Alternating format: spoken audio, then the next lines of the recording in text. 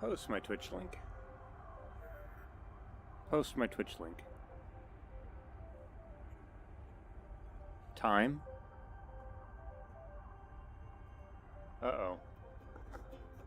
Let me guess, now my microphone's all messed up. Striker Wolf, what's up, dude? Hope you're doing well.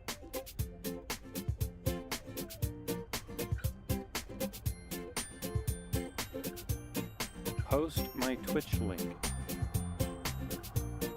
Test. No, why does voice chat do this?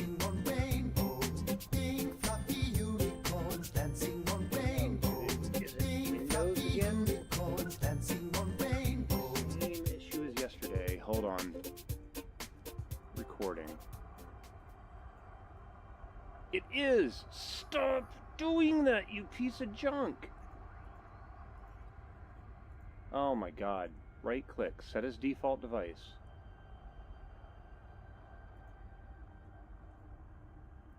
Test. Post my Twitch link. Oh my god, there it goes. Something was changed where, why the hell is MetaQuest activating every time now? It's like, no, you're not supposed to turn on.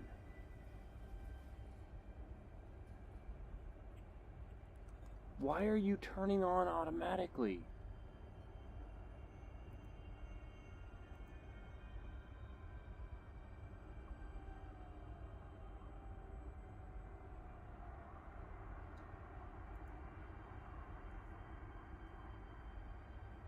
I don't know. Yeah, for some reason my MetaQuest thing is starting up even though I'm running through Steam VR. Like, MetaQuest shouldn't even be starting.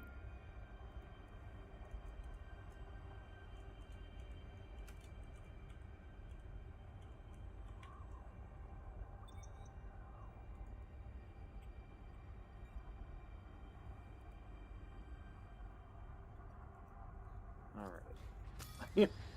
I am still at...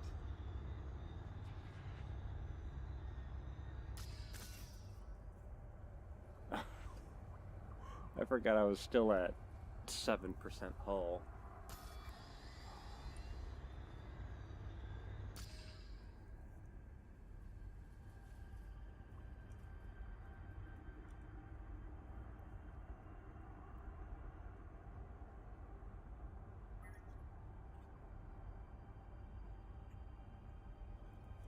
Alright, let's see here. Screenshot.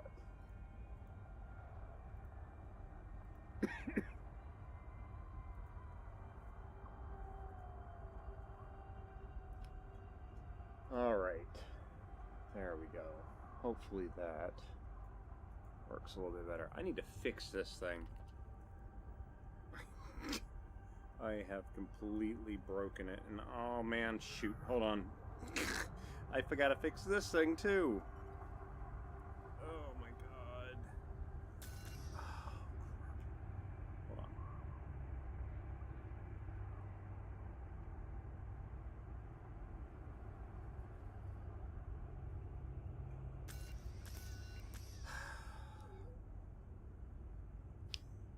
It's always getting this. It's always something.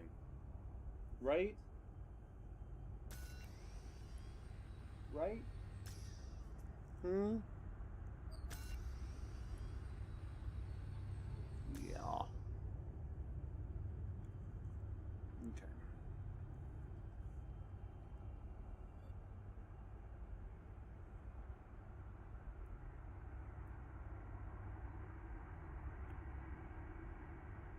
Alright, ads will end in 22 seconds. This is the reason why I start off my stream a little bit early before I actually do anything, because the ads on Twitch otherwise will interrupt it at the very beginning, and I don't want people to miss anything.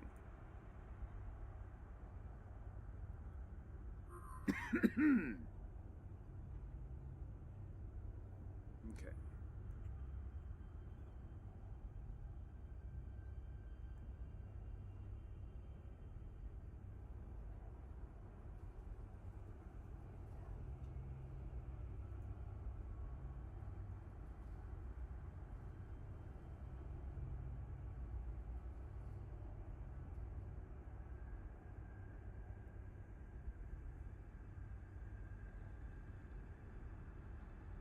Alright.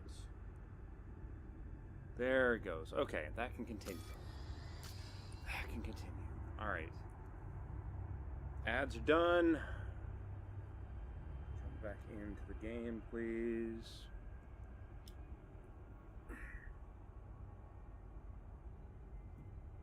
Streaming software.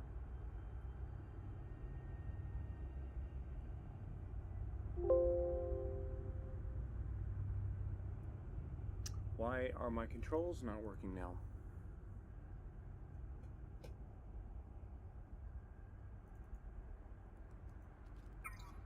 Streaming software.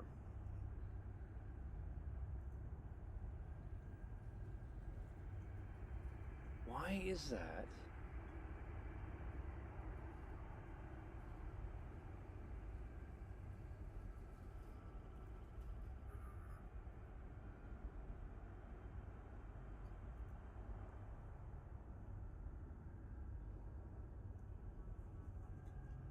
I swear, sometimes these programs.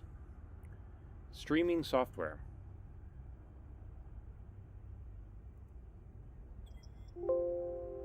Desktop elite stuff. Okay.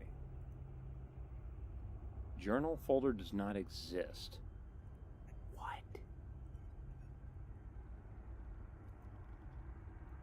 What do you mean journal folder doesn't exist? The game wouldn't be working if the I swear. This PC. Desktop. Elite stuff. Why is ED Runner not functioning? Naru Cross, what's up, dude? Hope you're doing well. Okay, sorry guys. I'm trying to double check and confirm why my stuff is not working. ED Runner 2.1. Okay. So if that's ED Runner 2.1, why are you not functioning?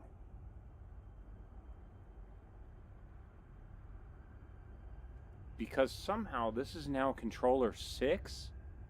What?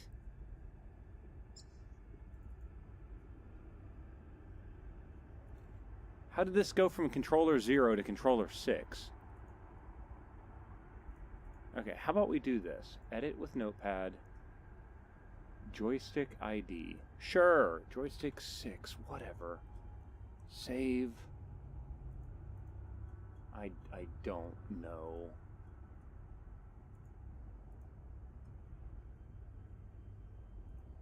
I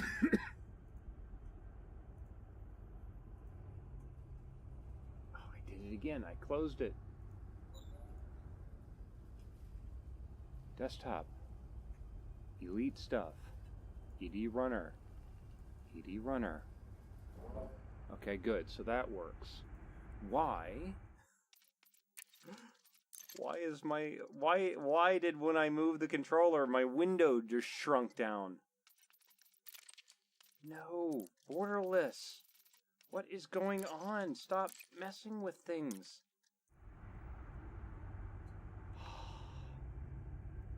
It's always something. Shoot. What is it, buddy? Right? Okay, so I've got that working. Why is the other thing not working?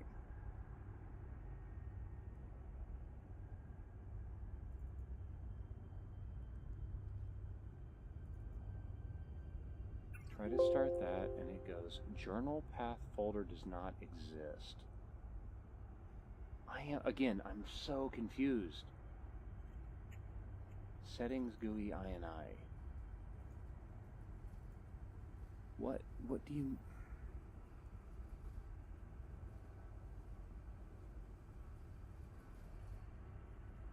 Did Frontier change the layout of the UI at some point, or the journal path?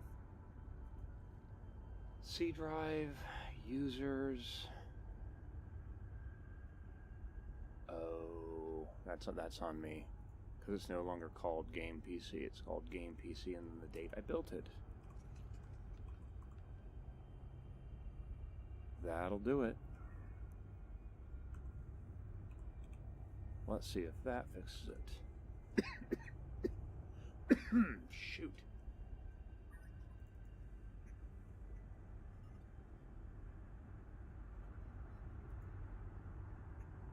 Charlie, Charlie. Radio check over. Okay, cool. It works. Alright. Sinhalf, hope you're doing well today.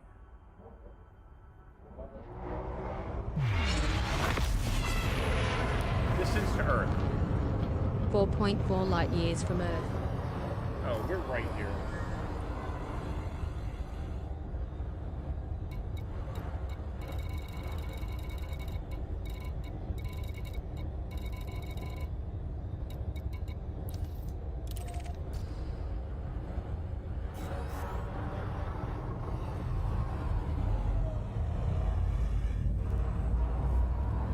Oh, 7% hull. Let's see if we can get this fixed.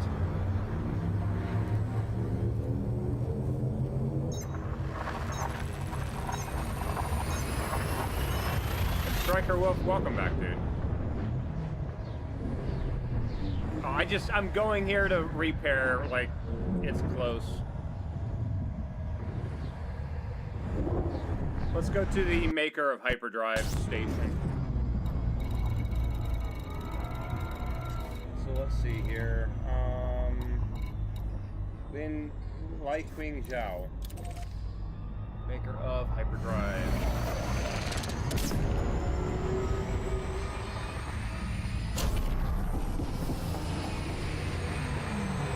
Oh, I love that overdrive so much.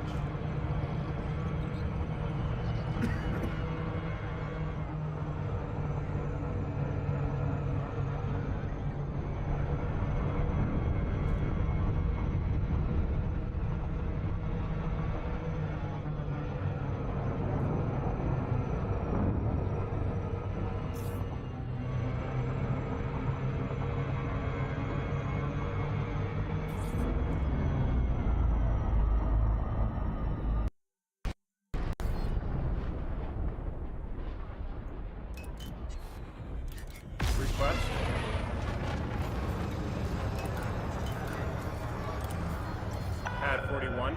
Zurgon Peterson, Mike 5 o'clock Alpha, immediate. Lima. It's a pleasure to have you at this federal station, Commander. Landing gear. Authorization cleared. Land on pad 4-1.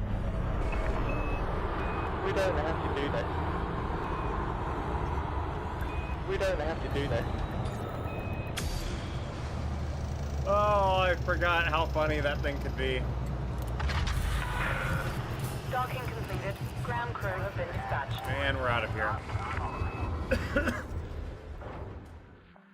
Alright. Target 98K Tari.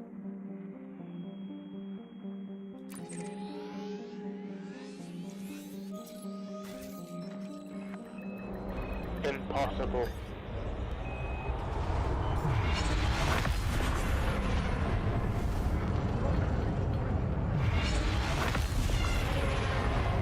Does anyone know the cheat code to blow up the sun?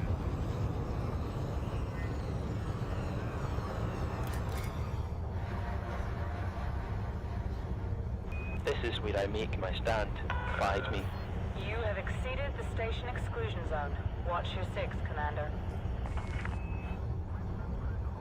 Dr. K, yeah, Paige knows this, but I have a very vivid imagination, so sometimes I will just start randomly laughing like I just did right now, and I literally had a full video of you speaking with Dr. Soren from Star Trek Generations to run, to fire a missile and blow up the sun. I'm sorry.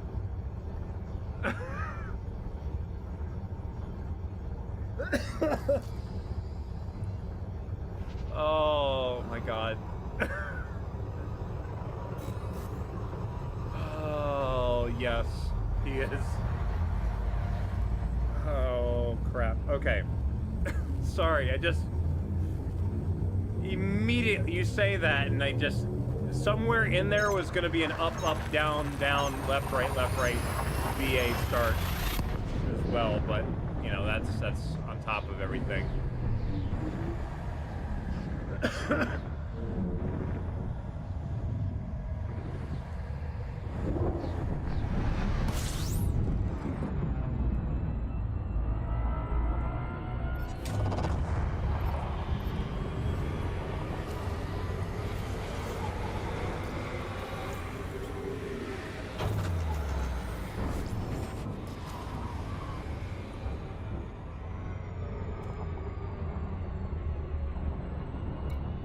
I just realized how I've got all my fire groups messed up here.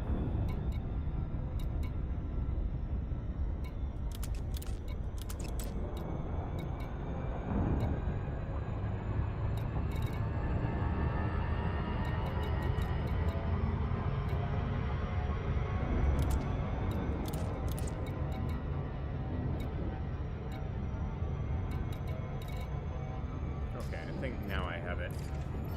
Alright. What is it, buddy? Is there another cat back there? You need more food?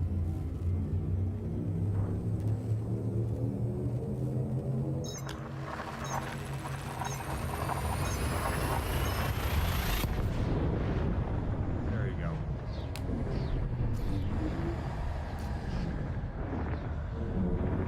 Don't see Muppet.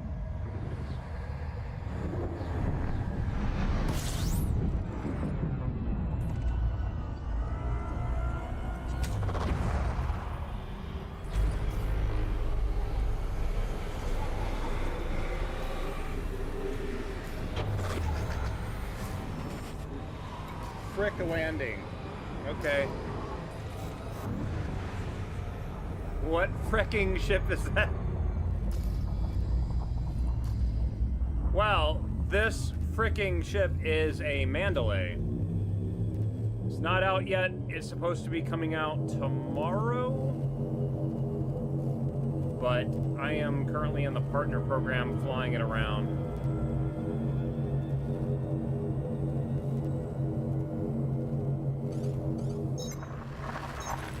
It is a very fun ship.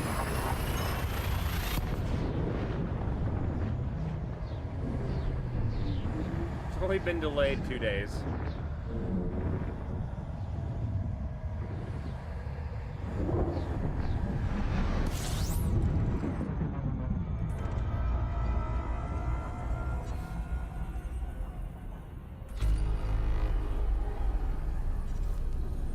I am currently in a test server, so everything that I'm doing does not count towards the main game, so. The main reason why I'm playing it is they've made changes to the video card configuration, and it's actually letting my video card use its power. So the frame rates are much better than the live game right now. Hopefully that'll be changed on Thursday.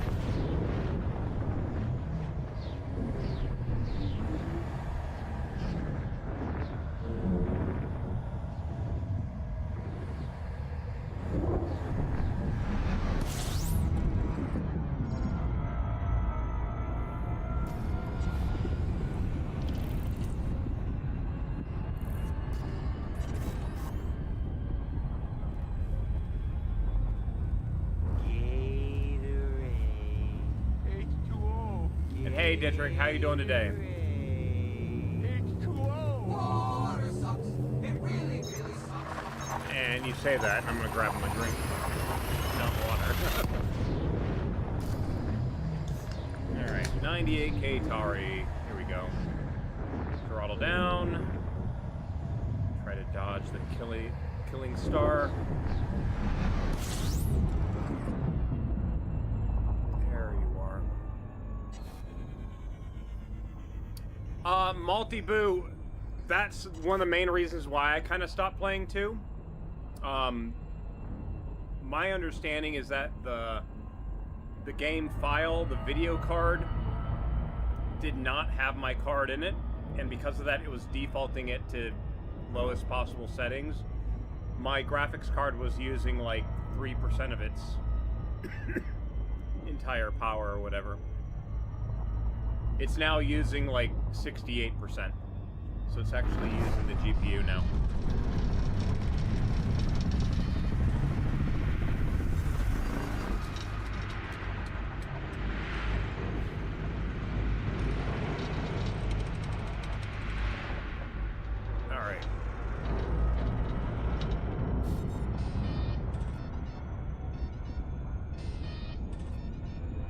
Alright, let's see here. Where to go?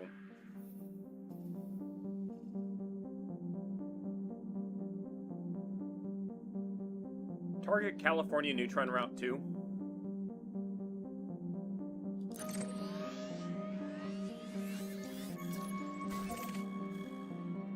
I think we can jump directly there, can't we?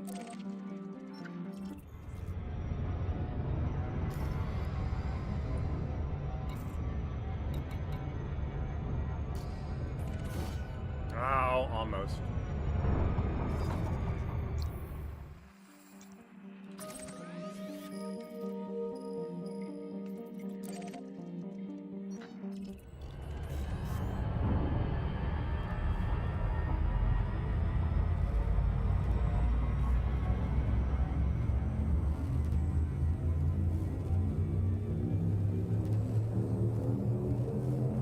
Now, Seth, what's up, dude? Hope you're doing well today.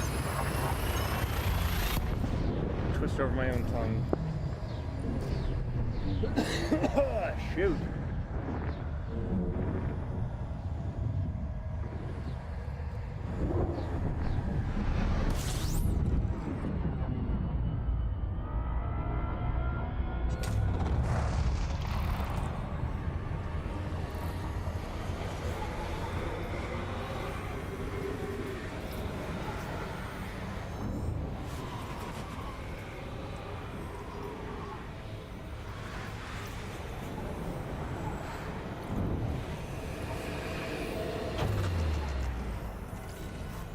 Oh, I still forgot to equip the armored power plant for better cooling. Still need to do that too at some point. Again, I'm not super worried about it because, again, nothing that I'm doing here counts, but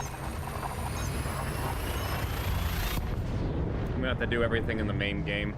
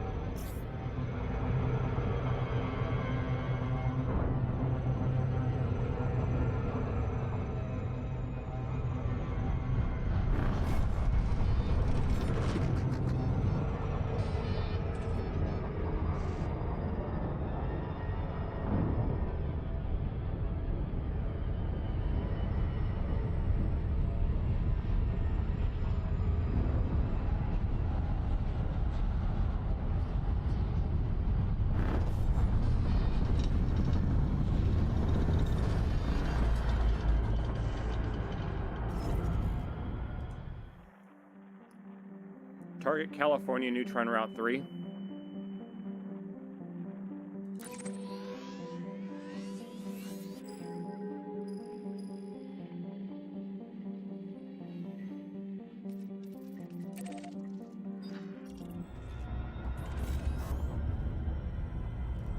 How do you navigate the galaxy map in VR? Step 1, try avoid using mouse. Give me a moment, I can go into a little bit more detail. Let me finish this jump.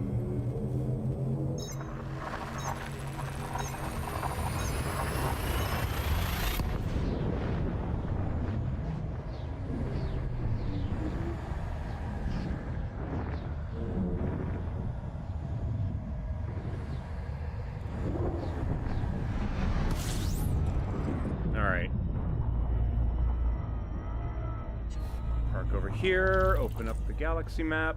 All right, so here's the deal. If you're using mouse and keyboard, okay, you've got your mouse pointer. Let's say you're looking at this Wingardia, whatever system over here, okay? You look at it, you try to click on it, you can't quite reach it.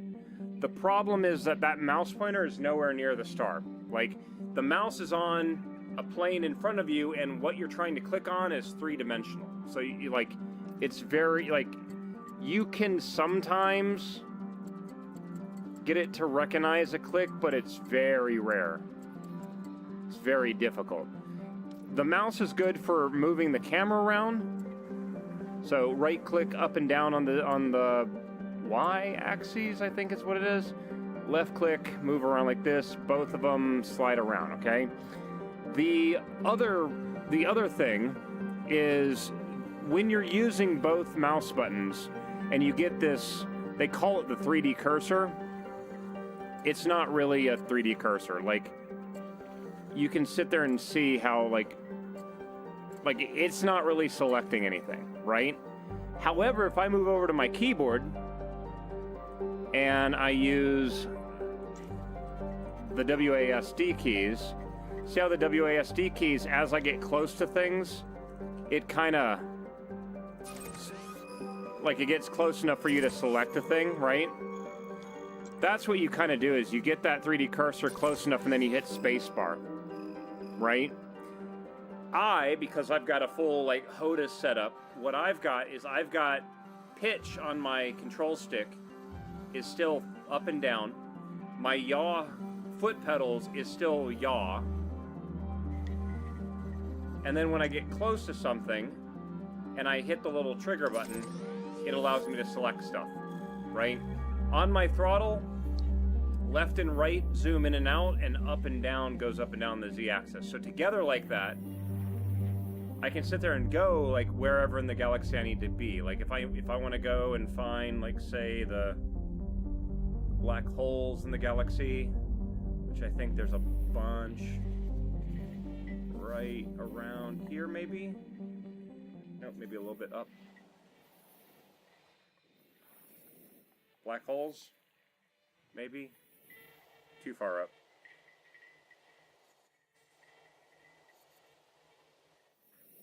Am I in the right spot? Maybe there. So how does it find a system by typing it out? That's a voice attack command that I've written. If I select this and I say target Sagittarius A star, it'll type that out, and then I can immediately select it and go there, right? I've got it's a Google document spreadsheet that I think right now has 2,700 different locations in it. So if you come up here and you're like, target Thargoid Site 1, it'll literally write that system in, and then you can go, like, to that location. Yeah, that's a voice attack command that I wrote. But let's see here.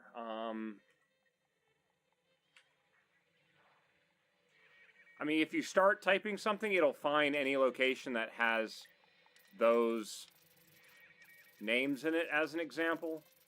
But again, like, target Guardian Ruins 1. I remember 2000.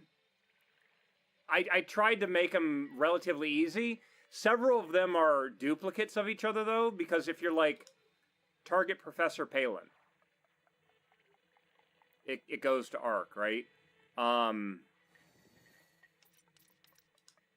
think I have different pronunciation of certain engineers' names. Oh, what else is there? Target Colonia.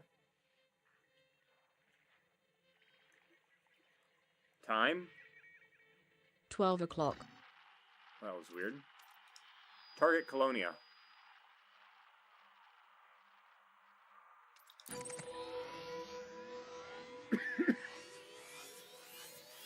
But, like, I mean, I have, like, major hubs. Target Akinar. You know, the major hub things. I mean, I have been playing Elite during its beta, so I've been doing this for a long time. So, I mean, I've gotten used to it.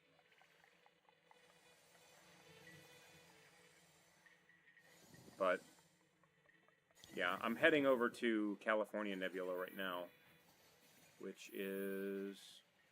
Wait, where am I? I've lost. I need to go to the neutron stars here.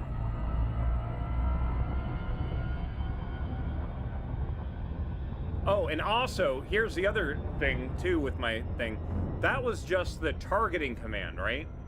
So if I'm sitting there and I ask it, for example, target Beagle Point. Okay, there's Beagle Point. I go to Beagle Point. This used to be like the farthest star that you could get to before engineering was introduced. Distance to Beagle Point. 65990 light years from Beagle Point. So, it'll give me data like that.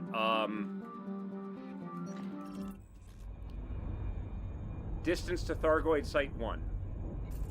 389.5 light years from Thargoid Site 1.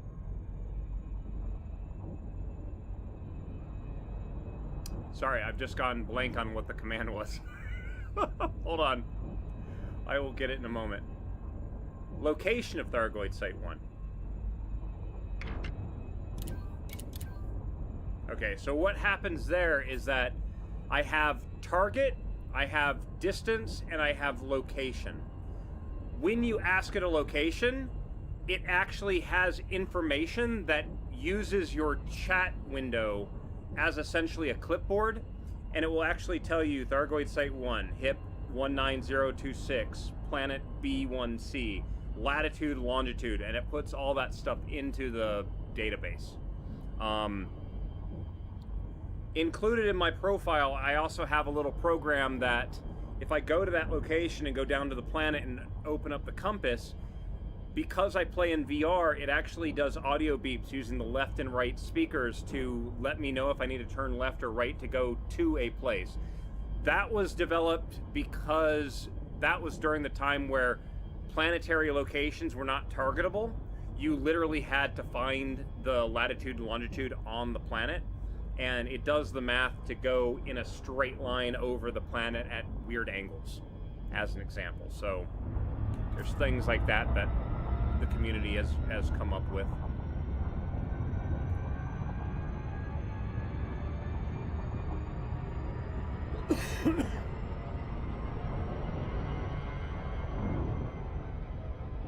Have I changed the voice? Time? 1203. No, it's I've always used the Australian English Nicole Ivona voice. This right here is the closest double neutron to the bubble. So let's pop in here real quick. System scan complete. Target Mick Turner base.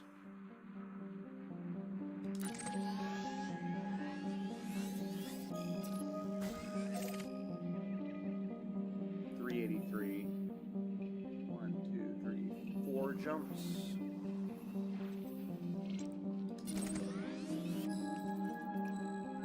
Oh.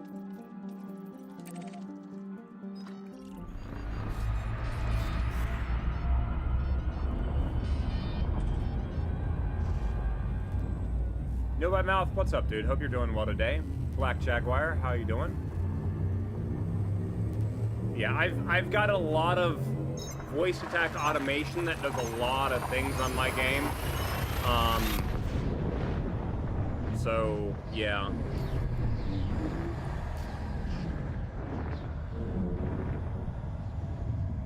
Is there slight audio lag?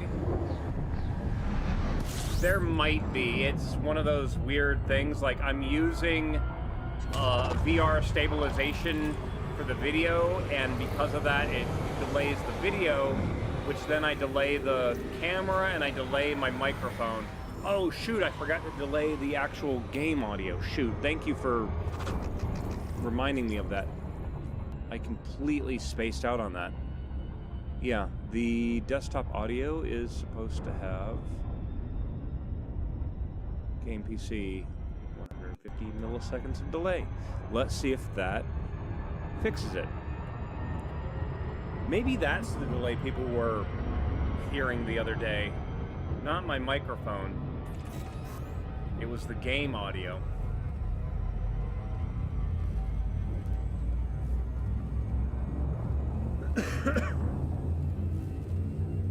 How is the Mandalay in comparison to the crate? Let's just say that my crate Phantom that I use for my science is getting shelved. I am greatly enjoying this ship.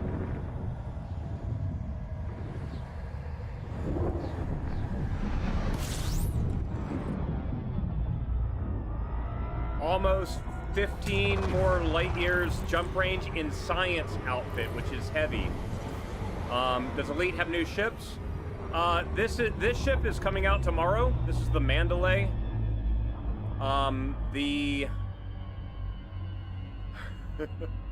Okay, hold on.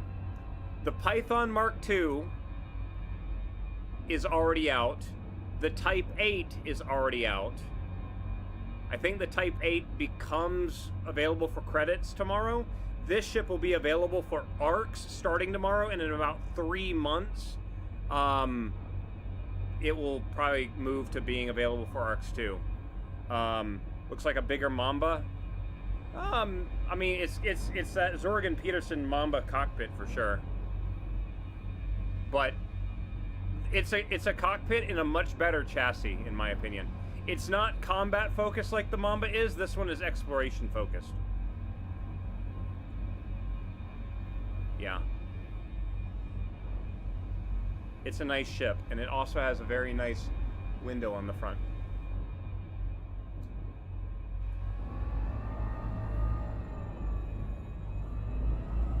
So also, give me a moment, let me see if I can find a planet. Do we have any planets? We have 9.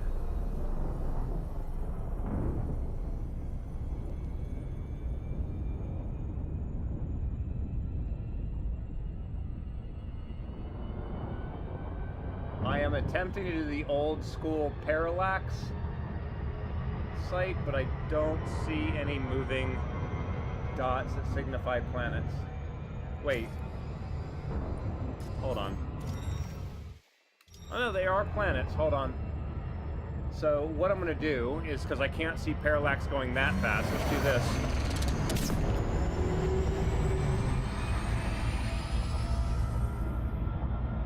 Do we see any parallax now? There they are.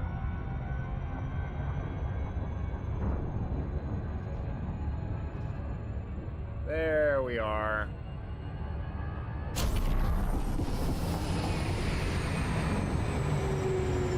Do they have to say they're announcing a new thing? Not only are they announcing a new ship, they're announcing a new feature. I don't know, when, is the stream live or has, I don't know.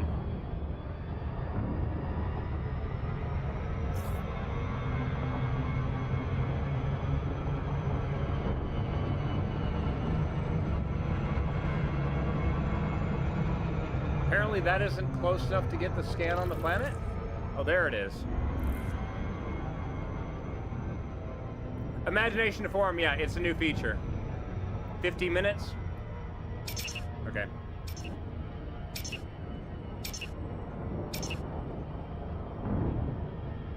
Okay. I forgot I added that command. That timer is now accurate down to the second.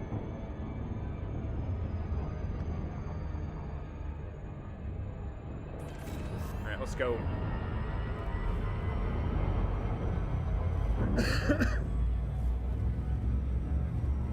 Next track.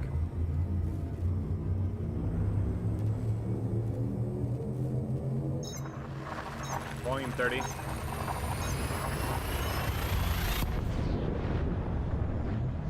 How's the Thargoid War going?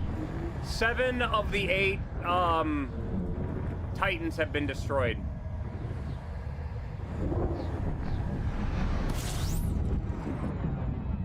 If that's what you want to call it.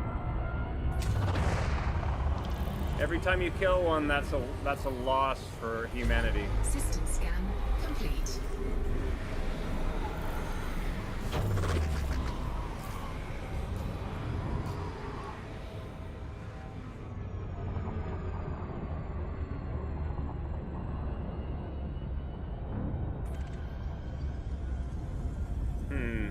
Oh, I have one more jump. I'm like, wait a minute, this doesn't feel like the system. Because I still had one more jump. That'll do it. So that was only players who made it, or did Frontier help a little bit? What do you mean?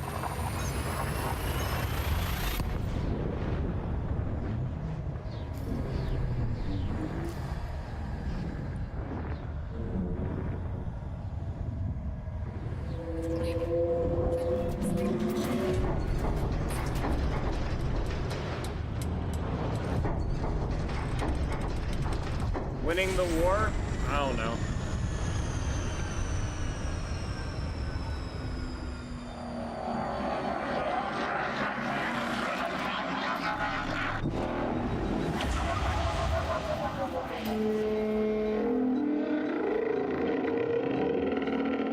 Pause music.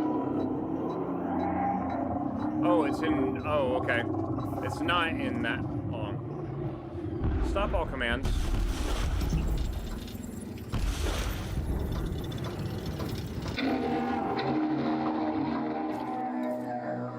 Oh shit!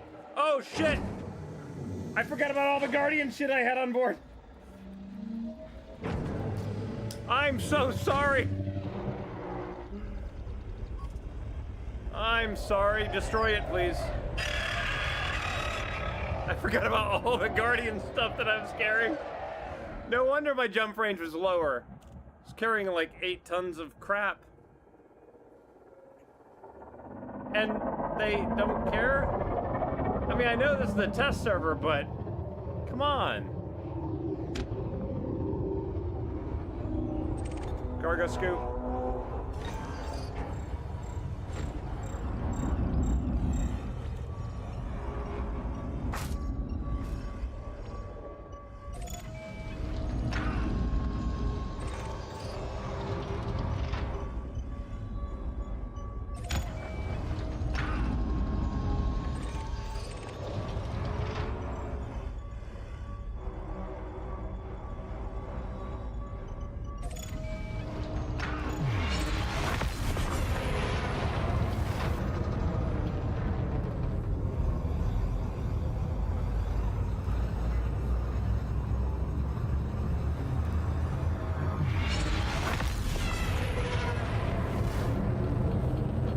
Is there an easier way to target the next one?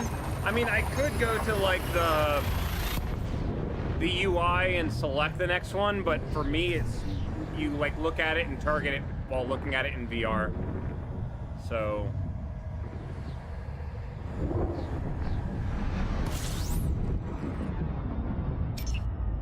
Or if I had limpets, just have the limpets go out and grab it for you.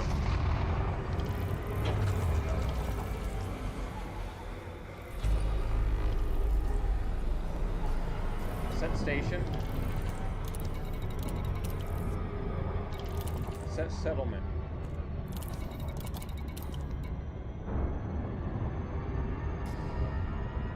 Wait, what? Location of Mick Turner Base. The problem is there isn't. Alpha Echo 6. Yeah, there is no hotkey for selecting next object. There's a select next like ship, but it doesn't work for objects.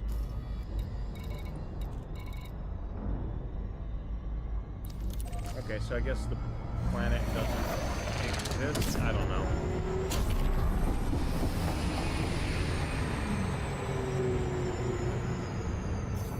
How am I finding the new ships?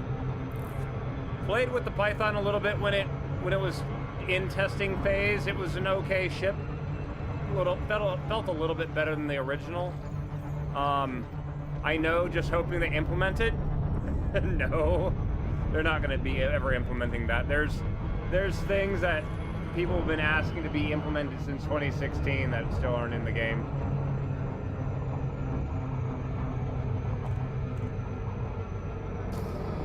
I mean, one of my little pet peeves, it took them 3 years to give the ships half of their thrust back. So, a little bit salty about that.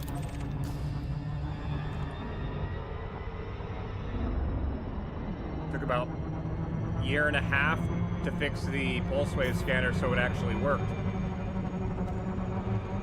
So, there's some things that, you know, major gameplay stuff I wish that they would fix first.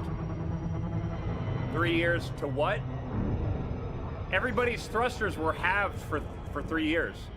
No. Like, wait, the day they fixed them, the day they actually fixed that bug, people were on the forums going, "My ship feels more responsive now. What happened?" Nobody realized that their ship's thruster power was halved. Request.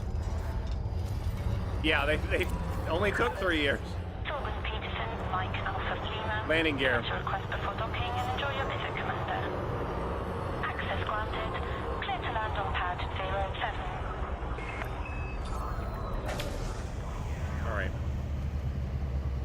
All right, bear with me one moment, guys. Let me, Ship is on the deck. So, Frontier's live stream, they're doing like a whole bunch of, Patrol craft checking in. Pre-flight checks complete. I'm heading out. Oh, what is it called? It's not live yet, is it? 'Cause I'm going to their Frontier channel and there's nothing up.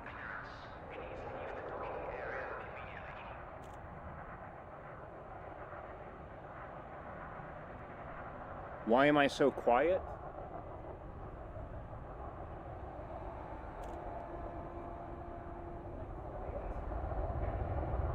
All my volume's the same. I mean, my mic is very directional.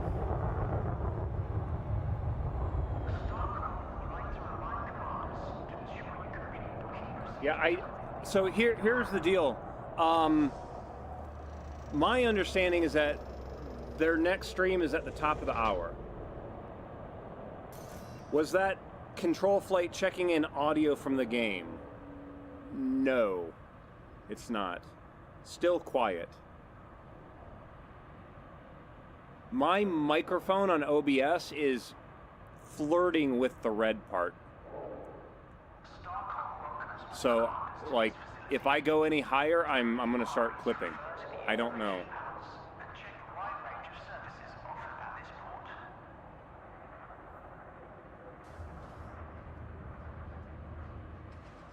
Yeah, I am not sure why my audio sounds quiet. So, Righty Bird, that is actually a program that does not work anymore. That the only reason why I have it working on mine is because I am grandfathered into a website that, how do I explain this? The program looks at the journal file. Whenever any NPC talks and all that text is put out, double check your Windows settings, because Windows lately has been really screwing with my volumes. Like, Windows has been really bad for that the last, 3 weeks. But yeah, this program, it reads the player journal, and what it is supposed to do is that it goes to a website, it submits the text with instructions to apply certain things to it. The website generates a audio file. The program downloads that audio file and then plays that audio file. So if the NPC says anything with numbers, it will actually read back those numbers properly, okay? The problem is the website that generated the audio file, I made an account there. I am now grandfathered in, right? The program itself, when the website changed its stuff, they don't offer that anymore, and therefore it became useless to this developer for this program, and because of that, they stopped development of it. It still functions because I've got that grandfathered account there. The problem is anyone else trying to run the program now, if they don't have an account, it will not work. So, and I suppose it tries to keep track which NPC names. So, Righty Bird, exactly. That's exactly what it does. It has a listing of, because like it's one of those weird things with the player journal. As an example, let's go back to the thing here real quick. So, Allied police forces, okay? Allied police forces, there can be many different Allied police forces with different voices. However, my understanding with the way the player journal works is that the player journal not only is the name of the pilot in there, but it has like an ID number, and that pilot will always have that ID number. So if there's like 3 different Allied police forces, each ID number is given a different voice, essentially, right? But if one Allied police force says something for the second time, that ID number is still there, and it uses the same audio settings for that one, because it remembers that.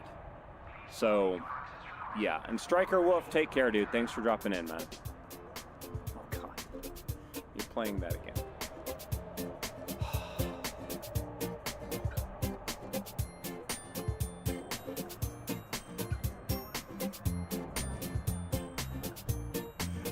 I can't drink my drink now because I'm laughing too much.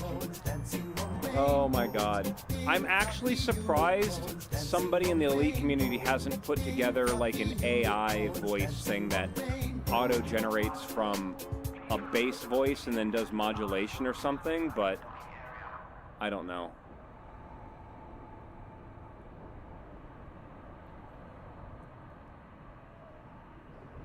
"35 minutes.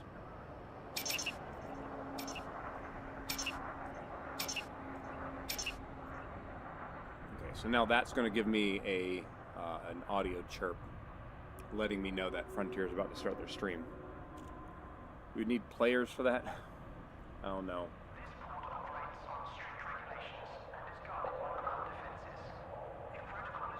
It'd be interesting, though. All right.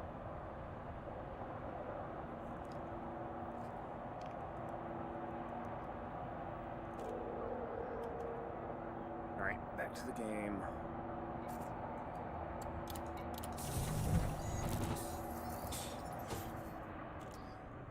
Oh, I'm trying to remember where these barnacles were at.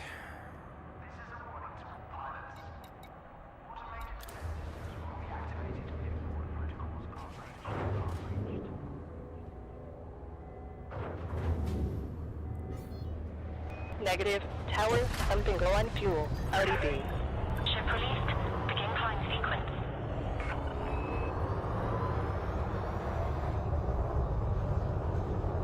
What is this guy doing?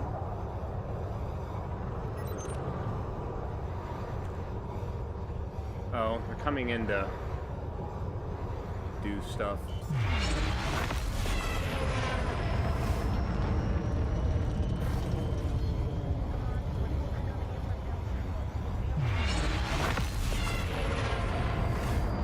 No?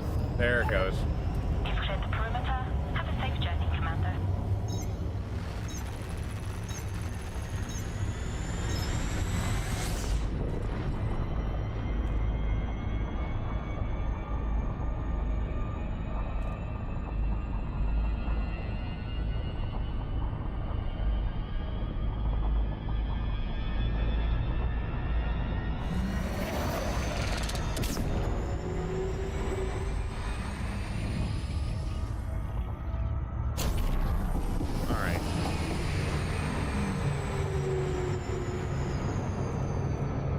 Is this that same group of stars?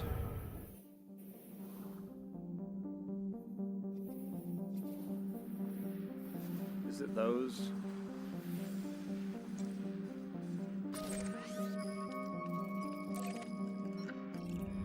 Yeah, it is. Okay.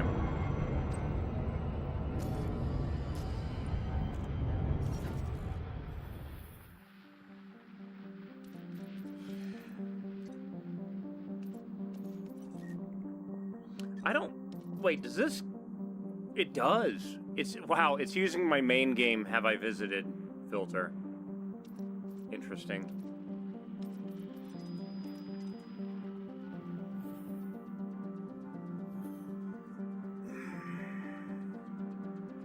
Can I visit a Thargoid structure? Want to see if they fixed the texture lighting issues? What was wrong with them?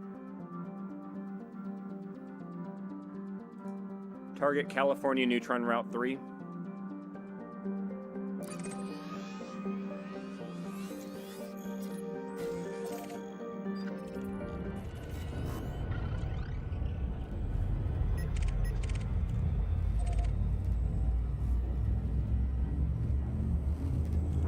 Trying to think.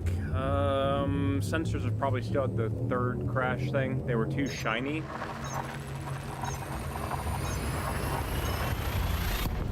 I went there a couple days ago. I'm trying to remember if they still had a bunch of extra shine on them or not. I mean, I don't think they have any reason to change it. Some of them would shine brighter than the star? That's not right. I don't remember mine doing that.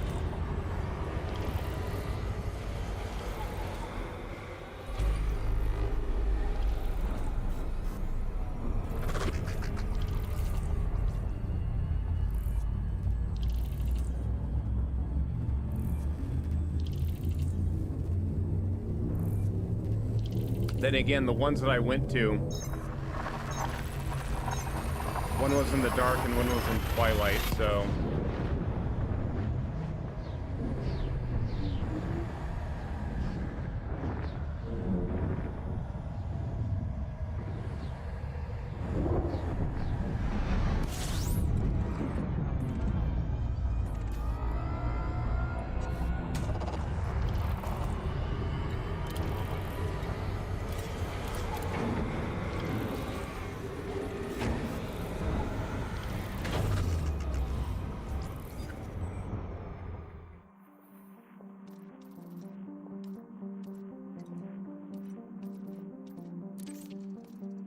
Ah, crap.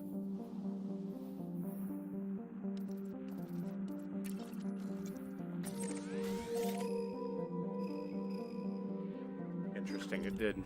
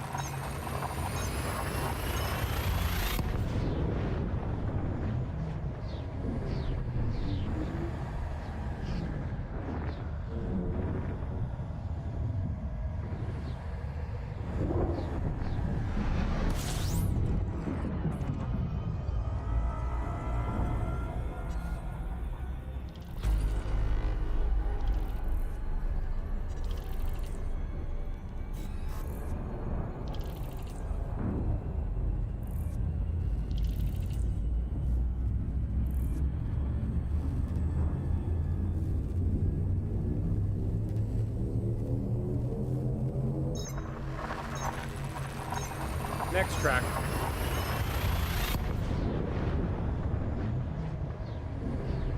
Yep, currently in the test realm, yep.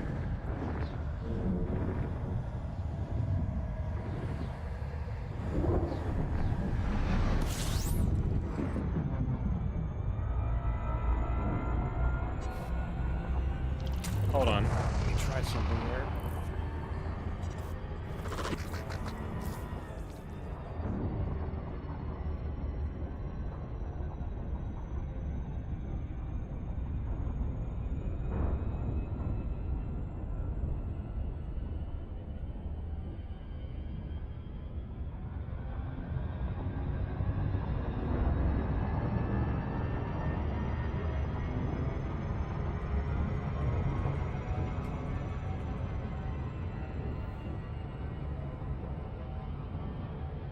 what happened with the Thargoid probe thing? Did we ever find out what happened?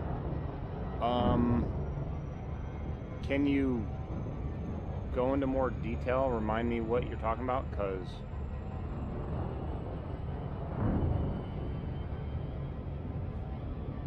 I have gone completely blank on what specific thing with the Thargoid probe.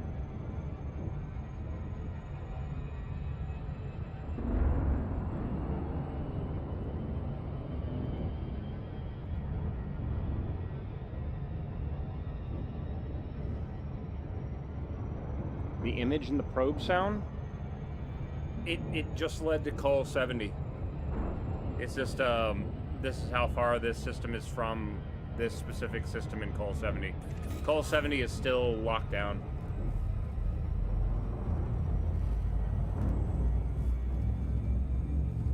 Still no idea of what Frontier are planning on doing with that.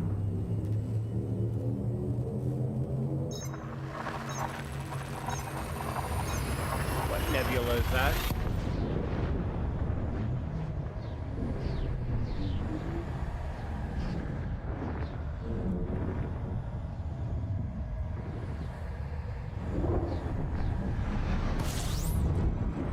The other problem too is that, like, that stuff was developed like 3 developers ago.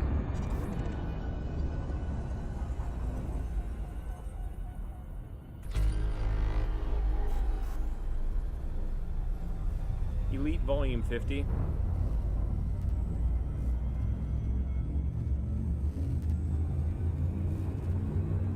And of course now we have the ads playing, so gotta wait for those to finish.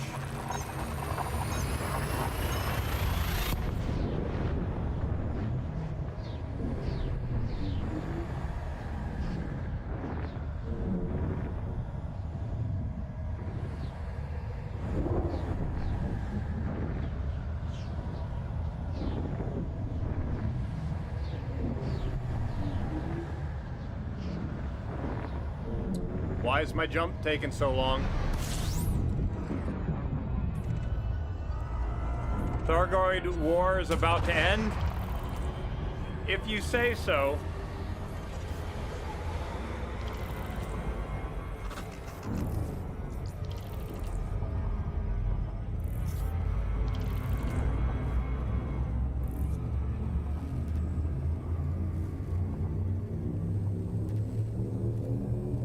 Do I have my hands on a Mandalay yet? I'm in the Mandalay right now in the test server, but it won't be available until tomorrow on the live servers. Initially for ARCs, and then 3 months later-ish, it's supposed to become available for credits.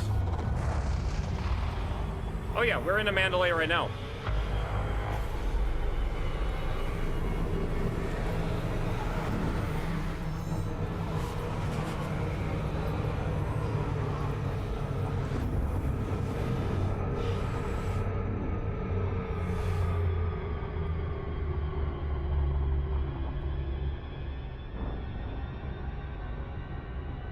Yeah, I'm greatly enjoying this ship.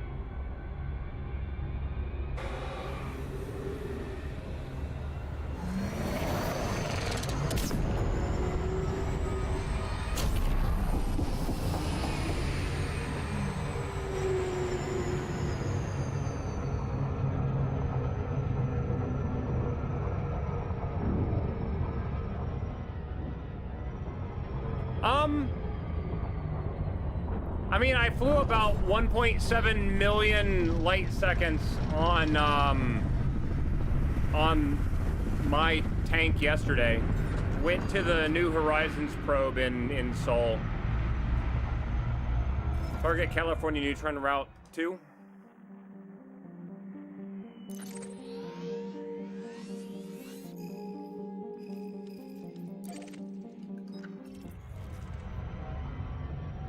Imagination to Form, thank you very much for the resub, man. Appreciate it. But yeah, it's got a pretty decent fuel scoop on it. It's got a 32-ton fuel tank by default. I think I added an additional 6 tons. It was extra of space in my inventory. I just jammed fuel tanks in it instead. So it's working well. Yeah, Python Mark II, Type 8, and the Mandalay all do the thing, and most likely the upcoming ship that they're announcing today.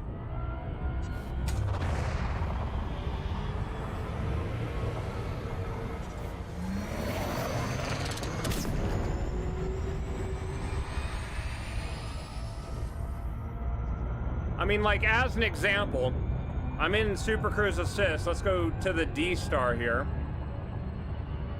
I mean, at full throttle, I'm using 297 units of fuel per hour, topping out at 4,200 times the speed of light. If I throttle down, we found out that it actually goes down to 210 units of fuel. And you're still traveling at 3,300, which is still faster than you can go in Super Cruise. So there we go, we're looping around the black hole. Throttle back up. 130,000 light seconds right there.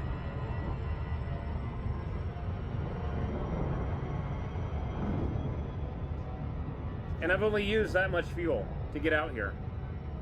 So you get back to the star, you refuel, you're good to go. Is that one a black hole too? Oh wow, it's got 2 black holes. Now see, there is a little bit of wiggling. It is moving around a little bit, but I'm also fighting that because I'm treating it like wind.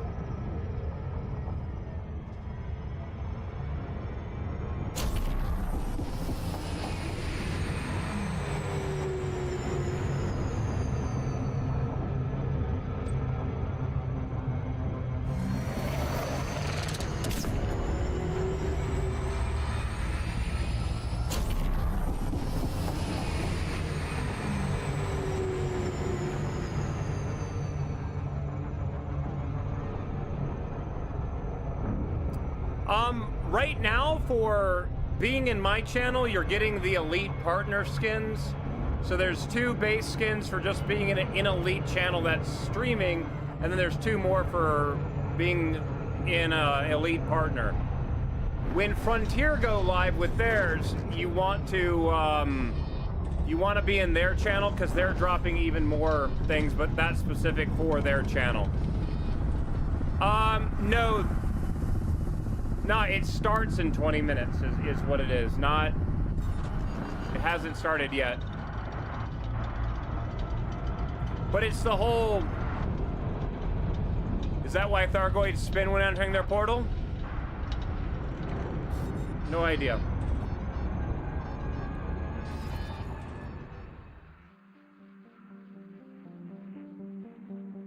Target Thargoid Site 4.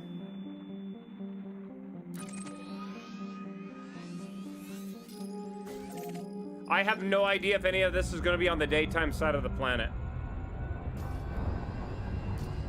5 jumps.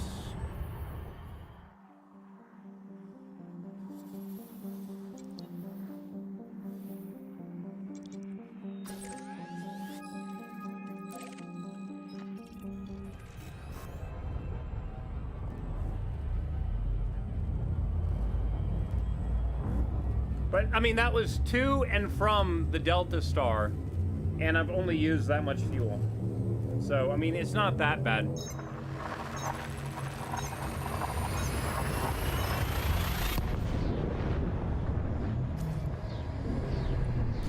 Might be getting a hyperdiction here, though.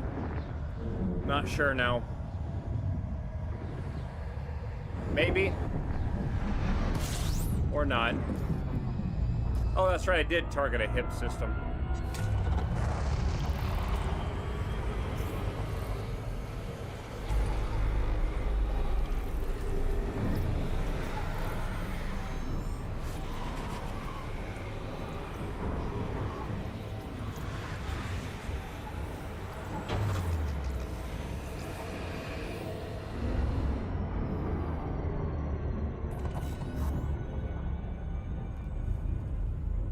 It's got a pretty decent yaw rate, like right up there with the Type 7, so...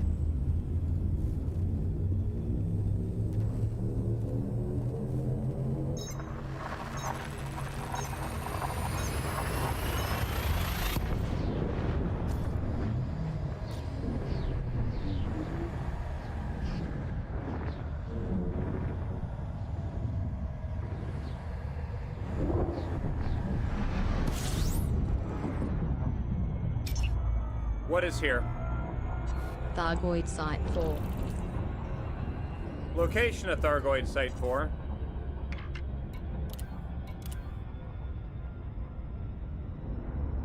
AB4A.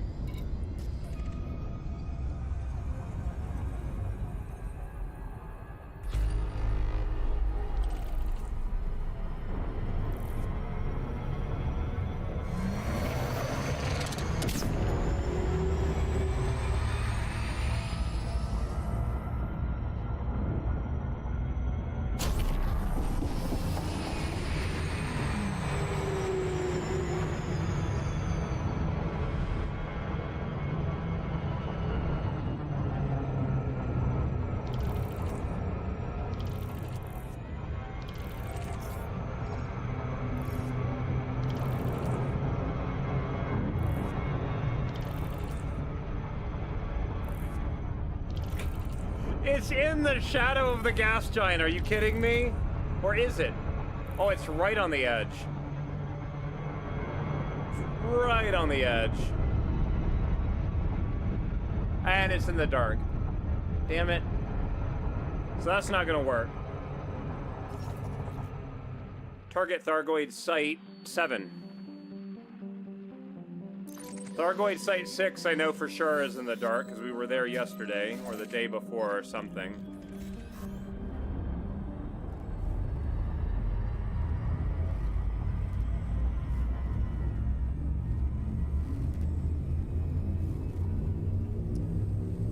Thank you for your gift, Malcolm. Yeah, live Frontier's live stream will be coming up in about 15-ish minutes. That is disgusting. You don't sneeze on me, cat.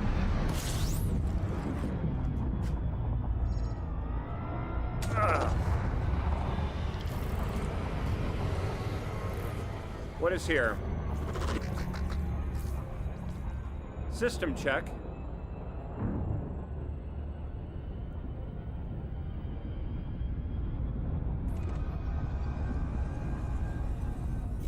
Oh, I'm not here yet, that's why. I mean, Dragon Eye, the problem with being under VR, you're sitting here and you're sitting there and then you just feel plop on your arm and you're like, shit. I love you, buddy, but I wish I could teach you to, like, look away or something.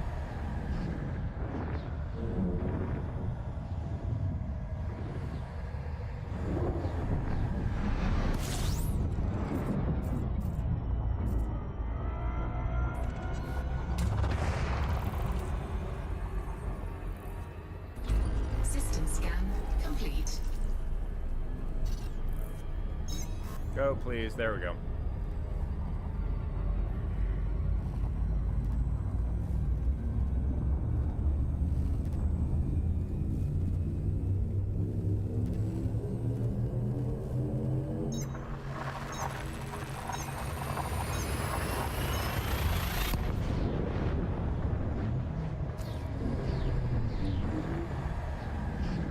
Distance to Merope?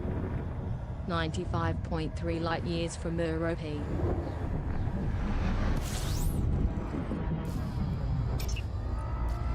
What is here? Thargoid Site 87. Haste.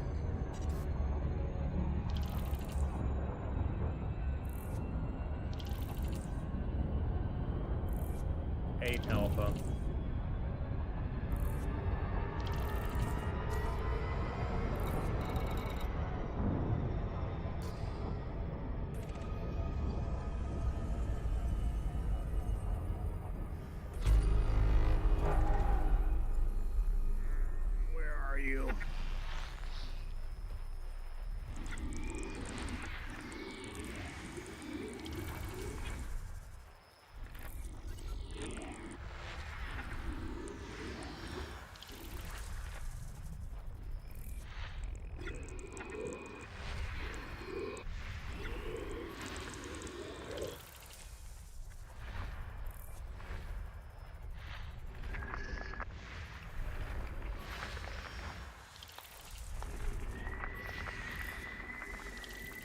What planet was that?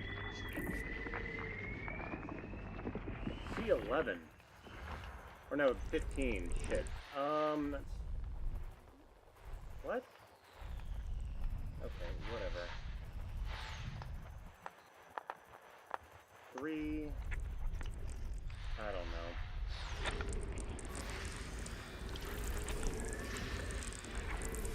Oh, there's 43 freaking bodies in this system.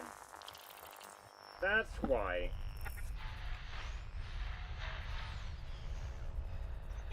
What am I seeing over there? Oh.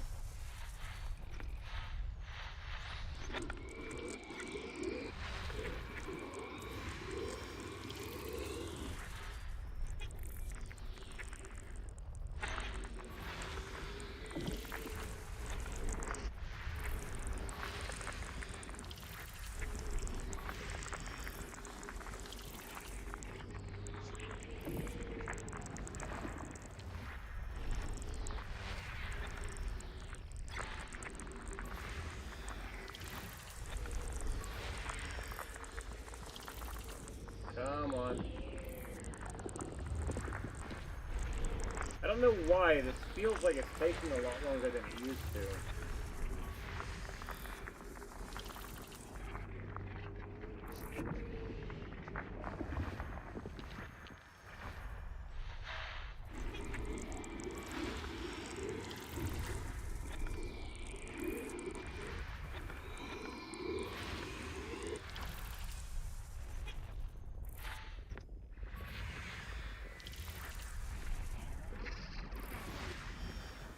There you are.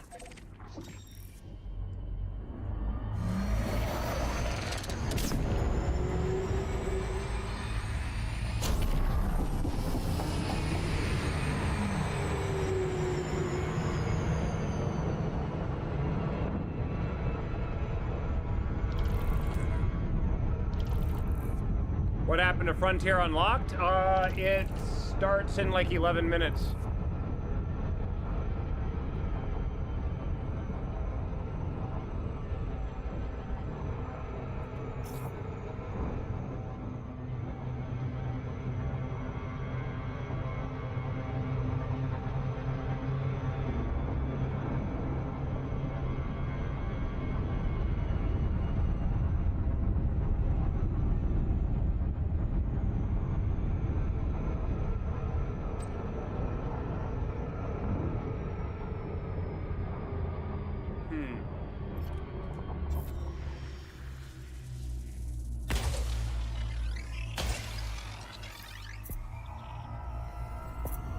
So bad at landing on planets. Surface scanned by These lines that go around them, surface the scan only thing you have to complete. worry about is that when your vertical speed indicator pops up, that there on the side, as long as you're not in the red, like that, when you cross the line, you're good.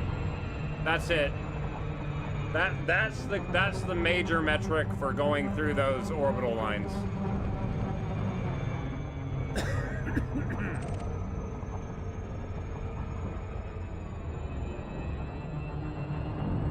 And just shallowing out. Can I be as slick as you with the approaches without VR? With practice, maybe? Oh, you can go really fast. It's all down to vertical speed. If you go in really, really shallow, you could hit it going extremely fast and it does not give a shit. It's all down to the vertical speed when you cross that threshold line right there. That's it.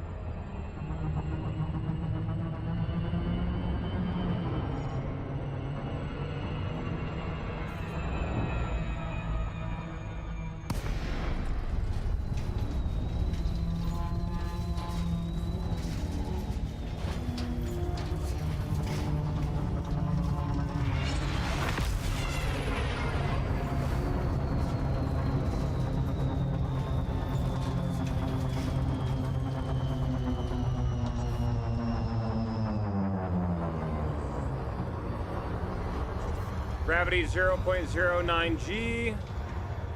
Lights.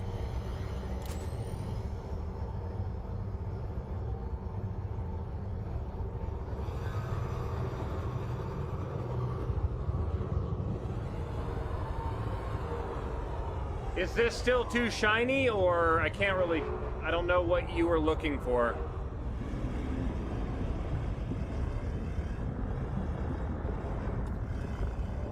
Lights.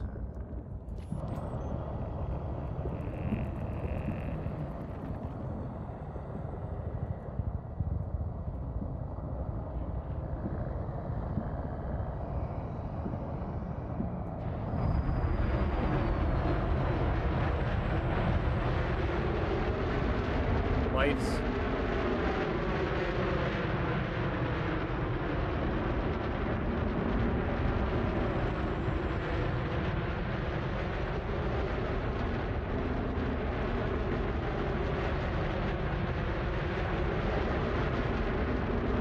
Do you happen to know what location you were at? Because I can try to go exactly back to that same place.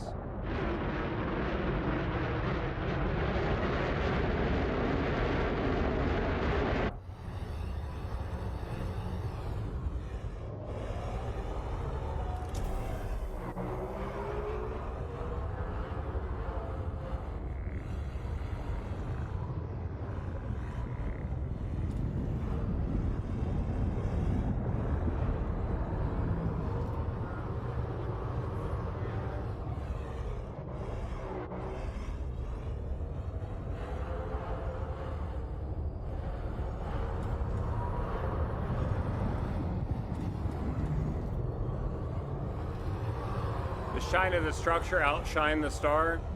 Yeah, if you know of any place that's really far distance, and we can maybe try to get there during when it's in the light source or something, I can go there, but there's like 230 different of these.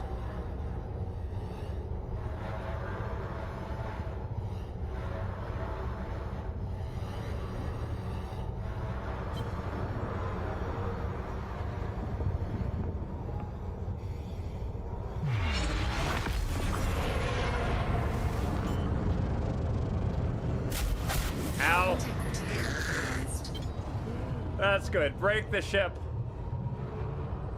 What is what?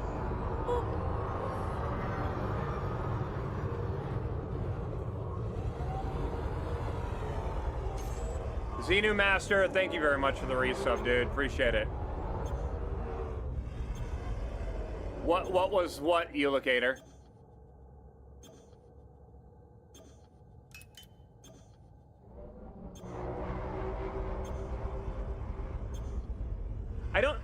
I don't know if this is... Oh, this is the Thargoid sites. There's like 230 of them. These are the old ones.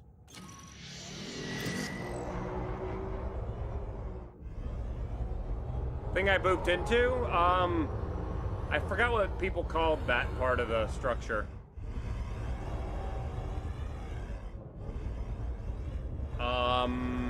Behemoths? Yeah, these are the old Thargoid structures.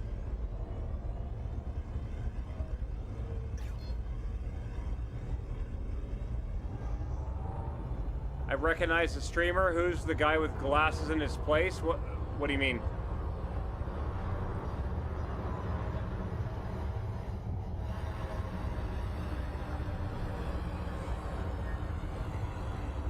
Leviathan, that was it, not Behemoth. Playing too much Horizon Zero Dawn.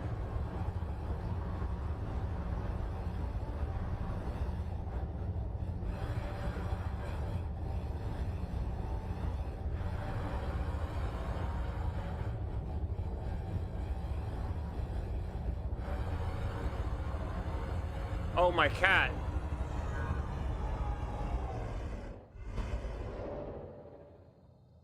They're talking about you. Yeah. Oh, man. One moment.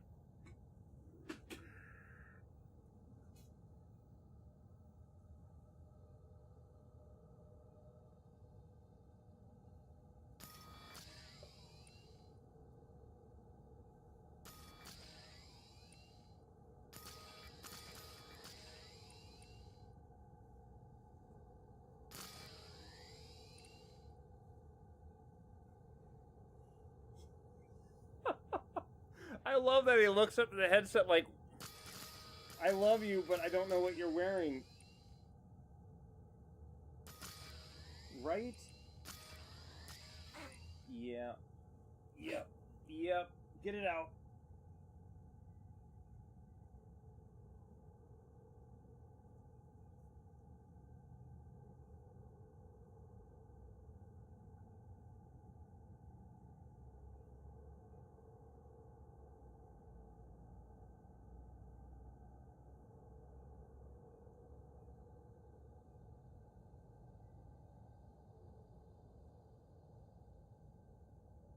You gonna chew on it?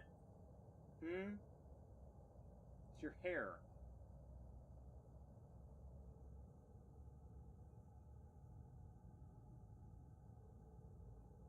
Okay.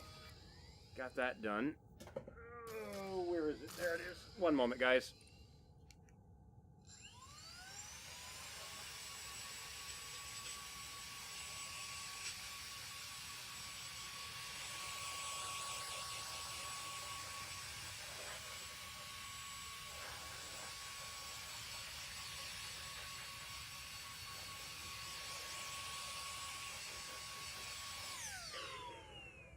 Right?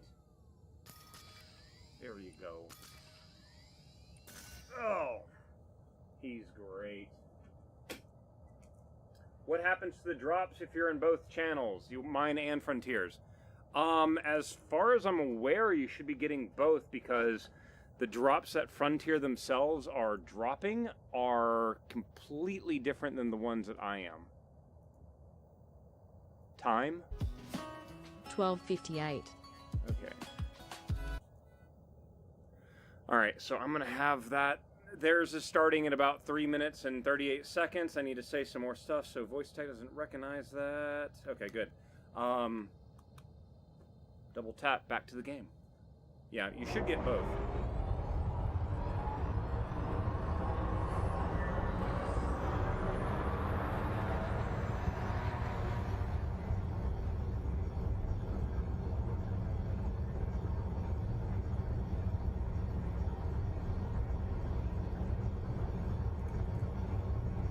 Karama, when did that ever happen?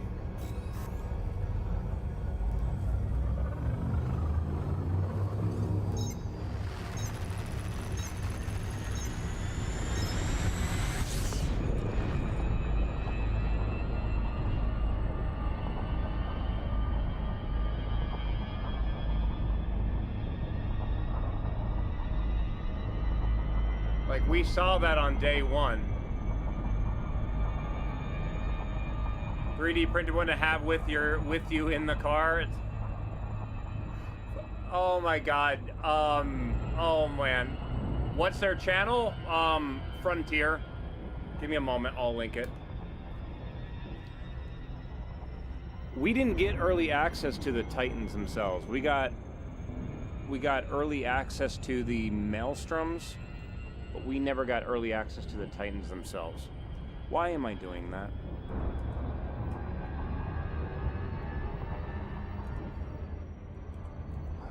Right there.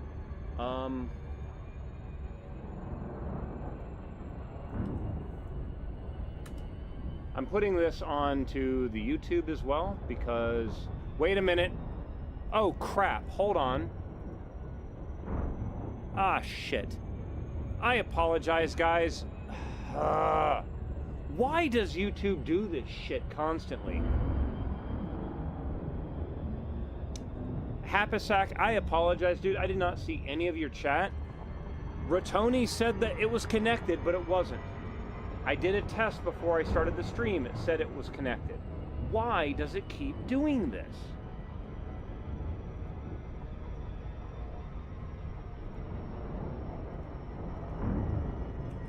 Test. No, it's not. Oh my god. Look, give me a moment. Let me shut this thing down and restart it again. So frustrating. So, this program I have, Rutony, on Steam, it supposedly connects multiple chats and combines them into one and everything like that. Does anybody know of any other variants of that.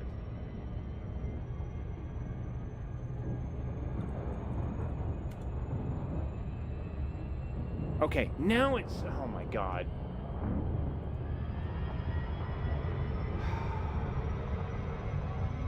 I do not understand why YouTube just makes their live streaming so freaking difficult.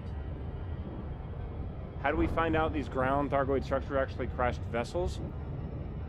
No, what I'm saying is it didn't happen the way you were like, all the partners were like, ooh, no, we weren't like that. Like, we are all kind of like, you saw it and we knew it's like, that looks like the ground thing. So that now, what is it called?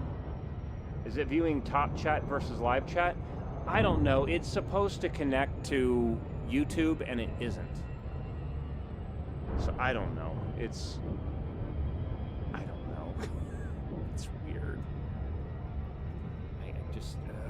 I'm just wondering if anyone knows of any alternates, because if I can get a different one that actually functions would be really, really nice. And of course, damn it. Because I shut the program down. I don't have a chat program. One moment. Oh, the controllers are dead? Yes, no, maybe?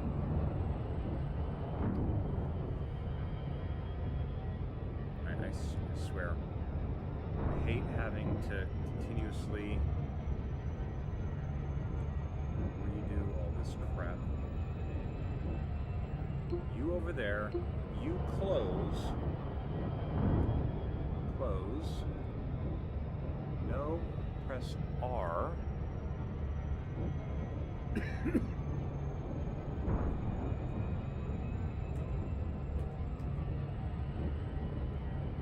Yes, no, maybe. Now it decides to come up. Okay. We ain't found shit. Okay. So that can now close. Okay. Oh.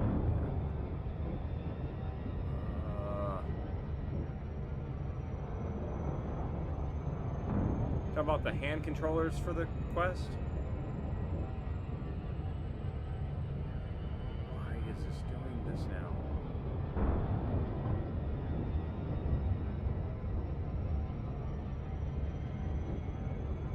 You got the goggles and one satellite. Yeah, the VR controllers are really nice. Like, especially as a streamer, being able to pin individual windows in your VR space is super, super nice. Okay, came to this system to check something out. Target third crash ship.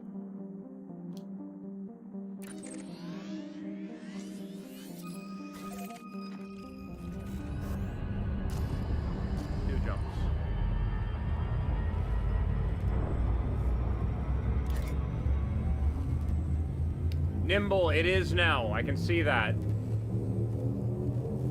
I started my stream. I did a test thing that sent both to Twitch and YouTube. It worked, and then I didn't see anything of what Happasack said. So apparently now it's working. So I don't know.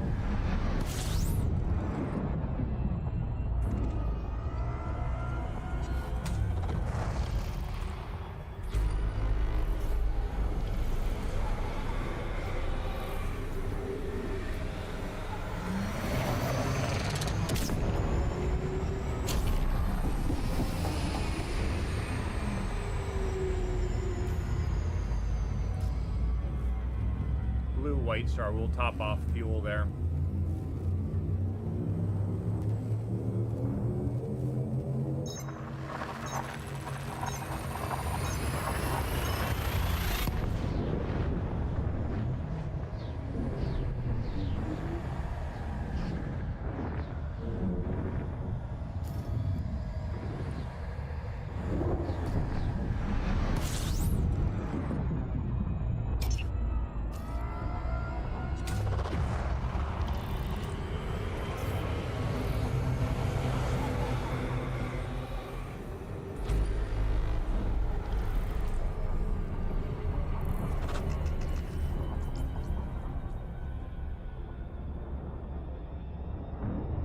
What Super Cruise overcharge?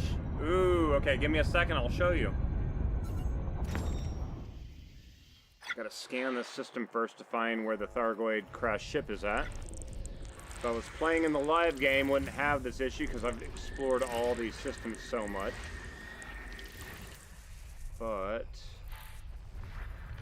yeah.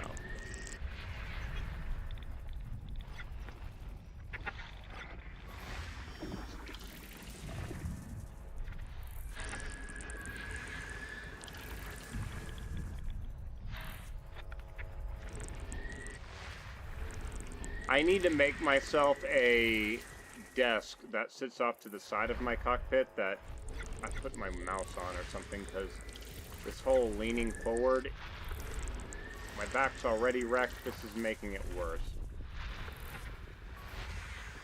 Oh, there it is. Alright, so Super Cruise overcharge is essentially this.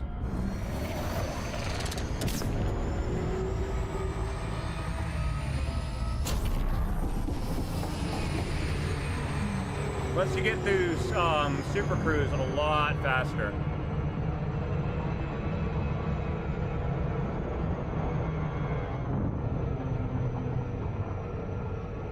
Metal Link, I was thinking about that. The problem is, like, most TV dinner stands, they move too much for my liking, and I don't want something like flopping around.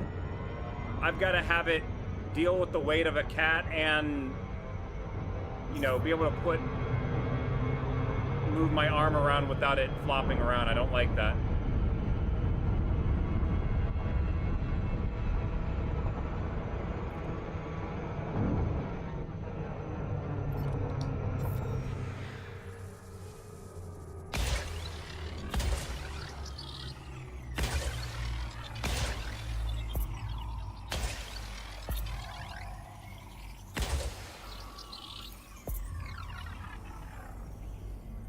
A welding cart would suit me.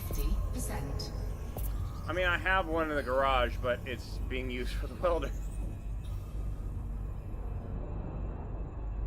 Are you talking about use the welder to make something? Again, that's something I'm thinking of. My problem is this. So here's where the deal. This is where my problem is. And Hapasek, yeah, I see that. Frontier stream is up. You got to be on Twitch to get their drops, but they don't talk, like, it's a Frontier stream, so they're talking about, like, Planet Zoo and Planet Coaster. Elite always seems to be the last one they do. So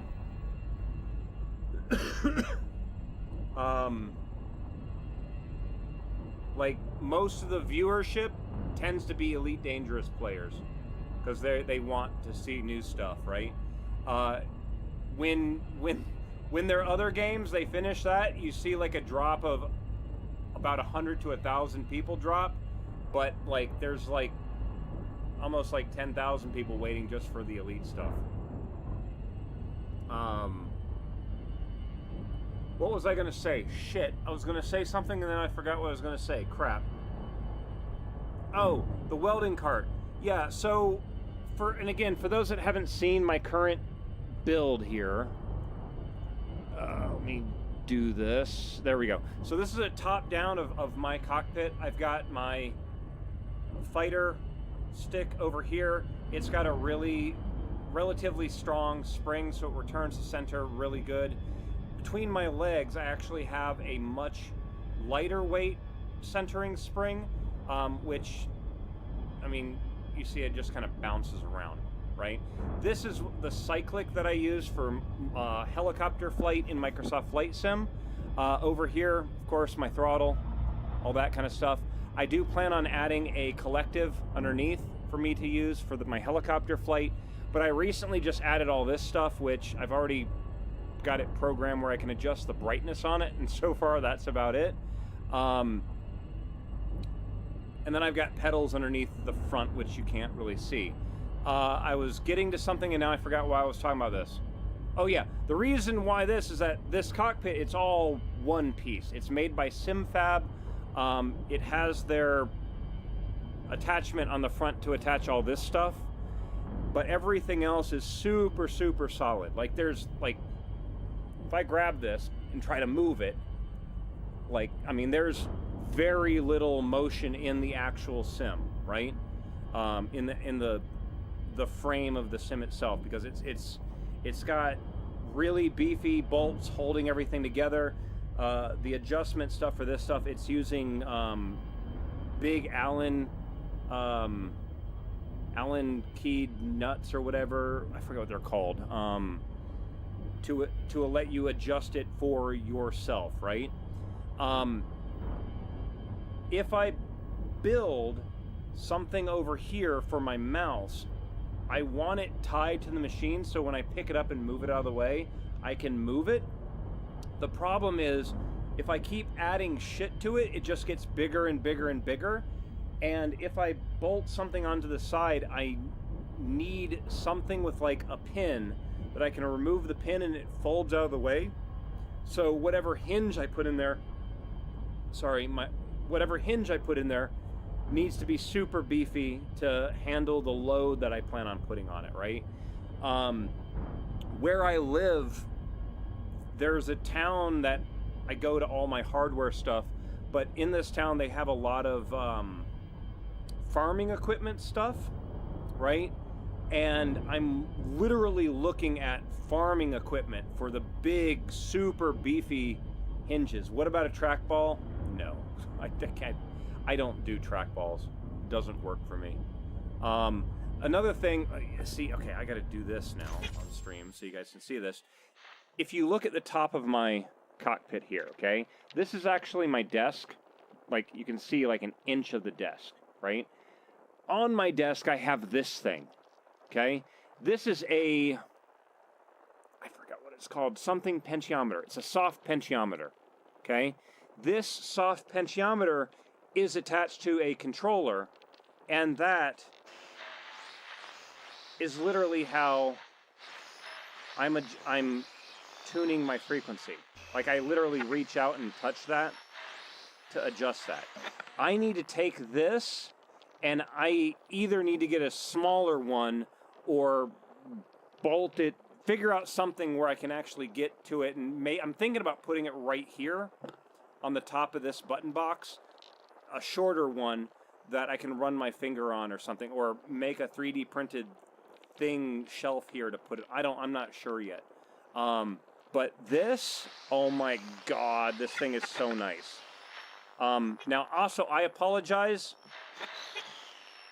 The stream, for some reason, makes it look like it has a delay. It does not have a delay. It's perfectly in sync.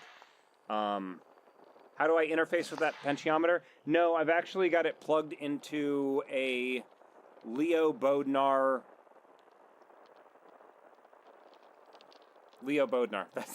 That's the best I can say. Leo Bodnar sells these little things that, in fact, I've got one right here. Leo Bodnar sells these things that shit can plug into, like this mess of wires. Oh, you can't see the damn light. Damn it. There's a little control board in here that all the wires plug into, and the drivers and everything, you plug it into your PC, it's just seen as another game controller. The one that I have is only seen as a 32-button controller, which, for a period of time, you could only have 32-button controllers for the longest time. I think he actually sells the 128-button controllers now, where it has like a big interface and you can just plug all the stuff in. Yeah, Leo Bodnar, I think that... Shit, I can unplug it and show you guys. Hold on. This might break my game. This is it. That's it. Oh, no, hold on. That's it. That's the control board. It's got a USB-B plug on the back of it, and just all the little pins. That's it. So, I've got that. Plug my little wire into it. plug it into the computer, and there, it works again. I mean, Leo Bodnar, he does a lot of like flight simming and race sim hardware stuff. So, oh God, why? And also, guys, I apologize for those that are new to my stream. I broke my back like 10 years ago. God, no, it's more than 10 years now. It's like, shit. It's 2024. 14 years ago, I broke my back. I have a lot of back issues.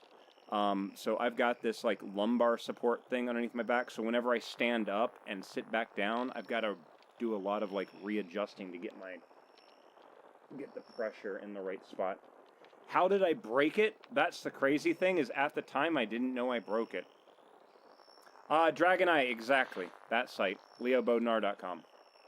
leobodnar.com.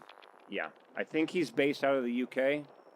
And yeah, I think I have like 3 of those control boards, but with the flight sim stuff that I'm planning on doing, I want to increase the amount of stuff that I get, so yeah.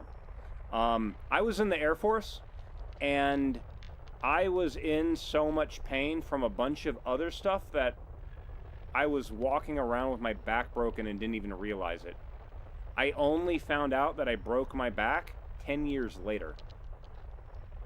When I went in for a MRI of my spine, and they're like, yeah, you have this crack in your back, like completely severed. And I'm like, apparently they can look at that and they can determine like down to the year that it happened. And they're like, yeah, and this is it was middle 2019, so before all the COVID stuff. And they're like, it was probably about 10 years ago. And I'm like, okay, where was I 10 years ago? And I was like trying to place. So I was either in Utah or I was in Japan. So it's like, I don't know. Because that was the time when I was like going back and forth.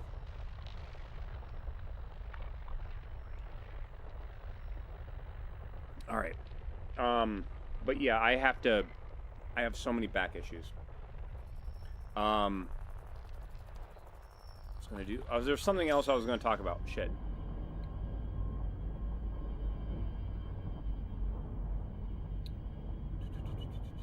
But yeah, I'm currently 3D printing the parts to make my own collective. I've got like 90% of the parts, but a lot of the stuff I got to do now is the reaming out the holes, the putting all the heat inserts into it, and a whole bunch of other crazy shit. So yeah, Dragonite. Well, yeah, like I was also diagnosed with a couple types of cancer. I have a bunch of surgeries that this muscle group doesn't do anything much anymore, which is what led to issues with my back. I've had a lot of medical shit. And recently I've just been having a whole bunch of other stuff taken care of. That's why I haven't, like, there are times where, like, I don't go live for, like, weeks at a time because I'm dealing with medical shit. This last couple weeks I've been pretty good, where I've streamed almost every day. Like, there might be a day skipped every now and then, but it's mainly just have to go to a shitload of appointments with the Veterans Administration, and yeah, it just ends up getting to the point of, yeah, it's not worth me trying to go live, trying to jam that kind of shit in. But that's essentially what's going on. Alright, let's get back into the game. Do some more flying around here. Oh, I didn't finish scanning the damn planet. There is a crashed Thargoid ship on this planet somewhere. I need to do that.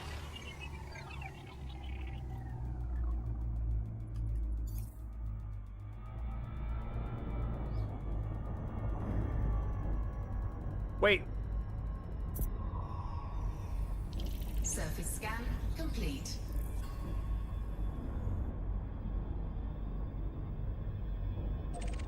Wait, what is impact site versus crashed Thargoid ship? I don't remember there being an impact site here.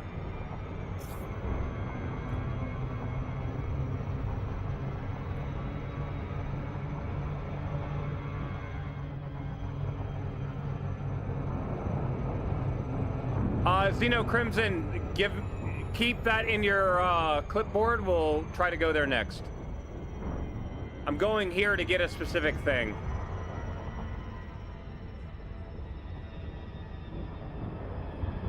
Night vision.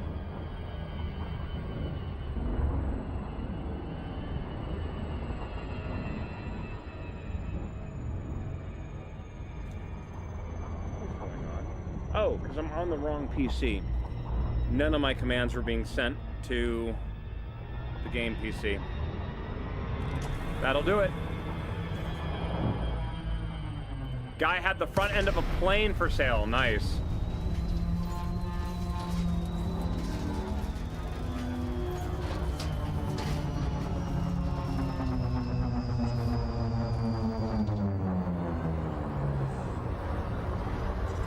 Gravity 0.34 G.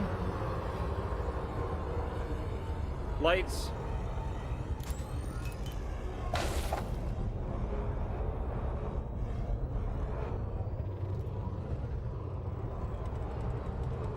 Oh, okay. It's the crashed satellite.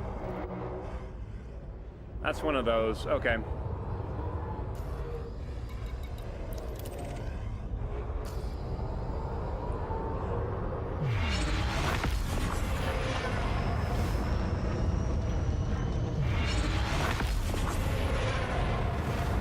Next time I come in system, that won't even be there. Any new story stuff? There has been some stuff on Galnet. There's a treasure puzzle going on right now, too.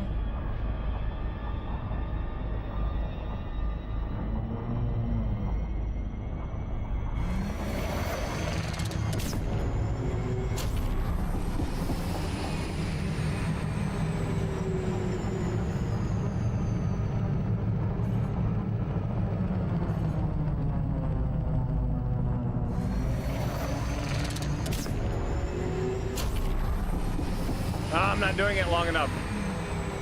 Genet is out of the coma now.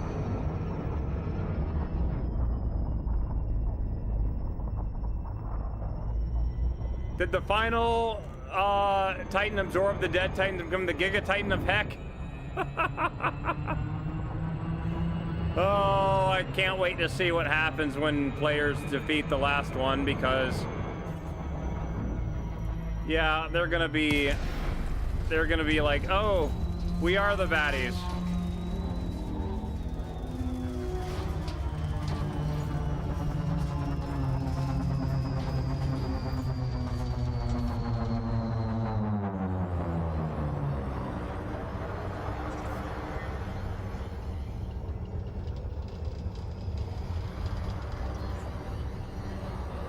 Ship scan.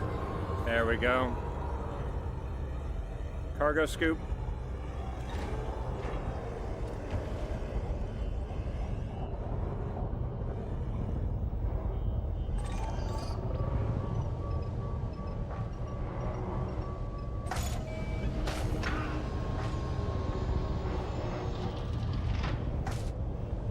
Oh, come on. I'm stuck on something.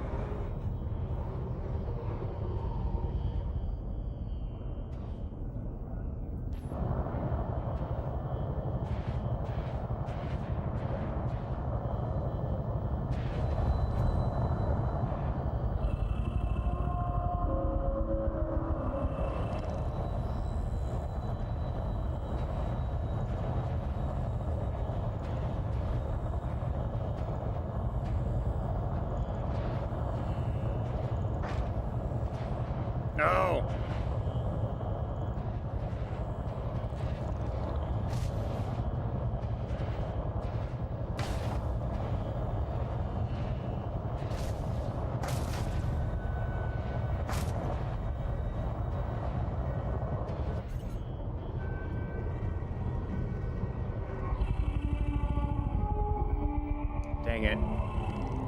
Scoop is up front? What do you mean?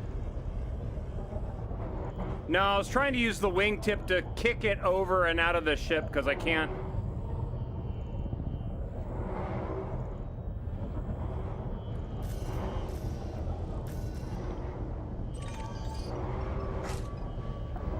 Scoop's way low on the ship, but it can't fit inside that.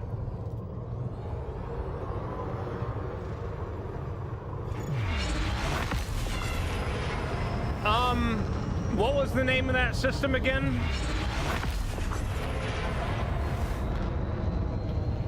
Because I forgot that I don't have corrosive resistant cargo rack, so now I'm on a time limit.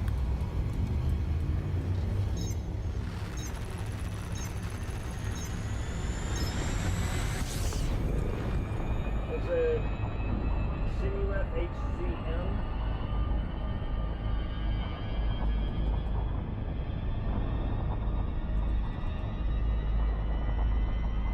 Okay.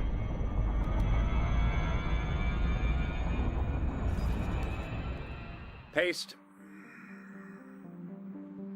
Oh, it's not typing it.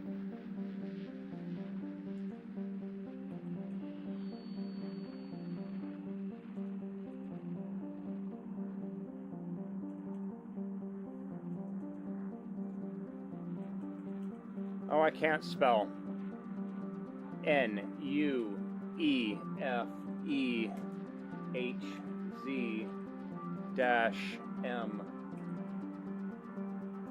D8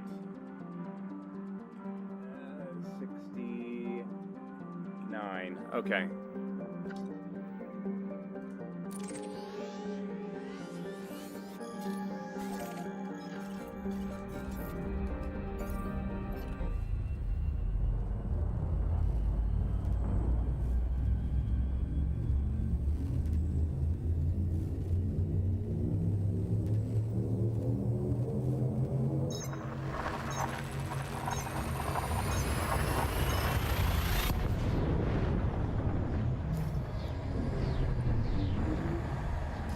I might be stopped by Thargoids on the way.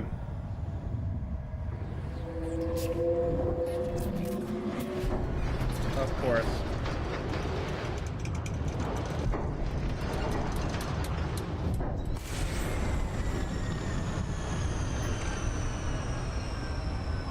That is a Medusa.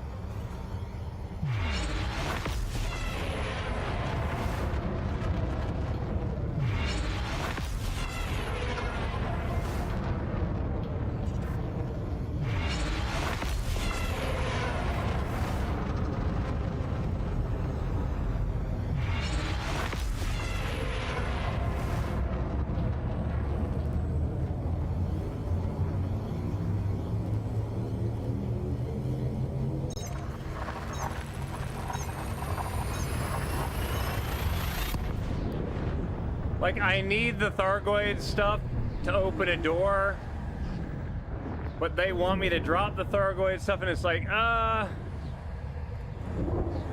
please let me take this one.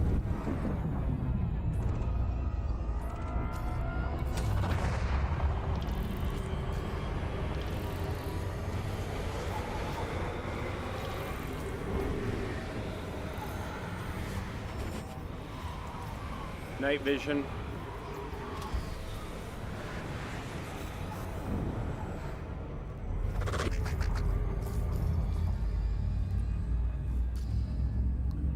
All right, we're jumping to B33-1.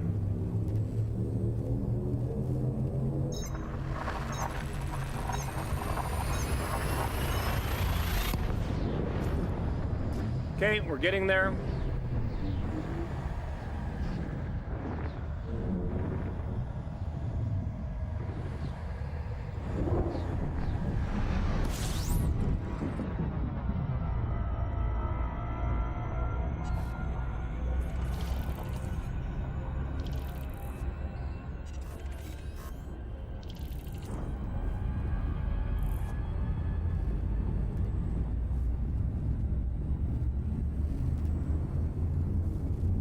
Yeah, I'm probably gonna shelf my crate Phantom and switch to a Mandalay for science.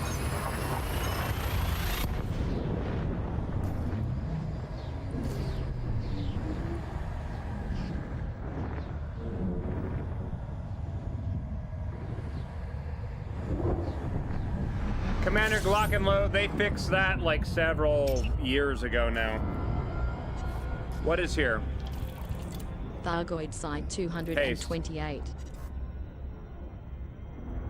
B7F.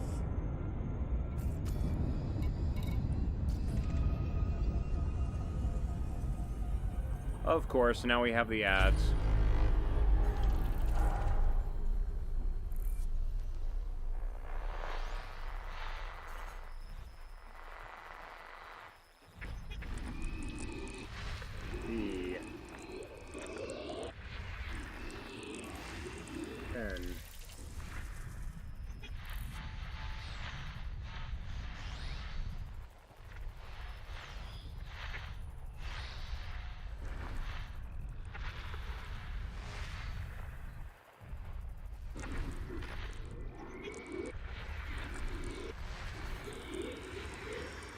B9.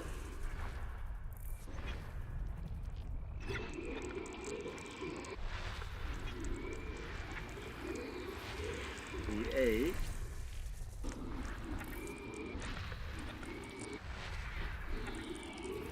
B7.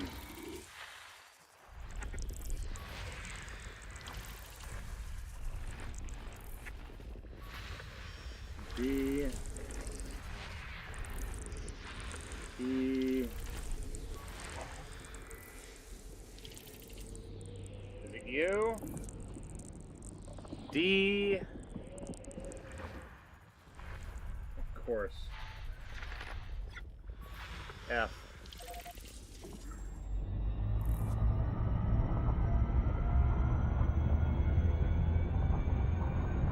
What is my opinion on the Mandalay versus the Phantom? What are you using it for? The Mandalay...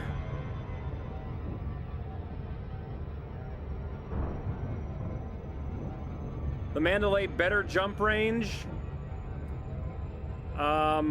It feels more maneuverable in normal space. It has the Super Cruise overcharge stuff. Less internals, less overall weapons. It is definitely more set up for, what am I doing? Literally got this. It's definitely set up to be, more of an explorer ship than the Phantom is.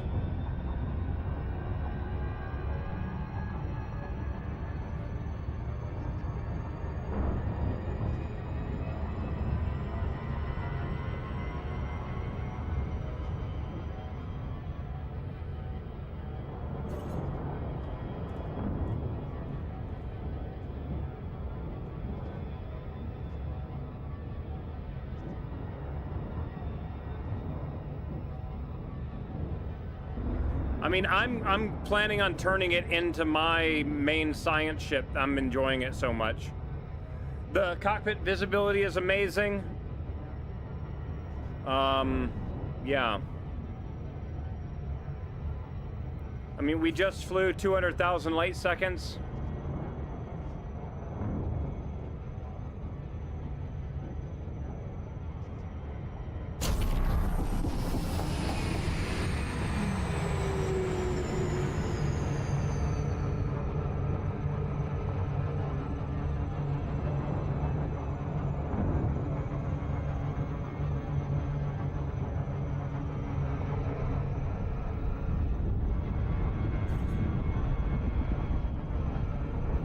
My ship is frickin' dissolving beneath me.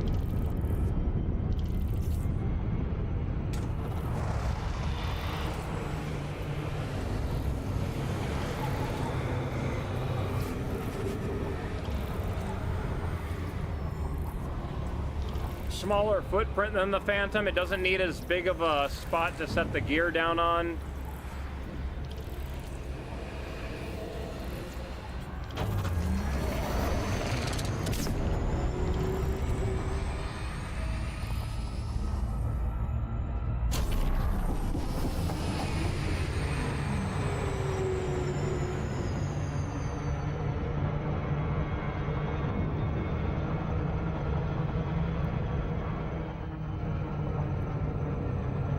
There's a really good approach in Super Cruise.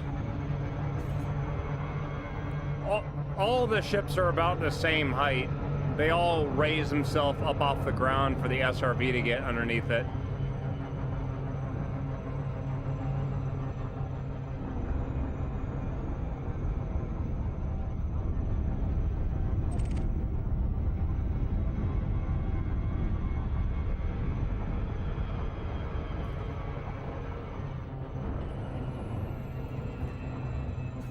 Super Cruise overcharge is a thing to go really, really fast in Super Cruise.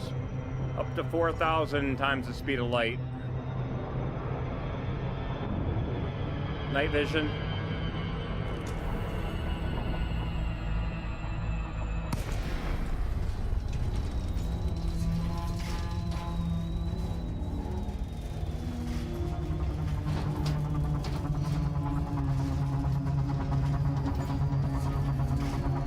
Lights.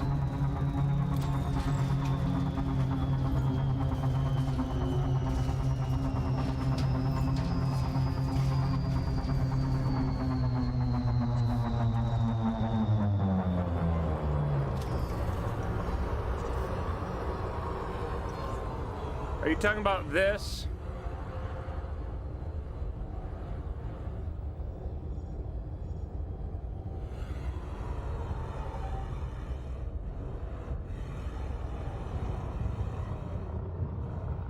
I mean, there is still a lot of glowing stuff here.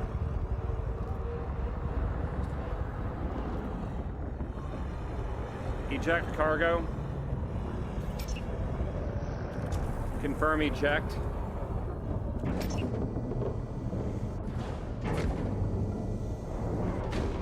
Landing gear.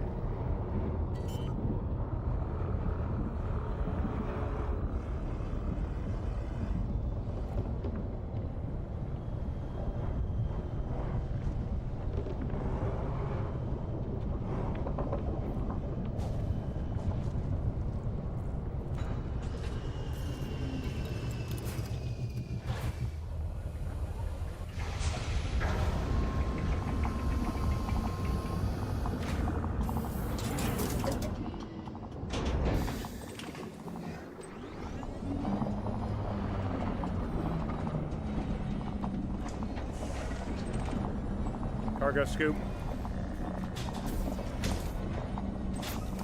Lights twice.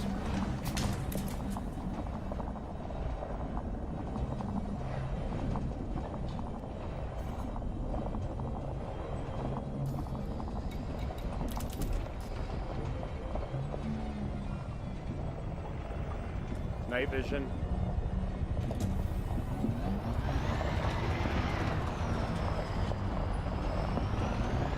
Yep. Hit the button once to turn boost on, hit it again to turn it off.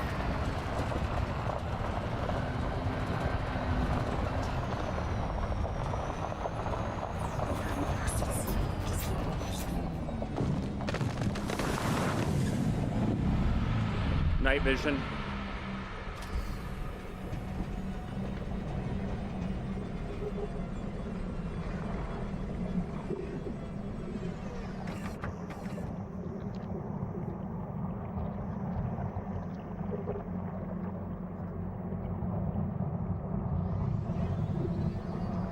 Yep, it uses more fuel, like a lot more fuel.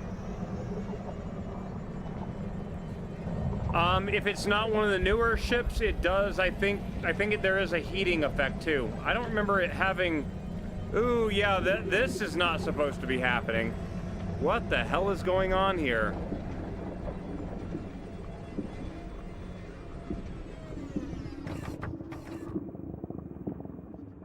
What is going on with the lighting here?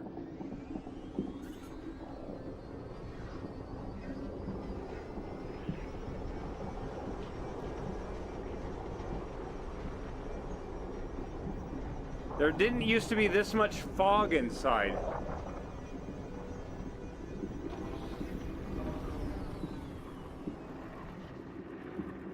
Yeah, this is something else. Hold on.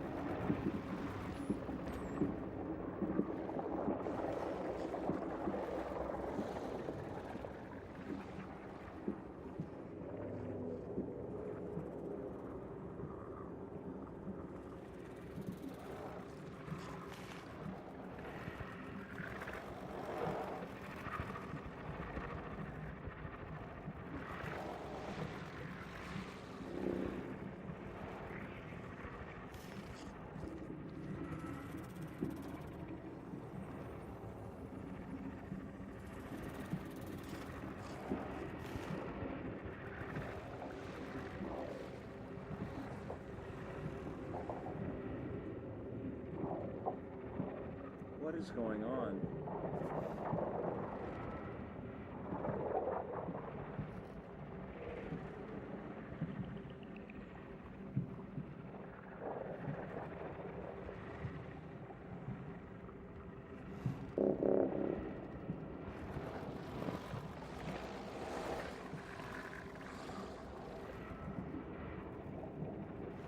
It used to be a lot easier to do this, and now it's a lot more difficult.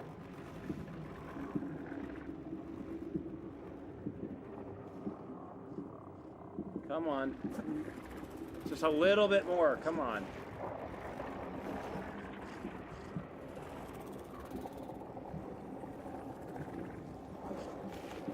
Oh my God.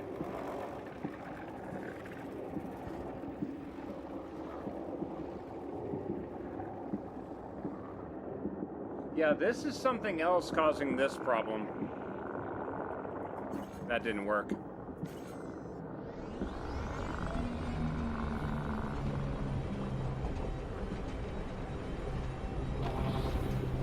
This is, Elite Volume 10. So here's the deal. I think this might have something to do with the shadow bug that I was seeing too. Because right now, shadows are not being rendered. At all. I take that back. Shadows from those lights are being rendered. Shadows from the star are not. And there's something going on with the math that is causing this to happen, because it's now being lit up by the sun when it's not supposed to.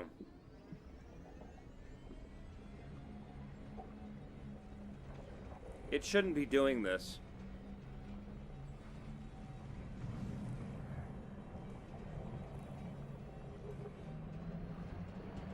Elite Volume 50.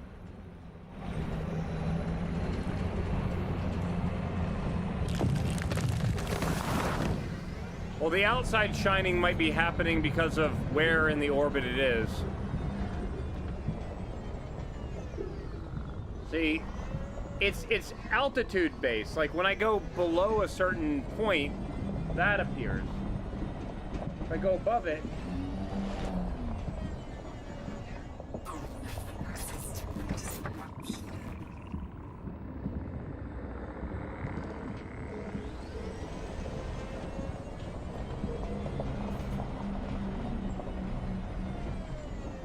yeah, I have a theory on what's causing this, and they'd have to fix the shadow stuff. Spooky a lot? No, not here. It's Frontier stream only.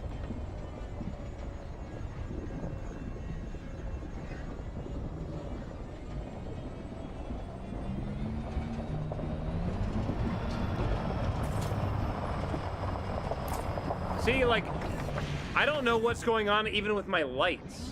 Like, what is that?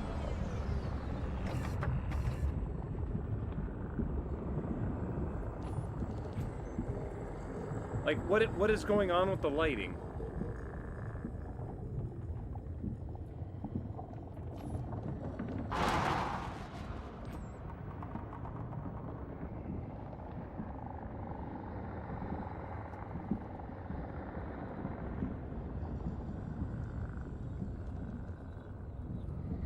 Lights twice.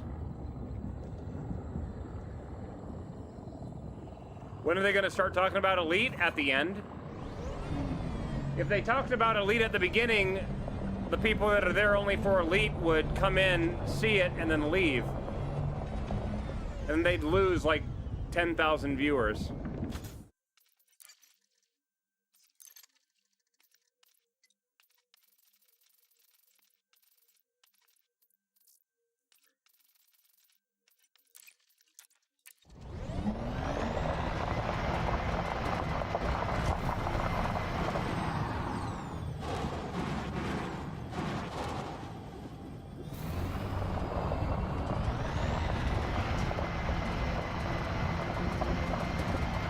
It's the reason why when they do a magic show, they wait until the very end to do the big trick that they're always advertising, right?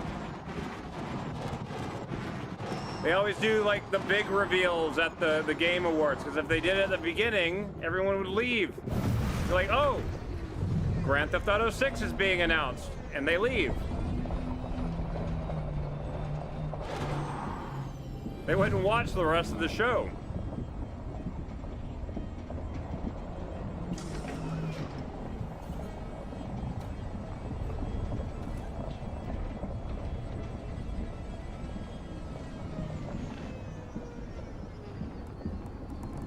What are they talking about now? Planet Zoo? It's an hour-long show and it's 1848. I mean, the stuff that they're going to announce, I don't think it takes long to talk about.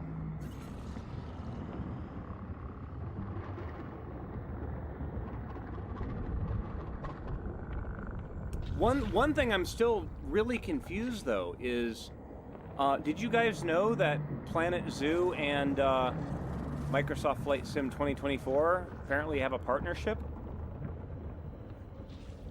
The animals in Microsoft Flight, the new Flight Sim coming out on the 19th of next month, they're using the animals and animations from Planet Zoo. When I found out about that, I was like, what? But yeah, apparently the lead producer of Flight Sim used to work at Frontier back when they made Roller Coaster Tycoon Park 3? So long, like 90s, right? And apparently, or no, that was early 2000s, wasn't it?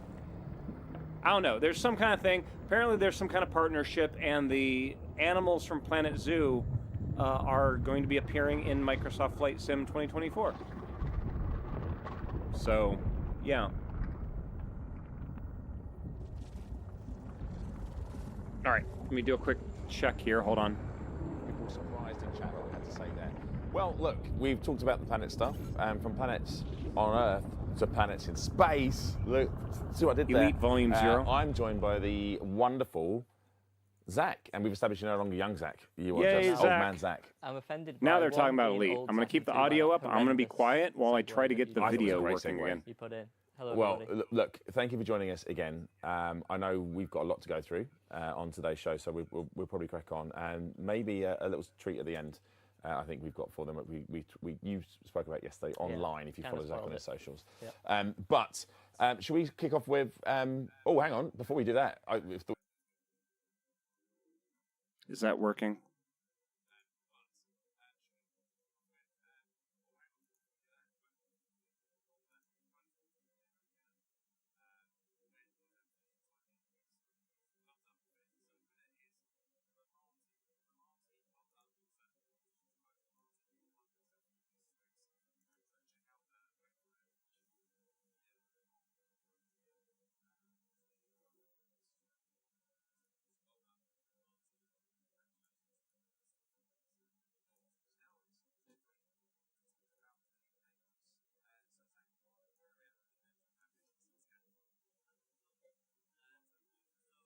Too quiet.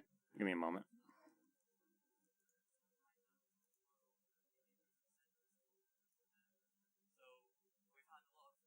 Better?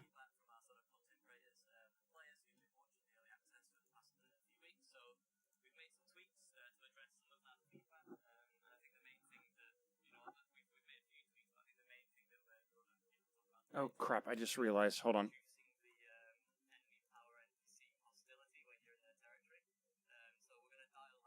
Back. Yeah.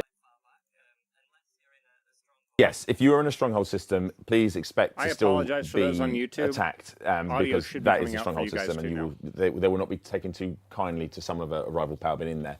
And yes, we have dialed it right the way back, but I think, as we discussed earlier, we just stress this: we have dialed it all the way back. We are going to be watching. We will probably expect to dial that back up slightly once we've got some more stats come in. So, but we just want you to actually engage with the system, see how you get on with Power Play 2.0 without getting murdered every 5 seconds by very zealous Yes. NPCs. Very enthusiastic NPCs. So yeah, for those of you who don't know, Elite Dangerous Ascendancy is a free update, and that comes with Power Play 2.0, which is our rework of the Power Play system. So really encourage you all to give that a go, especially if you haven't played Power Play before. No.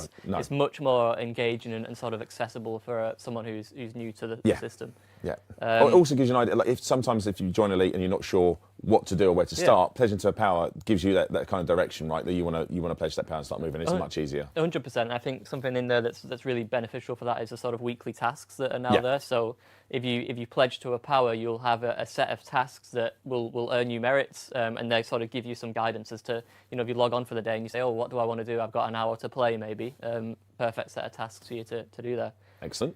But also coming tomorrow as part of Ascendancy is finally the Mandalay. The Mandalay. Early access will start tomorrow, right? Yeah, so the early access for the Mandalay will start tomorrow. This is a new exploration ship from Sorgon Peterson, for those of you who aren't aware. But we've also got for you today a sort of sneak peek look at the trailer for the Mandalay, which is going to go live tomorrow on YouTube, etc. But for those of you kind enough to tune in, we thought we'd give you a sneak peek at what I think is probably the best ship trailer. Like it's just getting better and better and better. But let's have a look at this trailer. Let's have a look.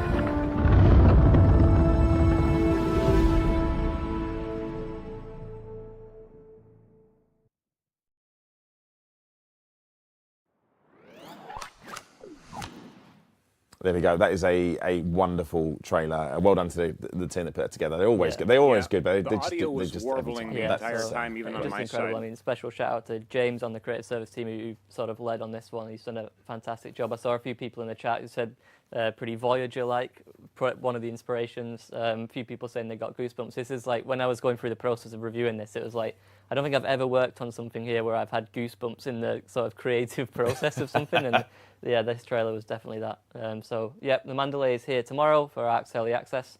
And as well as obviously the Mandalay itself, we're going to have some cosmetics for it. So I think you've seen it already for the early access program, the sort of stellar edition of the Mandalay. But we've also got some sort of just images that producer Adam can sort of run through, just to show some of the paint jobs that are going to be available. And the ship kit you're seeing here is the one that's included in the stellar, but it's the alternate variation. So it's the sort of alternate pieces of the ship kit that aren't applied by default. Yeah. So as producer Adam is sort of sifting through, if you're in the market for a really nice look for your Mandalay, there's going to be some good options for you tomorrow as well. She is a good looking ship, very good looking ship. I say about all of them, they've all been different. I mean, the Python was just like, woof.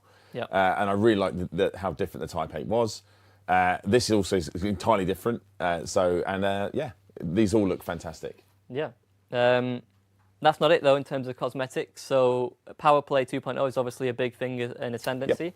So we want to also represent that and allow you to represent your superpowers, I guess, especially. So we've got some more paint jobs. I think producer Adam has got a video for you, which we'll show here. This is basically a sort of 4-tier system of paint jobs that you can get per superpower. These are available in the 4 variations across 5 specific vessels. So there's 20 paints in total, and you can get that in a bundle. So you can obviously just get them individually if you just want one of these paint jobs, totally fine. But if you wanted to sort of, get the entire bundle, that's going to be there on a bit of a discount rather than you buying them all individually. So yeah, if you're someone super into power play, here's a nice way to represent your power as well. That's not it. More power play. You're going to say there's a lot on this show, I think. But I feel like that's my catchphrase, which is a good catchphrase. Yeah, it's good. Yeah. More power play representation is coming in Ascendancy for cosmetics. So this is a brand new sort of ship cosmetic piece that we're adding to the game for Ascendancy, and that is banners. So these are power play banners, and these are going to be available for each of your powers. So as you can see here, this is my Mandalay with the Aisling representation. You can get these banners for each of the powers, and they're available. They're going to be available for every ship in the game. Yeah, I really like these. I'm a really big fan of these. I remember when we saw these. This is months and months and months and months ago. Like, that is a very cool idea. Yeah, big fan of this. Yeah, looks like chat like it as well. So yeah, as I said, available across every ship, and I believe if you buy the banner, I believe you can then apply that to every ship. So it's like a one-time sort of purchase for your power. That's cool. Yep. Even more. Hang on, but that's not all, right? That's not all. So Halloween, obviously tomorrow is Halloween. So right now we have a Halloween sale on the Elite Dangerous Game Store. And if you're looking for something a little bit spooky and a little bit free, if you've got your Twitch drops already and you want a nice decal to match, we've got a free decal as well for you to claim over on the store as well. And you just go to the store, pick this up, right? So, it's 0 arc, so you can just go on there and give that a claim. Hang on, 0 arc. So 0 is free. Go and get this free deck, all right? It's free. Yeah. There we go. Yep.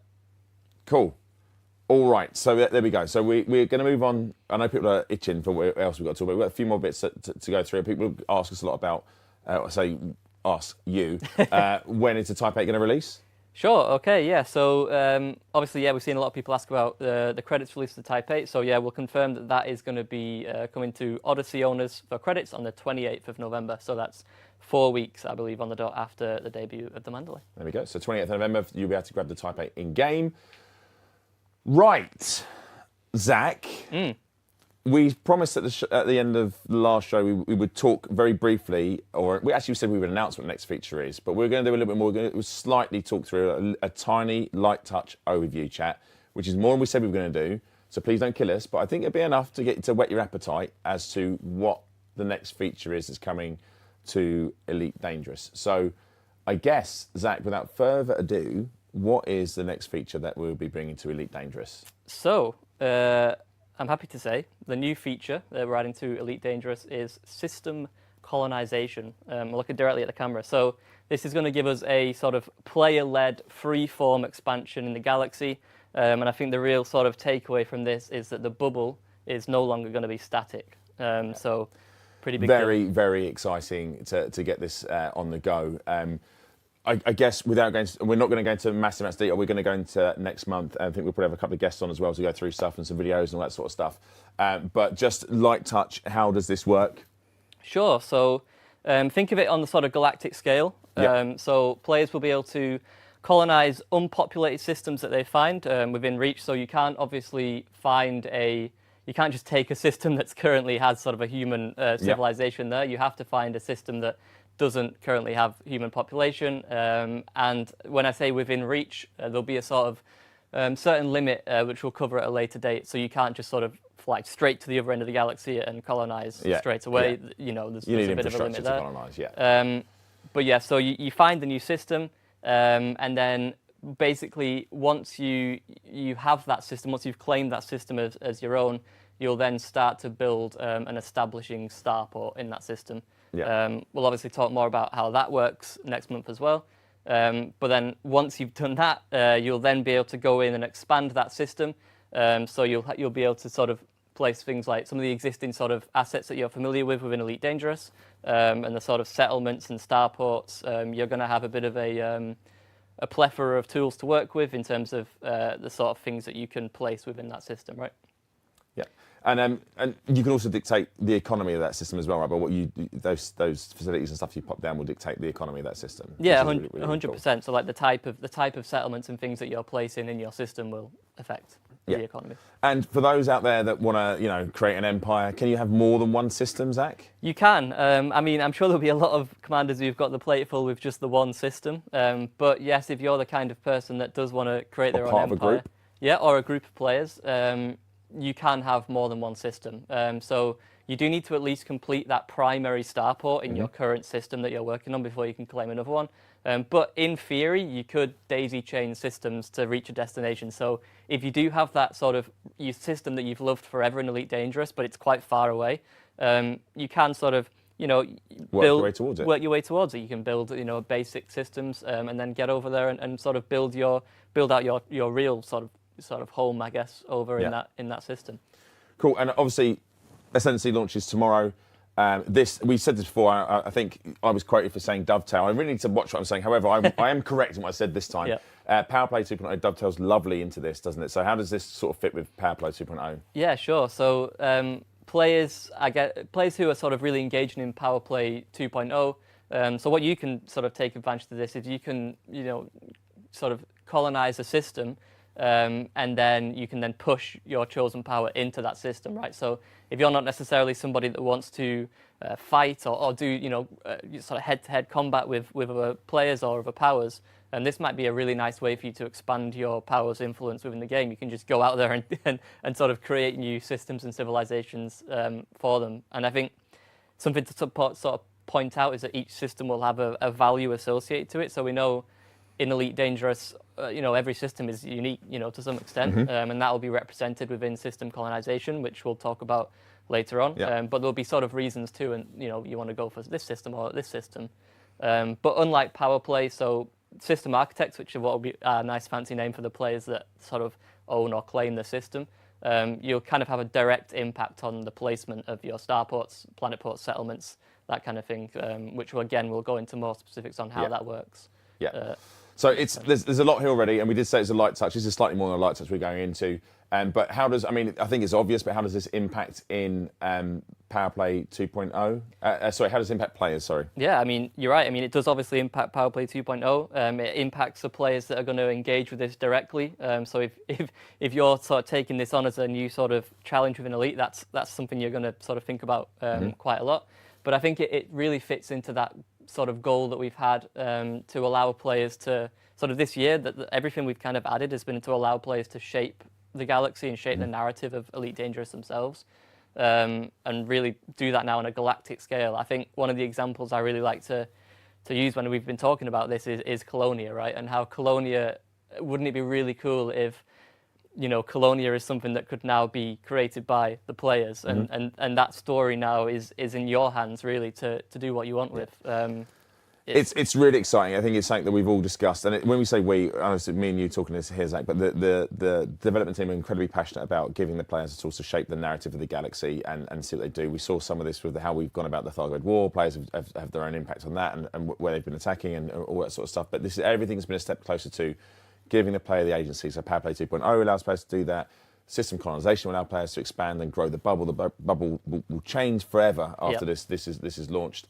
So it's really, really cool, really exciting to bring this into the game. Yeah, and I think you're right. I think the fact that the bubble is going to change forever is actually going to drastically change how each player sort of engages with Elite Dangerous, especially if you're not engaging with this, right? You might, if you're a trader, there's going to be new trade routes open up for you. If you're an exploration player, you might have a new sort of hub further out than you're used to that you can sort of use as a home base before you go out into the black. So it's super cool, super cool. And we have more to share. So we've just talked about it. Do you have any images you can share with us, Zach? A couple. So as we said, we're going to talk more about this in the future, but just to sort of show you some bits that we've got. So if producer Adam can show the first image for us. This is a new sort of system colonization ship. So this thing will arrive as part of the system colonization process almost earlier on.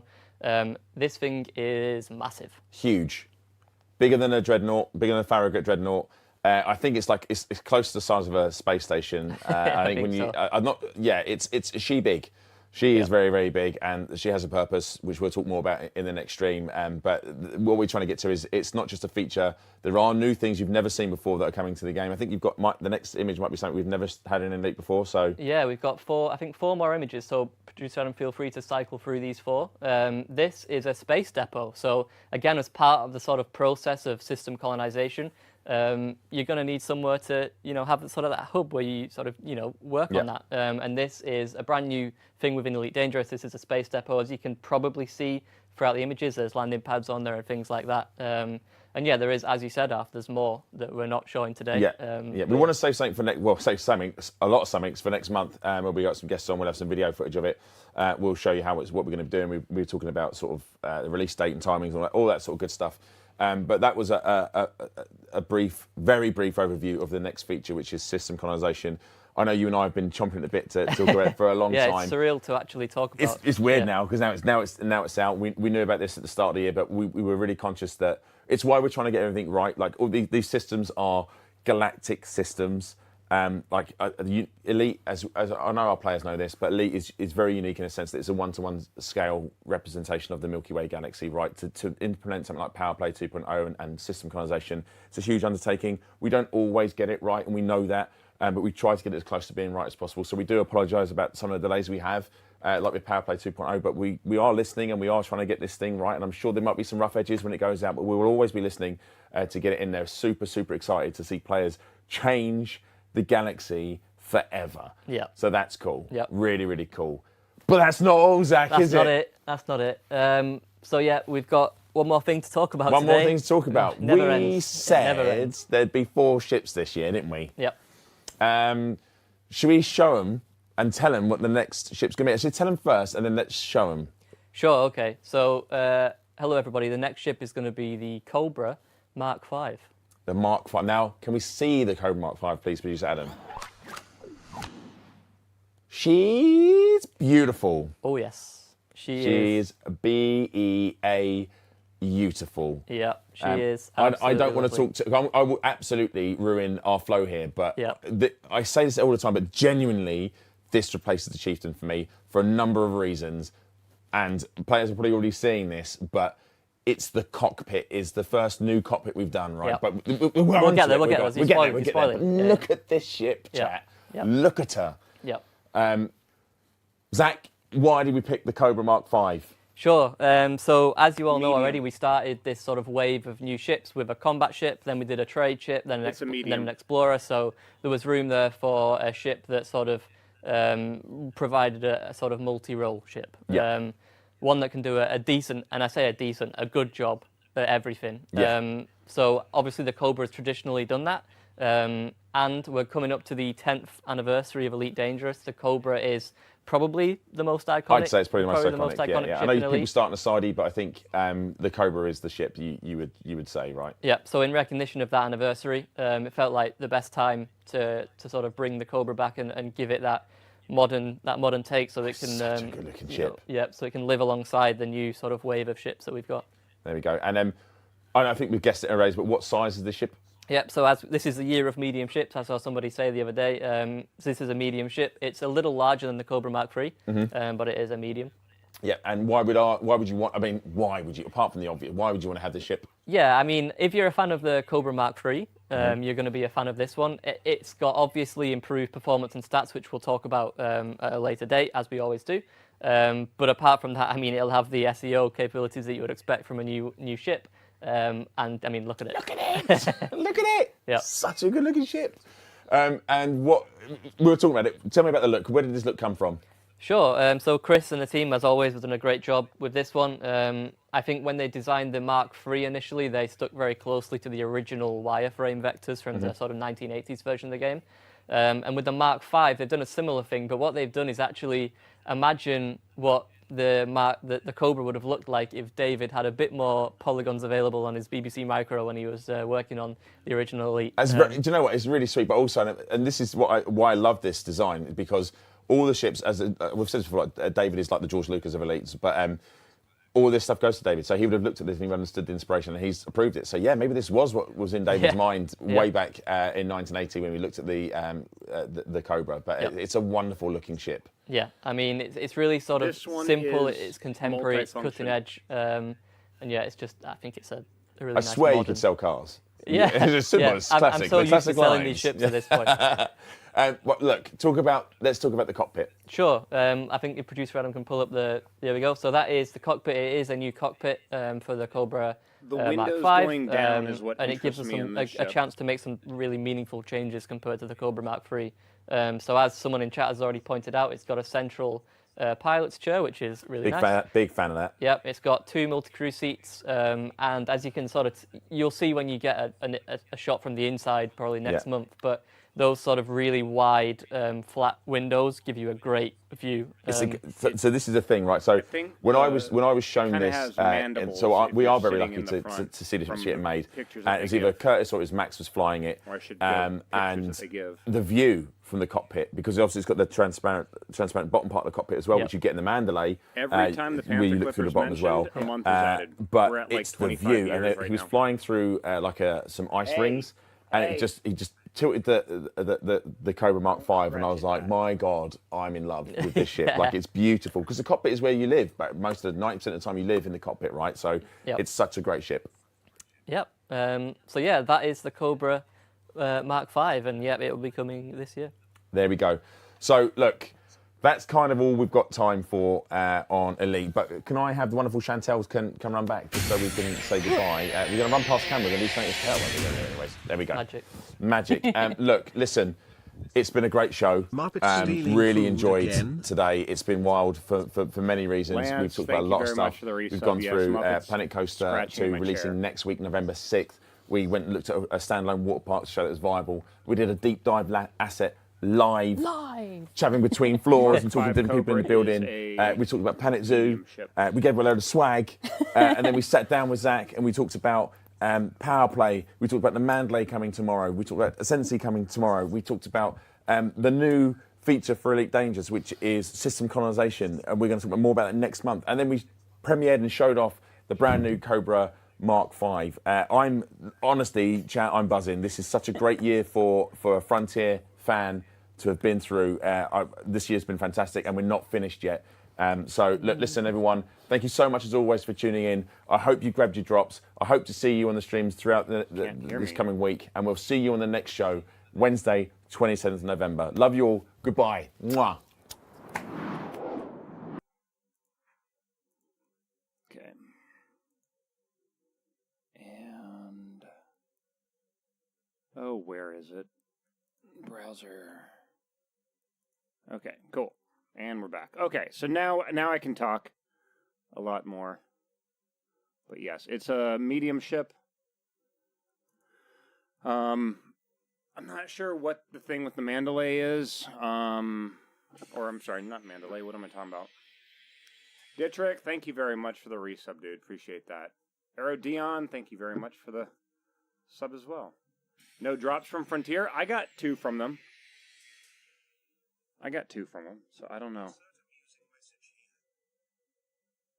No idea. What is going on with their website? Hold on. According to mine, I got an Asp Noctool Witch and a Python Noctool Witch. Yeah, I think it only takes like 30 minutes of watching the stream. Yeah, it's the 2 purple ones.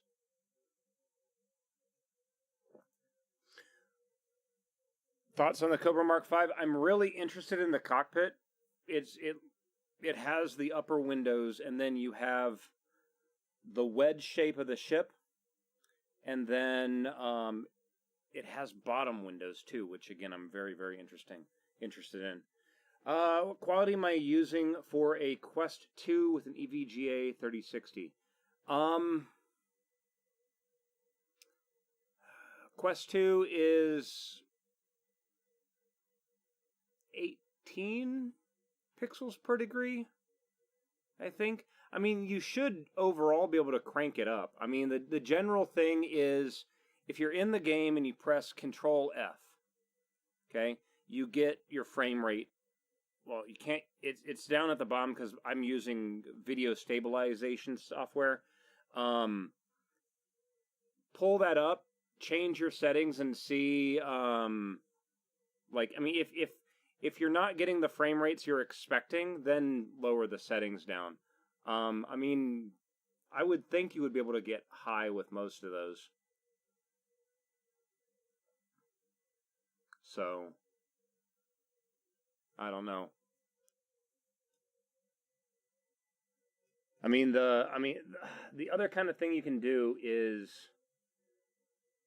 turn anti-aliasing off, and depending on what you're running through, whether it be Steam VR or MetaQuest or whatever, run the headset at a higher resolution, and essentially the super sampling acts like anti-aliasing.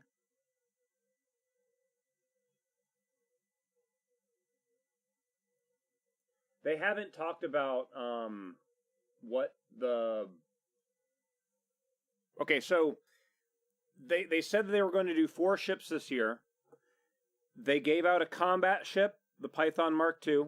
They gave out a new trade ship, the Type 8. They're releasing the Mandalay tomorrow, an explorer ship. The Cobra is the multi-role, right? Yeah, like it's not going to be it's not going to be the best at everything, but it can do kind of everything.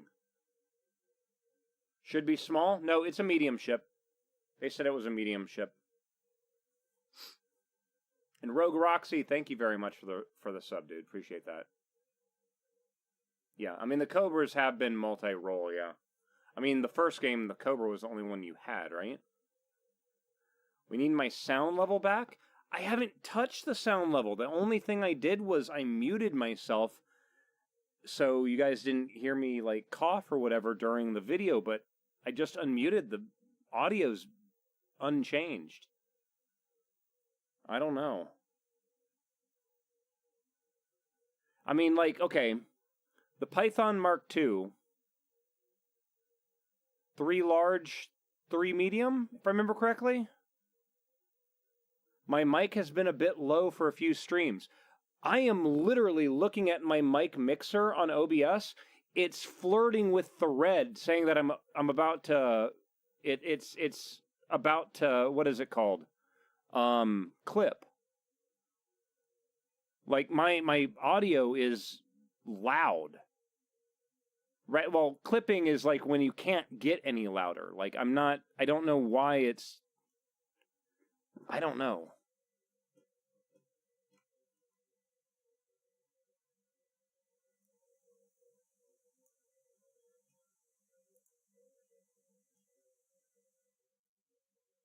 Hold on a minute. One moment. I think I might have done a stupid thing. Hold on.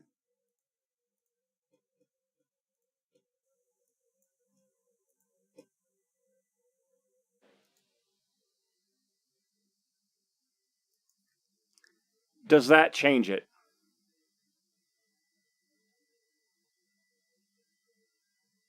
Does that fix it?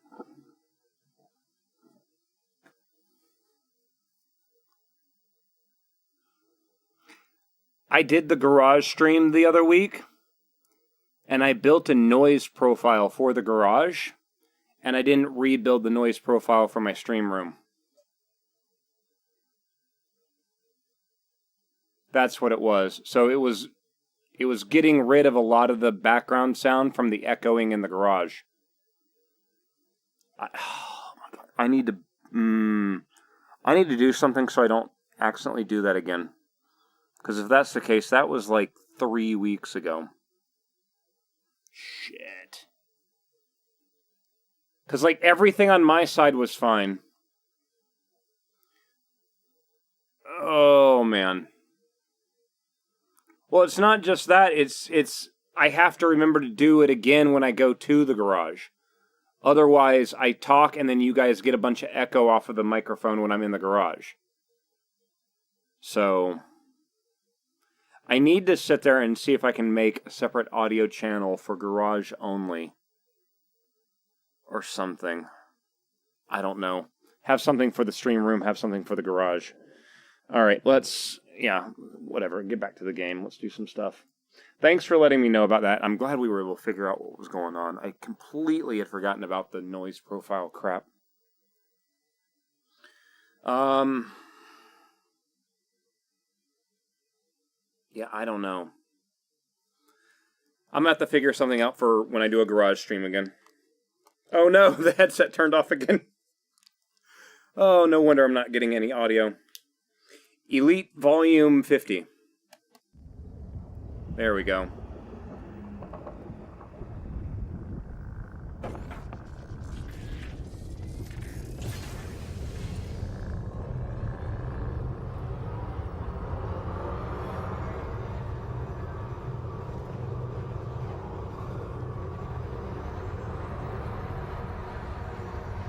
Wrong computer?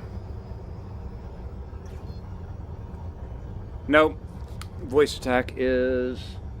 I am still on the wrong PC. Dang it!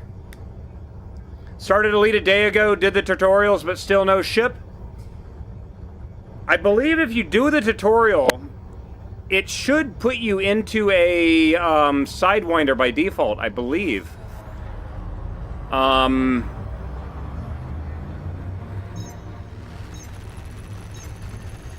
Like, the tutorial should take you to a station where you're given your first ship.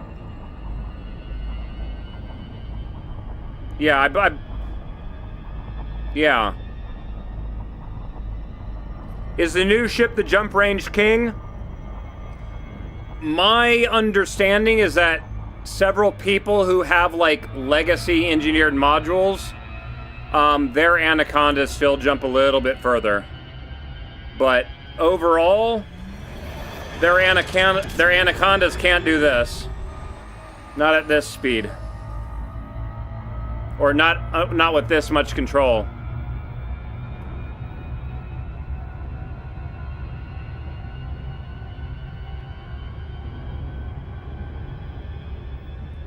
I'm just going around the star now.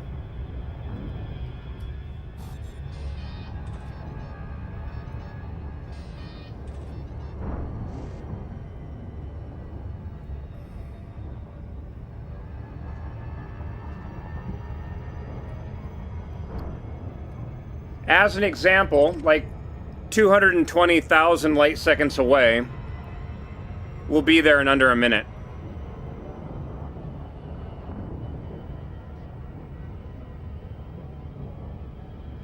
$4,200C, I mean... Mention I'm using video stabilization. I'm looking for a sim pit with VR. What am I using? Give me 1 second. Give me 30 seconds to get over to this other star, and then I'll show you. I mean, you can see I'm using the fuel up relatively quickly, but... We flew 1.7 million light seconds the other day to go look at New Horizons, and we found out that if you throttle down to 0 while in this, your fuel burn goes from 290 to 210. You only slow down to like 2,000, or I'm sorry, about 3,000 something. So you can still go faster, but with a little less fuel use.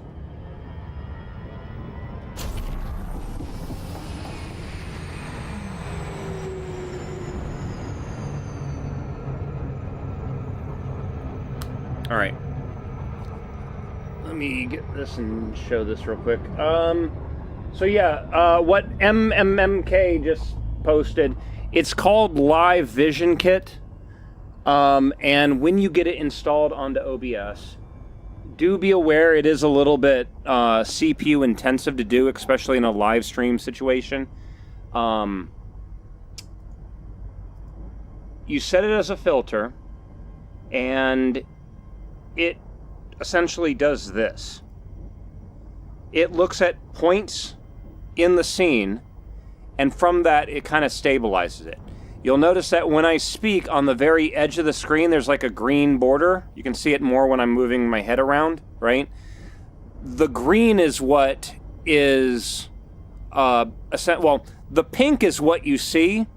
The green is like what's being cut off, and it's kind of positioning the pink box border for people to actually see things. I did this the other day. Let me see if I can do it again. Hold on. So you notice how there's a slight zoom in. I think I'm using a 4% crop, so you lose about 4% of the view, but the smoothness is so much nicer. If I do this, and then I do this, okay, the right side of the screen is unfiltered, the left side of the screen is smoothed. So you can see that just sitting there and me just talking, my headset is bouncing around constantly, right? So like I talk, my jaw makes my head move, and the head motion causes that little bit of jitter. The other side, well, there is a little. Give me a second. Let me try something stupid here. Filter, add, render delay, 150 milliseconds. Okay, let's try that. Okay, that's a little bit better. But you can see how when I'm talking, it's just shaking like crazy, right? If you really want to see an extreme version of this, if I take it and I go to Filter, Video Stabilizer, and if I crank this up, so smoothing radius from 8 to 10, okay? Here you go.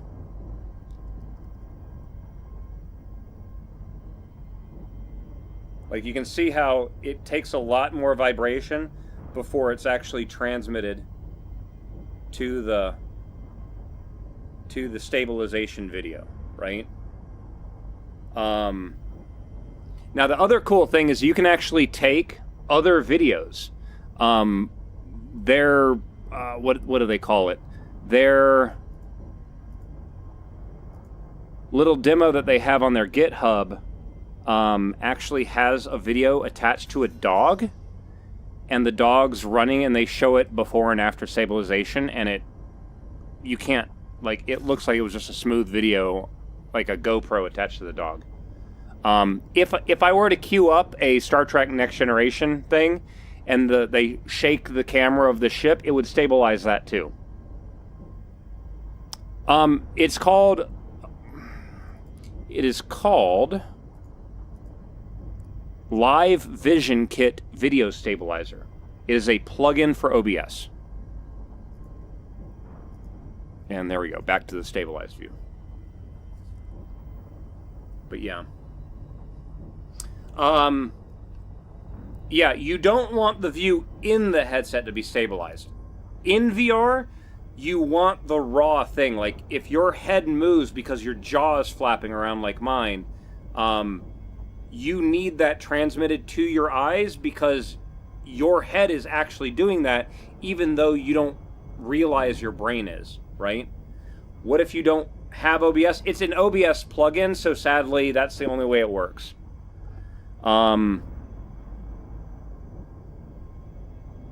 The stabilization stuff is only if you're like streaming or wanting to stabilize video. Has nothing to do with playing the game. Like, this is, understand my channel is really weird. I bounce around from topic to topic, and it just happens to be that the topic we're talking about right now just happens to be this stabilization software thing. As good as Oculus mirror stabilizers?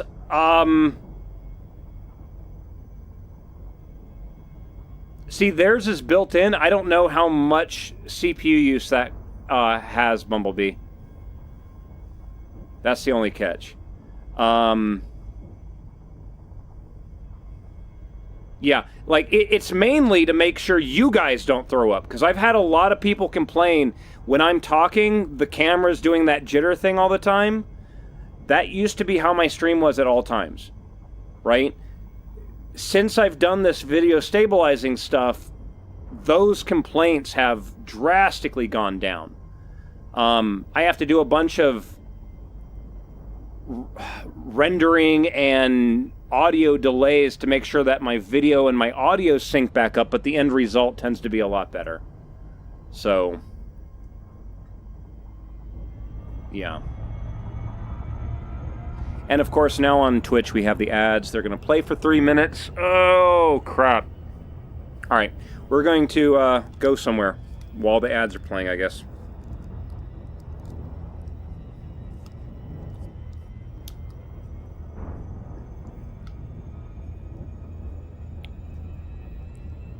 Live Vision Kit. The original developer stopped updating it, but it works absolutely fine right now. Yeah, some people have the ads over and done with, other people do not, so we have to wait for everybody to be done. Target Delphi. I am running a 2PC setup, but I'm running the stabilization on my game PC. Because my stream PC apparently isn't strong enough to run it, because it is quite CPU dependent.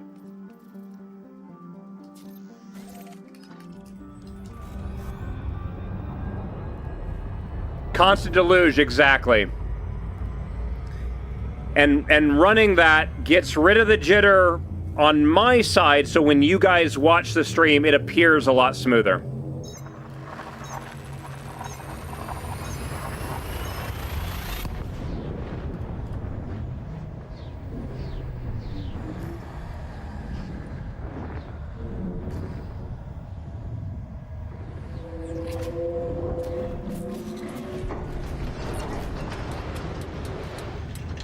I'm sorry.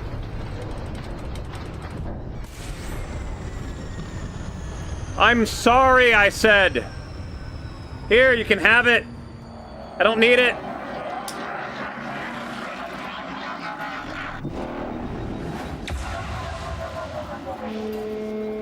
Kip, I'm using Steam VR, so I pin my chat in it, so... Okay, yeah. Inventory is empty.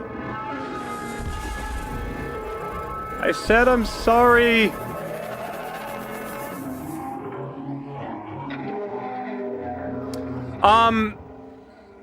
VCMD propulsion. The training is normally there, but I'm trying to think how it's done if you're a new player. They come in 3 now. They've come in 4s before.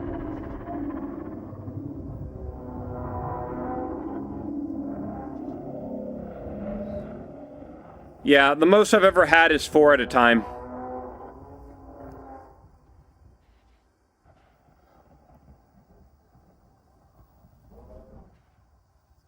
Are you all gone? No? What?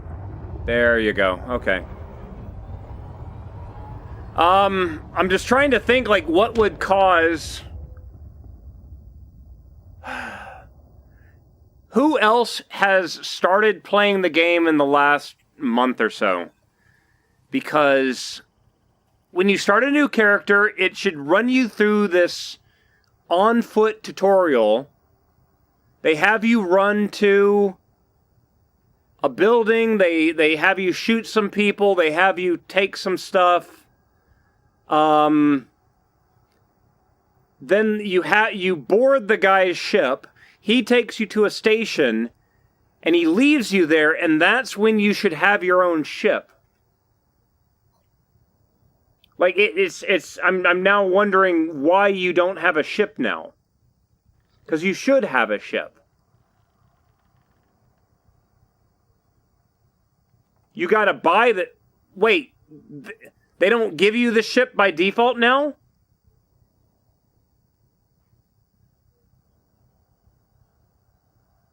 Do they make you buy it now? Oh, you have to go to the ship store and get it delivered. Oh, okay. Hold on. Let's do that then. Go through the UI and see that.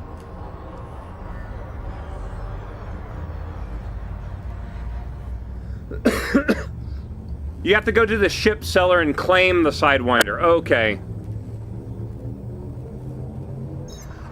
Psycho Pyro, they're adding colonization gameplay, and the Cobra Mark V was announced today. Check the elevators, no access. It won't be at the elevators. Let me get to a station, I'll show you roughly where you need to go.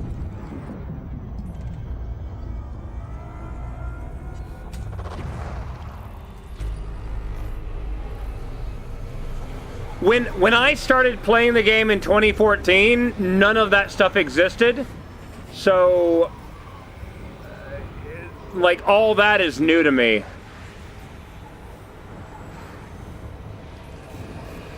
All right, let's go to Delphi.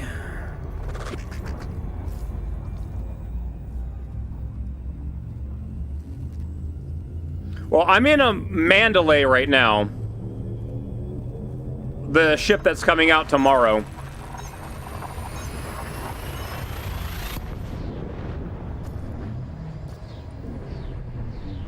Are links allowed? If it's with something that we're discussing right now, yeah.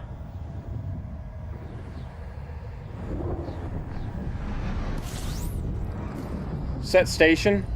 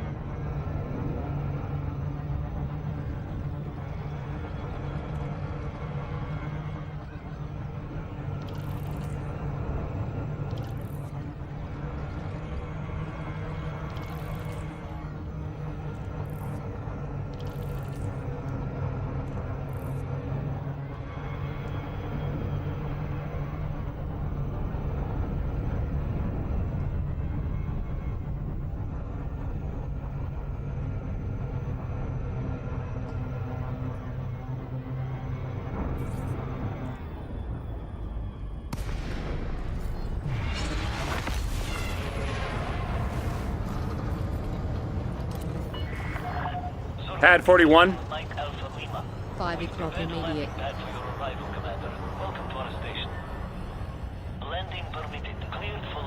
Landing gear.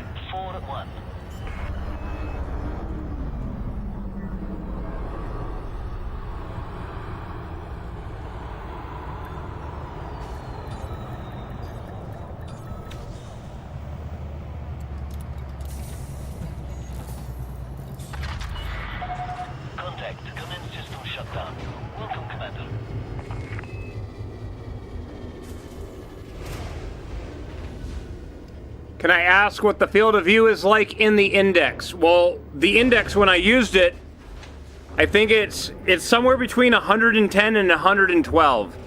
I'm currently using a Quest 3, which I think is about the same-ish, just much higher resolution.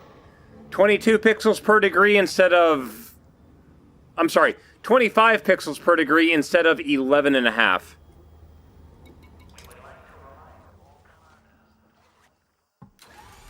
All right. Oh, man. Where is... Oh, this way. You'll get in no trouble from the officer.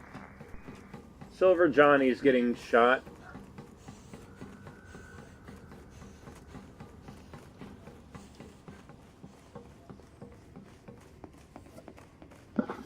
Yeah, sadly, VR on foot is not full VR, sadly.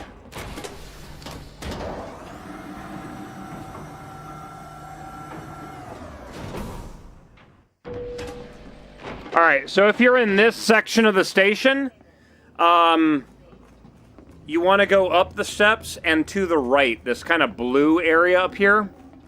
That is the ship location, Inter Astra. And in here, it should have a thing.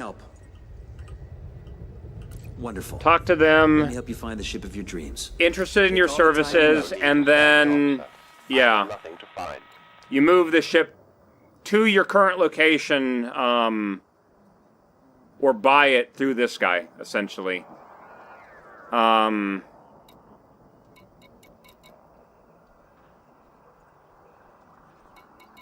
forgot I had all these other ships.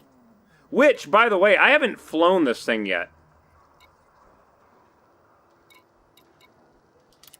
Can I move this here? Oh no, deploy. That's what it is. Just deploy. I actually haven't flown this thing. Which one's the special one? Is it the red one?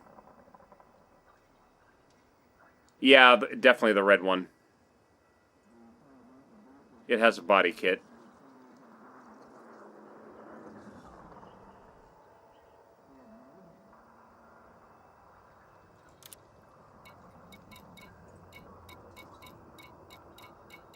I have a lot of ships.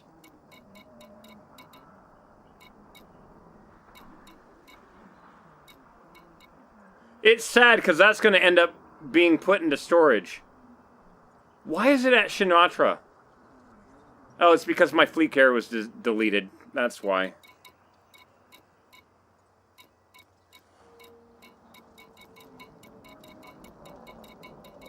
Yeah. But yeah, that's the location. You go there, you deploy the ship, and it should come to you. No, it's not deleted. I'm not in the main server right now. I'm on a test server. So, any ships that were in my... No need to rush. Come back when you're ready. Any ship that was in my fleet carrier was moved to, it looks like, Founder's World. So...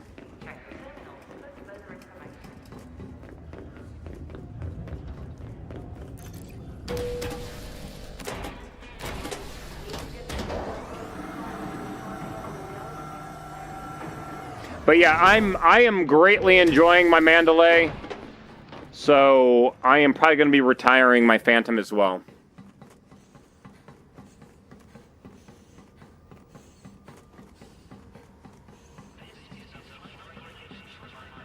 Can't run all the way though. Not with this suit.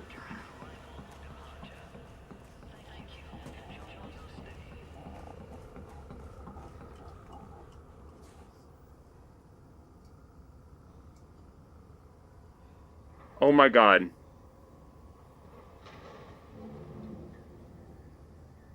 Has any of the other people that are in the partner program, has anybody sat in this part of the ship when the ship lifts off and seen what happens when they close the landing gear door? Because I'm now really curious what happens.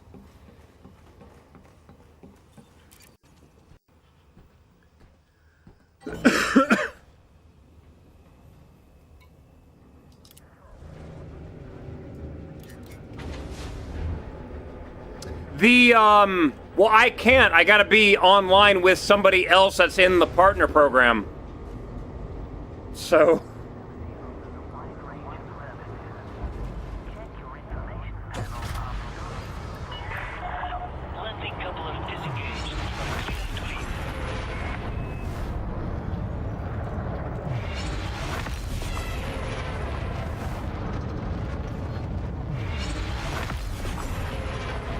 Oh, that's right, I can dismiss it, can't I? Well, let's go do that. What am I doing? Go to Super Cruise, please.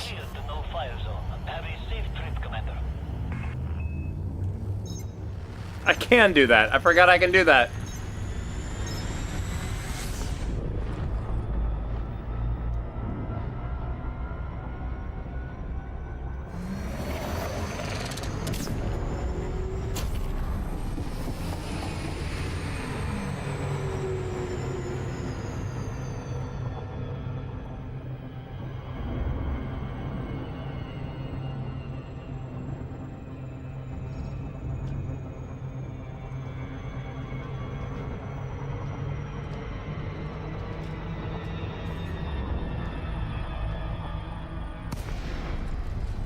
Most of the time, I enjoy flying small ships. This is a medium ship that I enjoy. So I don't really have any large ships I like to fly. Some people consider the large ships like the endgame ships. I don't. Gravity 0.14 G.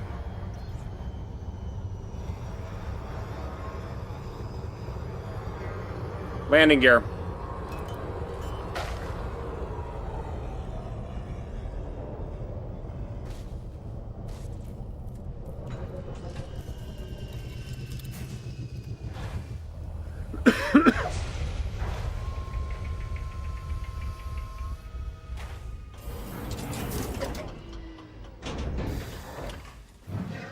Did I see the link to what one?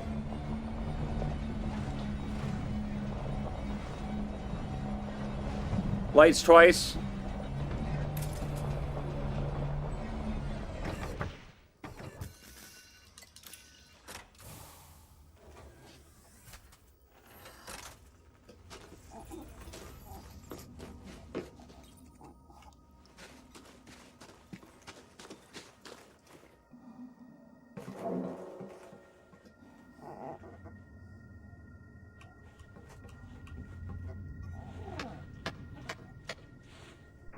CMDR Malic applauded SRV's carav. All right, here we go. Ah! Oh my God! Oh my God! CMDR Malic waved at Mandalay. I'm dead. I am so dead. I'm still going up.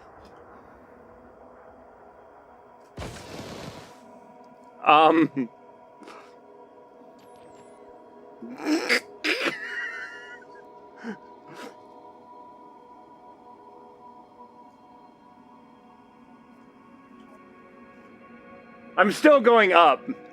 All right, so we have now figured out what happens if you try to do that. I am jumping over a canyon.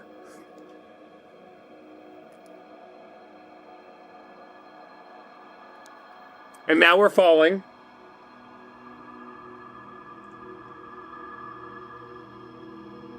Where's my SRV?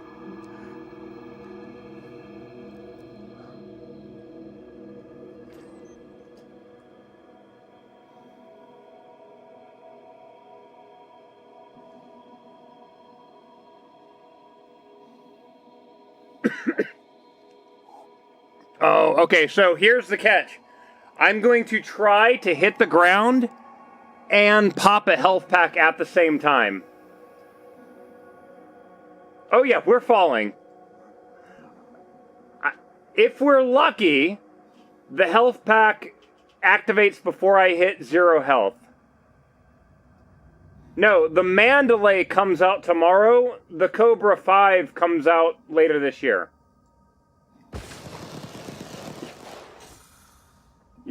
You think the jetpack's gonna do anything?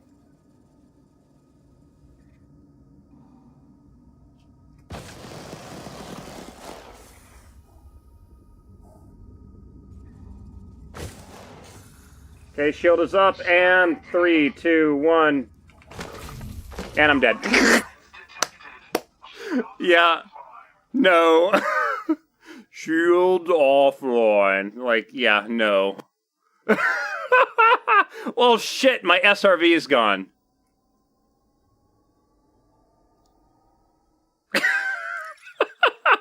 Does it put me back in the ship in orbit? Or does it take me all the way back to... Because I didn't technically lose the ship, right? Technically. Oh, it does. Shit. SRV destroyed. No!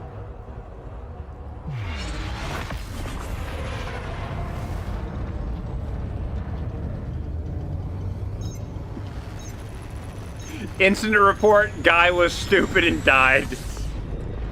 Yup. that's about it.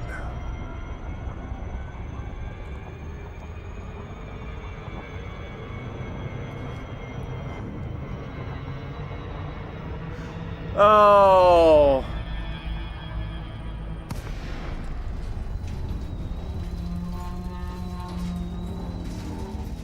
It sounds like one of those things you might as well just have been yelling, Red Bull gives you wings as you fly up.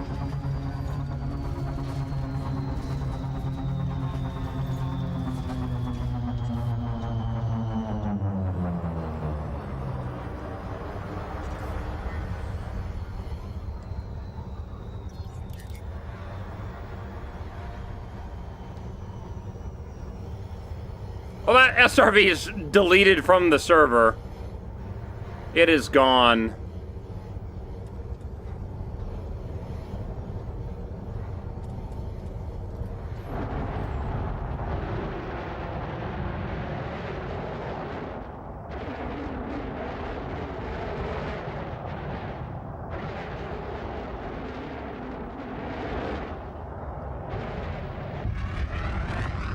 Whoa. Let's not do that.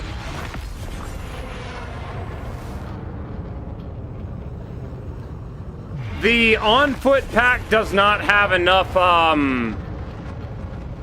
doesn't have enough sideways thrust to really change your direction.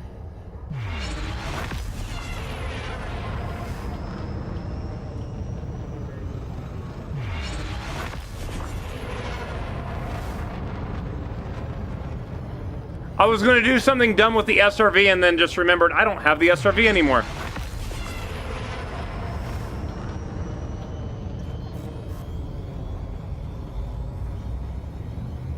If you're talking about those, yeah, those, I mean, I think it's just a visual thing. I don't think it actually changes the thrust vectoring at all.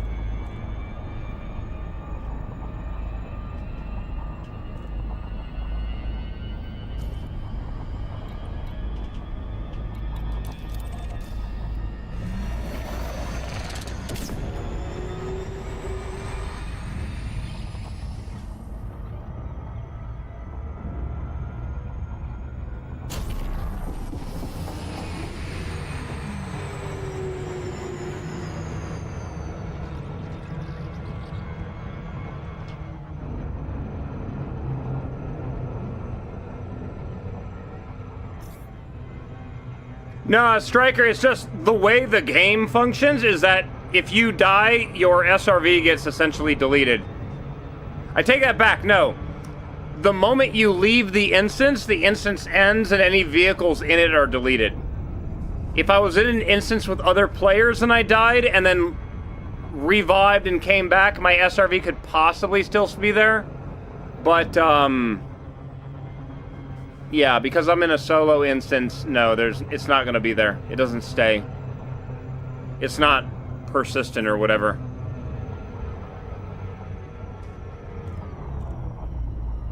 Oh, Xeno Crimson, I don't need the link. I've already seen those pictures like an hour before the stream started. Request?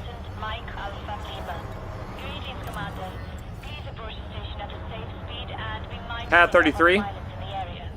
2 o'clock far.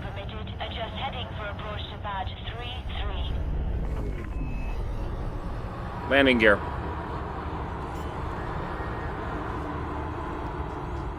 How many Cobras should be in the game now? There's the Cobra Mark III that everyone has access to. There's the Cobra Mark IV that backers of Horizon got, and now the Cobra Mark V is coming out sometime before end of year.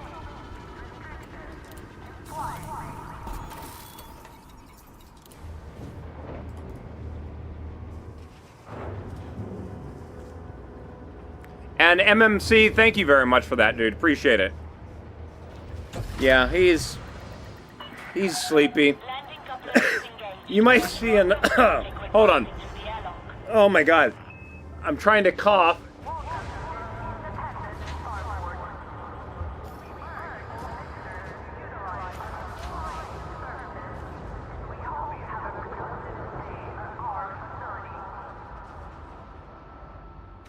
God, sorry, I just had something go down the wrong pipe right there. Where's the Cobra 2 and 1? Elite 2 and Frontier First Encounters.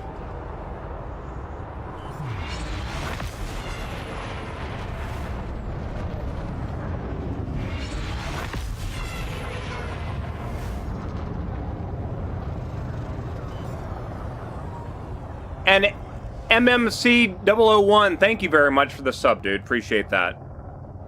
So, I did just see someone ask about, did something just give you a heading to your pad? So, if you look at the letterbox here, you have the red flashing light and you have green lights on the other side, right? Even if you're colorblind, you can identify that the red is the flashing one. Let me do something here real fast. Access granted. Cleared for landing on docking bay 07. It was my very first voice attack command I ever made. Is the pads inside the station are always in the same location. Okay? So if you come in and you're like, pad 7. 7 o'clock mid. Okay? There are 12 sides to the inside, so perfect for a clock layout, right? 7 o'clock, so 6, 7 o'clock. So it's below me to my right. Pad 7. 7 o'clock mid. And middle means that of the 3 sections, it's in the middle section. So I can wait a little bit longer before I cut my engines off. So going in, if you come in, 6 o'clock is directly below you, 7 is one thing over, and it's in the middle, right? You see this ring here that I'm pointing at? That's everything in front of that ring is near, everything after the next ring is far, right? So if I'm in here, and let me now position myself so I'm not in the way. I'm gonna bump into something right about now, okay. We're just gonna sit here for a moment. Pad 37. 3 o'clock mid. So 3 o'clock. Pad 27. 1 o'clock immediate. So see how that's in front, right? If you get immediate, you need to know that you need to start braking before you even get to the thing. I fly really fast ships. Even in the large ships, they have so much momentum, you want to be slowing down, right? But oh, check this out.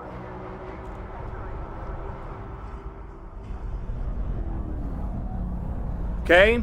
Let's say you flip it. Put it the other way. Well, now the green light's on your left side. Pad left 7. 1 o'clock mid. 1 o'clock mid. Come in. 12 o'clock, 1 o'clock. There's your pad. So I've written the voice attack command to try to let you know where the thing is in advance.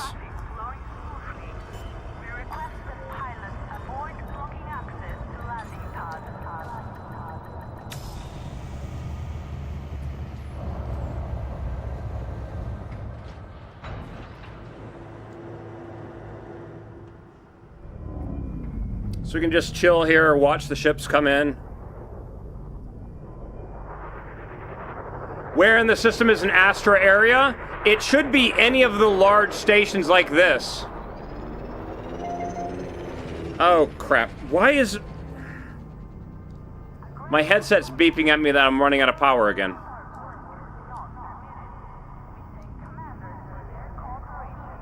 Oh, no. It's saying my controller's running out of battery.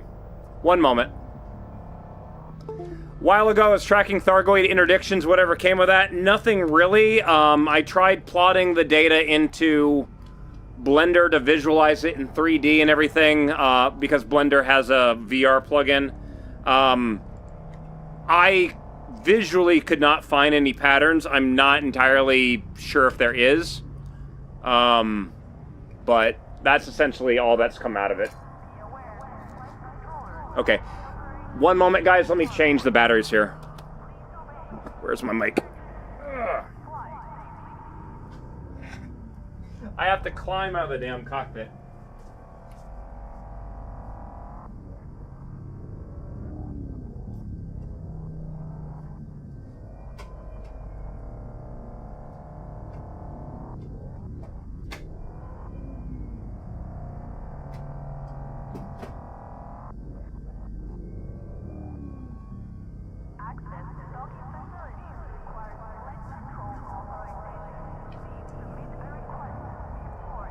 Oh, man. Okay. Oh, what is going on with my camera now, though? There we go. I think I have a tiny bit of dead zone issue going on, because I'm getting a very slow rotation to the right.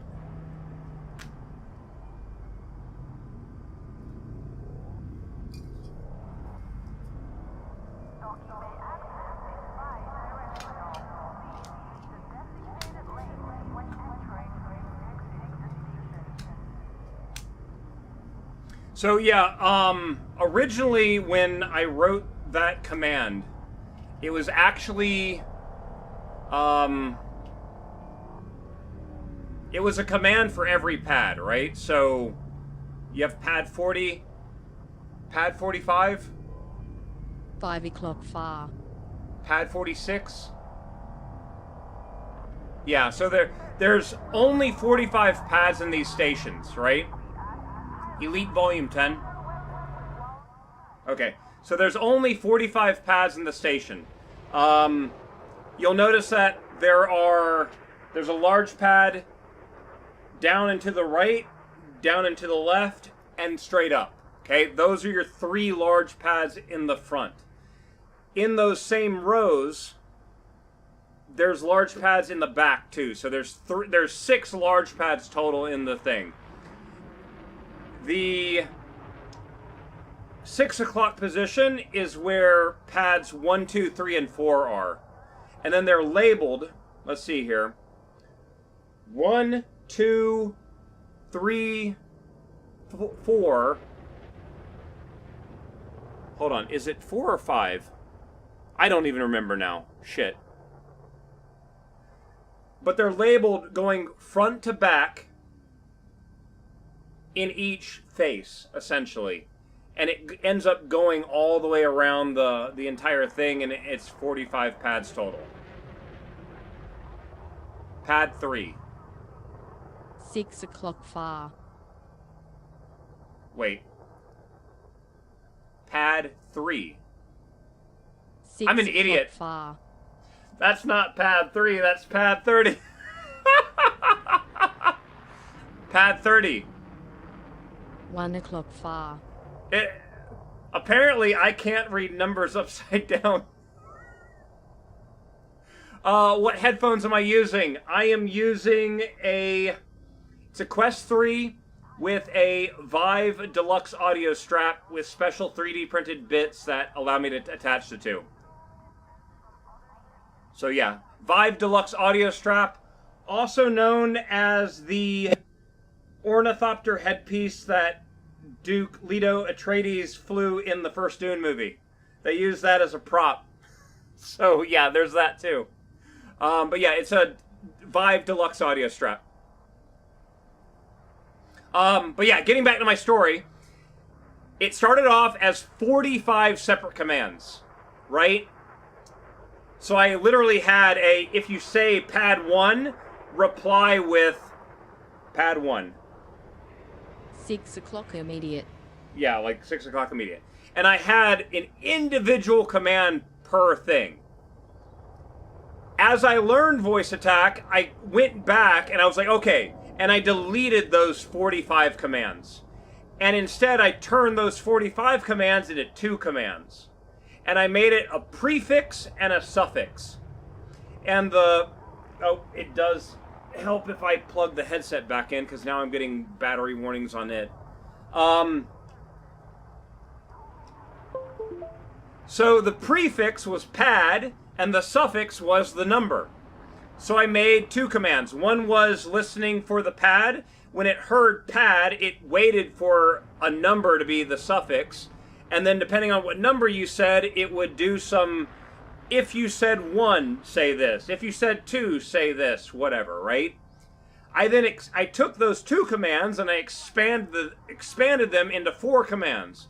So then I had pad 7, Pad 7. 7 o'clock mid. I had it where it would tell you where it was if you had the green light to the right. But if you came in and you had it the green light to the left, pad left 7. 1 o'clock mid. See, now 1 o'clock, right? From there, after learning even more, I took those 4 commands and I turned them into one single command that is just intricate. Like here, I mean, this is the nice thing is I can actually show you this stuff. So if I take voice attack and I open up my pad command, this is literally it. That's the command right there. In square brackets, pad, semicolon, pad left, end square bracket. Square bracket, 1, ... 45. So it's looking for every number between 1 and 45. That's it. That's the entire command. And this allows me to do variables, and depending on what I say, for example, command segment 0, that's the first half of the command. Command segment 1 is the second half of the command. So this is all programming to do all the pads in the 2 possible orders that you can come in, with the green light on the left or the right. That is the entire command now. Just programming. Right? I mean, I've written commands where you're like, I don't know, 35 Celsius to Fahrenheit. 95 degrees. Right? Do stations have the same number of pads in each row? Every single station is the same exact layout. And again, guys, I apologize. I've got this crap in my lungs right now, too. Let me see if I can find you guys a picture. Hold on a moment. Every pad is in the same place. I am now just trying to find a graphical image of that.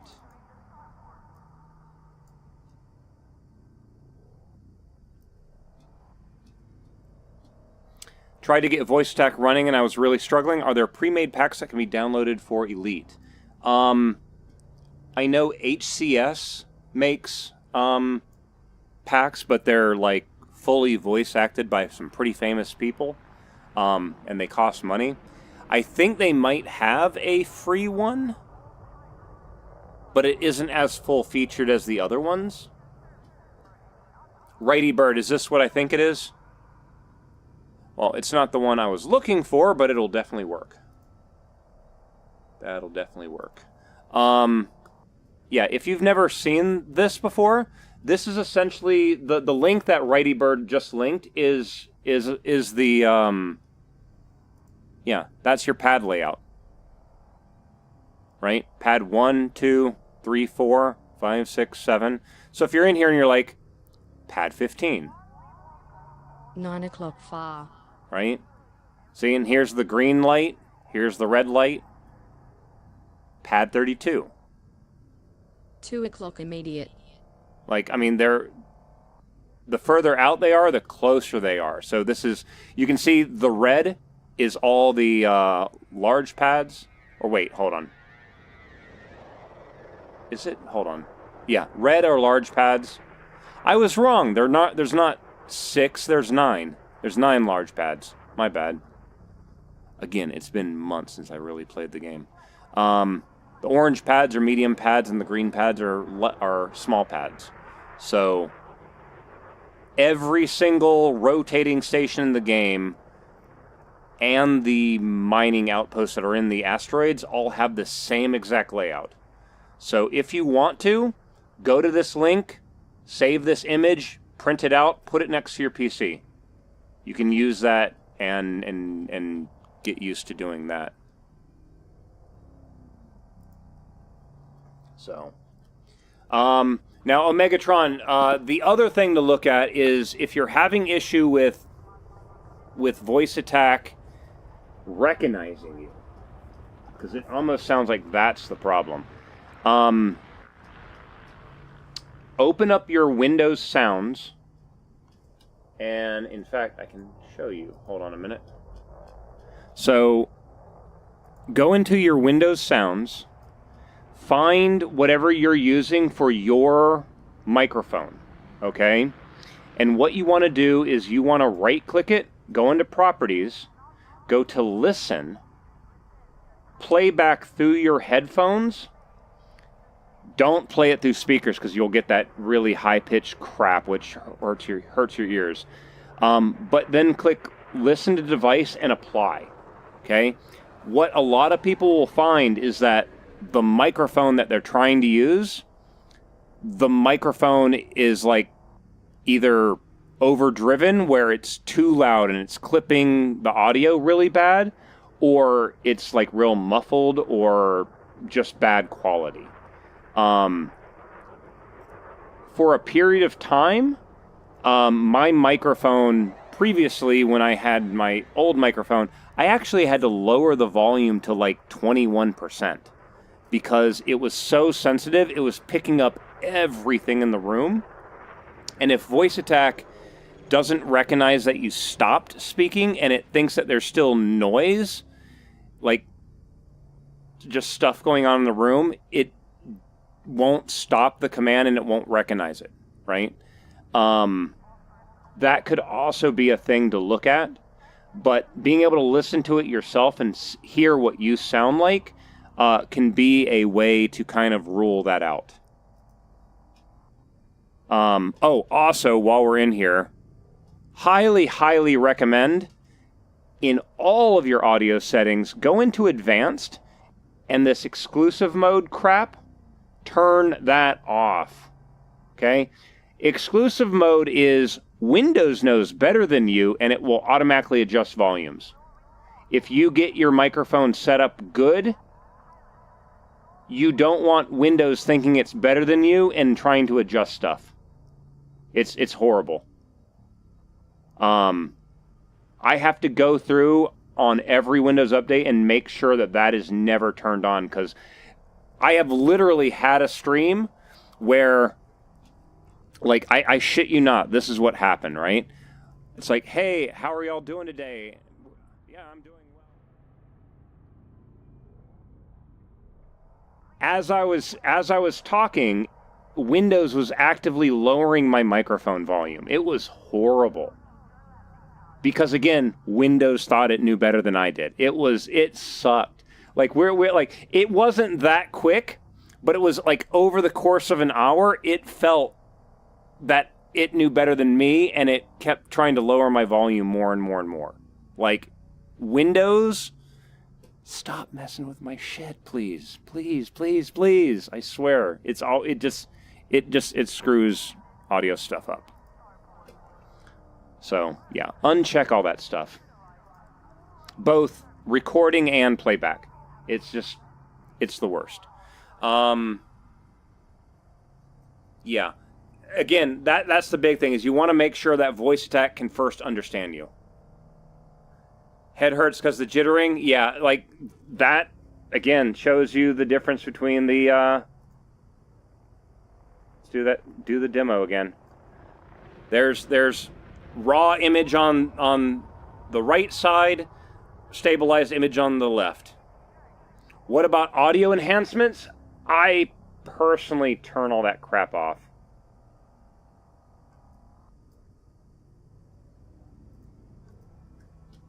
I do all this, I do a lot of stuff with audio things, and I like having the raw audio, and then I use a program like Voice Meter to adjust my equalizer and everything like that to what I think sounds good.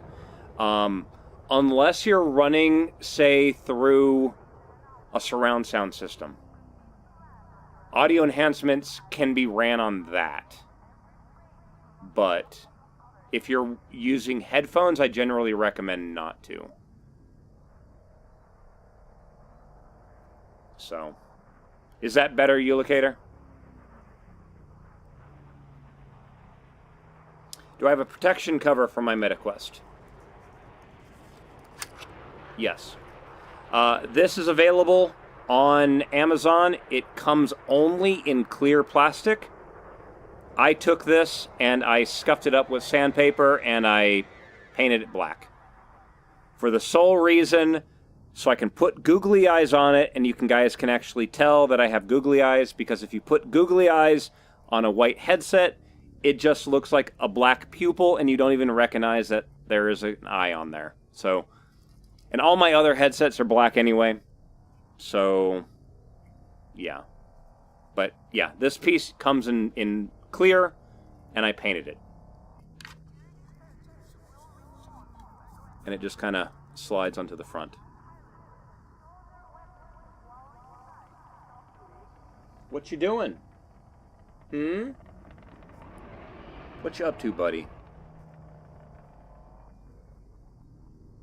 Just make sure you don't put the googly eyes over the cameras, because the cameras still need to work. What you doing? Yeah, he's not too fond of the other cats in the house now. Alright. Back to the game. And of course I'm messing with my foot pedals and I've turned the camera again. Okay. Oh, man. Oh, Malcolm is doing so much better. For those that are new to the stream, my cat, he recently turned 16 years old 2 months ago. And during his birthday, he had caught some kind of horrible bug. His sinuses were completely swollen. His head was bulging out like an inch because just his sinuses weren't draining. Ended up he had a little surgery. They had to cut his head open to drain his sinuses. And he was sick for about a month. But since then, made sure to keep, like, his eyes. Once his eyes started to drain, I had to keep his face clean like crazy. And since then, yeah, he's been so much better. Right? Wish he wasn't sick during his birthday, though. But yeah, oh God, when did he turn 16? He turned 16 on... Where is it? Yeah, the 15th of August. So pretty much the last half of August and the first couple weeks of September were shit. He was, like, you know how cats, when they think they're going to die, they kind of try to find a place and just pass away there? He was doing that, and I was like, no, you're not doing that. I tried to take him, and I kind of wrapped him up in a blanket. Had to, because, like, every time he would do that, when he would come back out, he'd be, like, super cold, right? And I'm like, buddy, you can't do that. So I wrapped him up with a blanket. I ended up using a heating pad, and I got him so he was actually warm again. And once he started doing that, he started getting back into the bed, and I would wrap him up there, and he would... he started getting better after that. So, yeah, it just took him a while, but... What's going on here, officer? But yeah, he was... For a period of time, dude, I thought I was going to lose him. It was horrible. Am I going to participate in the new power play system, or am I going to wait? I'm not sure yet, because nothing in power play contributes to what I do in the game. So... In one moment, did I just hear thunder? Sorry, guys. I'm just...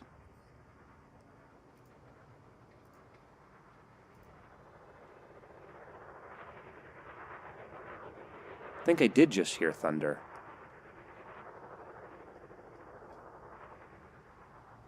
Okay. Yeah, apparently I've got a storm outside. But yeah, like... it was worrisome because he was bad. He was really bad. Like, I felt really bad for him because, like, his head was so swollen. It was, like, super, super tight. And I'm pretty sure he, like, the pressure inside of his head was just, you know? Ended up taking him to the vet. I see, and this is what I'm worried about. Like, bear with me. I gotta see if they've got a picture of him. Okay, so yeah, this one's safe to show. They shaved his head. They shaved a small portion of his head.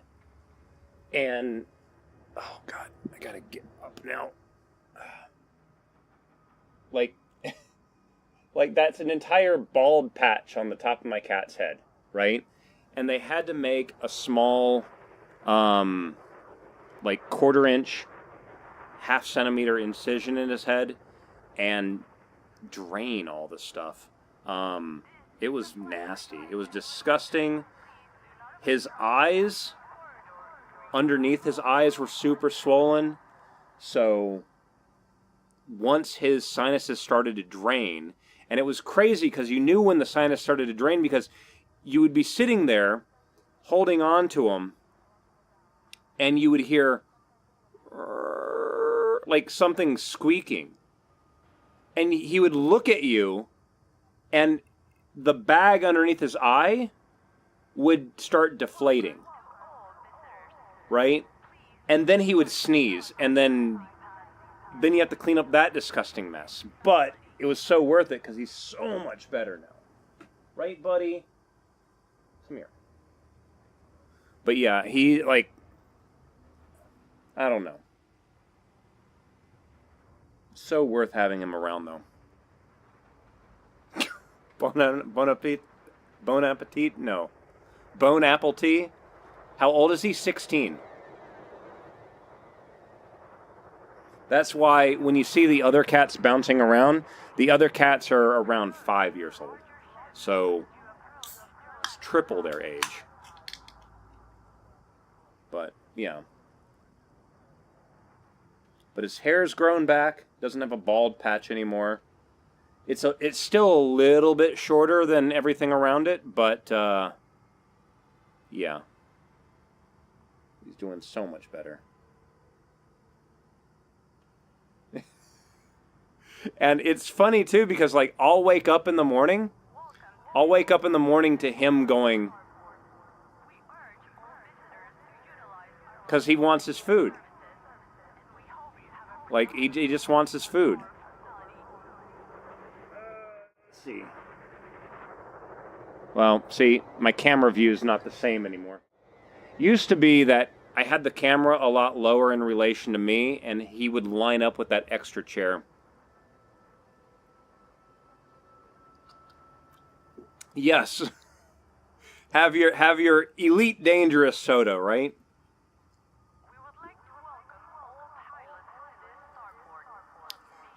You might see a gray and white cat over my right shoulder. That's Muppet. You'll see them like come up and they'll start begging for food constantly. Muppet is a goof. I don't know if... Hold on.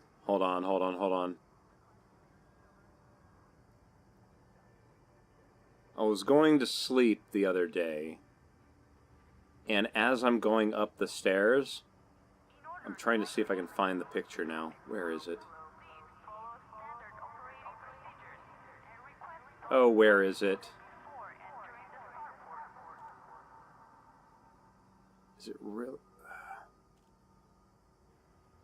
Is it really that long ago? No. Where the hell's the picture?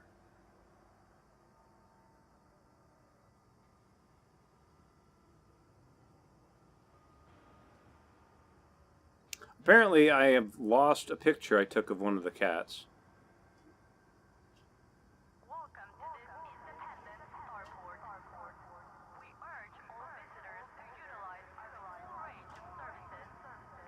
I don't know.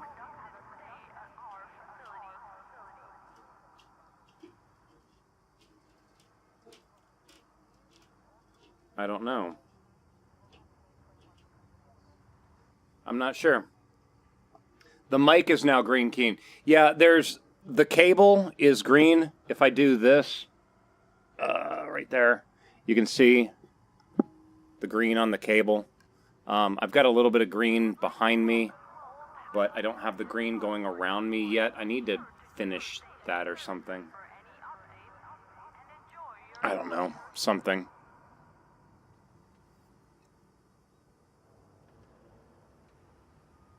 Alright. Let's fly the ship around some more. When did they say we're running away from the Guardians? When did they say colonization is coming? Oh, I mean, you look at a lot of the systems that they've been putting into place. Having colonization means that you're moving away from currently existing places. So, yeah. Had a whole cat family of 5, mom, dad, and 3 children. They got to live between 15 to 18 years. Yeah, I'm hoping he's still got a few good years in him. Right, buddy? You're going to end up being on Guinness World Records for longest lived cat, I hope. Alright, let's get out of here. Time? 15:29. Elite Volume 50. Why is the source video quality 936p? Oh, get to talk about all the technical shit today. Hold on.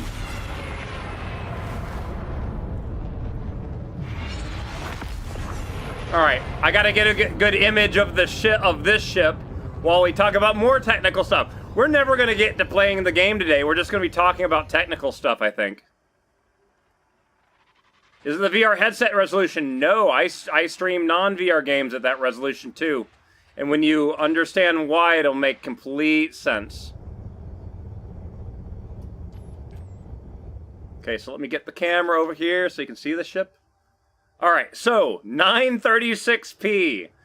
So, yeah. Twitch only allows a... Why did I push the button to leave the camera view? Dang it. Twitch only allows a bitrate upload of 7,000 bytes?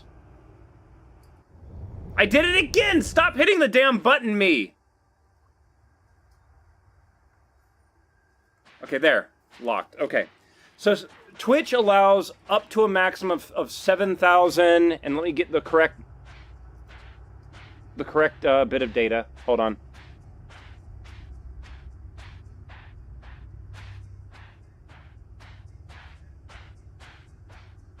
What does that sound?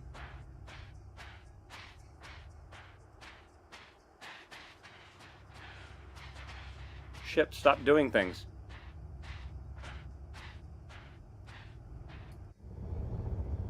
I don't know why the ship's making all that sound. Yeah, so Twitch only allows that much. Okay? It is, and again, let me, yeah, 7,000 kilobytes per second, kbps. That is the maximum that Twitch allows. 1080p at 60 FPS. Let me start over. Twitch does keyframing every 2 seconds, meaning it will send one entire image, every single pixel in the entire resolution.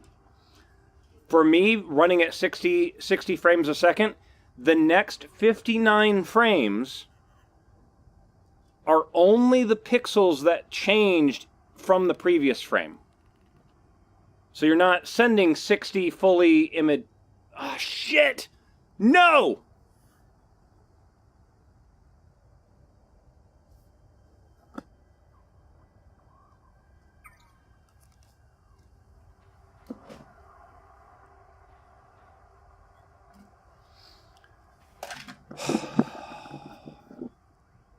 Okay, so we don't miss out on anybody. I'm not going to talk about this until I get back. I'll be right back, guys. The ads are playing, and I don't want people to miss out on stuff because of the ads. I'm going to go use the bathroom. I'll be right back. Ads end in 2 minutes, 30 seconds. Be right back, guys.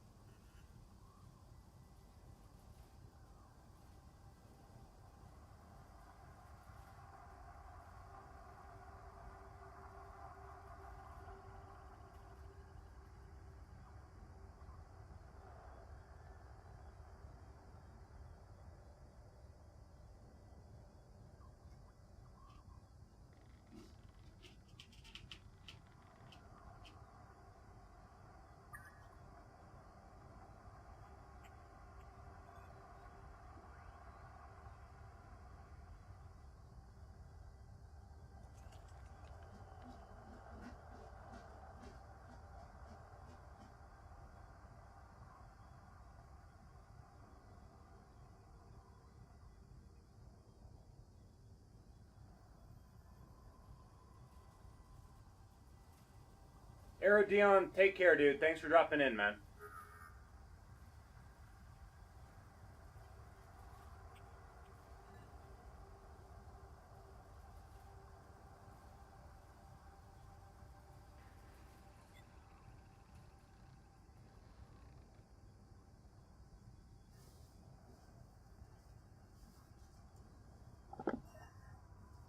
Oh, man.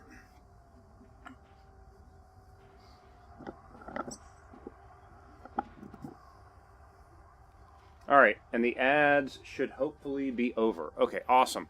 Okay, so yeah, Twitch only allows 7,000, and it was a cap here, KBPS. So I don't know if that's kilo or whatever. 7,000 of whatever unit that is.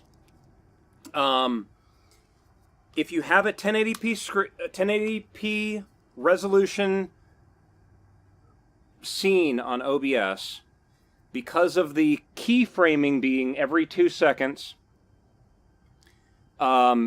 you send one entire frame and then 59 of only the pixels that changed. Okay? Given that my stream is VR and my head is shaking, I'm pretty sure that almost every pixel is changing at any one time. Maybe my keyboard, those pixels aren't changing that much, but if I have the keyboard out of the way, there's very little pixels that are not changing on my screen. The 936, it's... Hold on.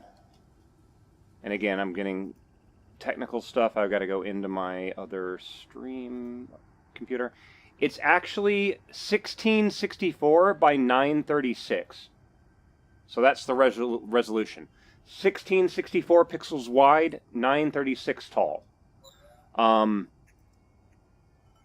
That resolution, if you have every single pixel change on every single frame, will still be under 7,000 kilobytes.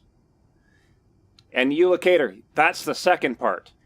It is also the highest number underneath that is also divisible by 8. And the reason why divisible by 8 is important is that comes into the way the encoder works. The encoder encodes 8 by 8 chunks of pixels and sends the data. If I have a resolution that's different than what I have now, it would get to the edge of the screen and it would only do like partial. it still has to send that data, and then you're wasting space that's not actually being used. So it meets those two criteria. It's under the 7,000 that Twitch allows, and it's divisible by 8. That's why I use it. Now, if I was running, say, 1080p at 30 FPS, yeah, I could run that just fine. But I feel personally having a stream at 60 FPS looks smoother. And the fact that because I am a Twitch partner, I do get transcoding that it will bump down to other people's hardware. If you're watching on mobile, it only runs at like 30 FPS.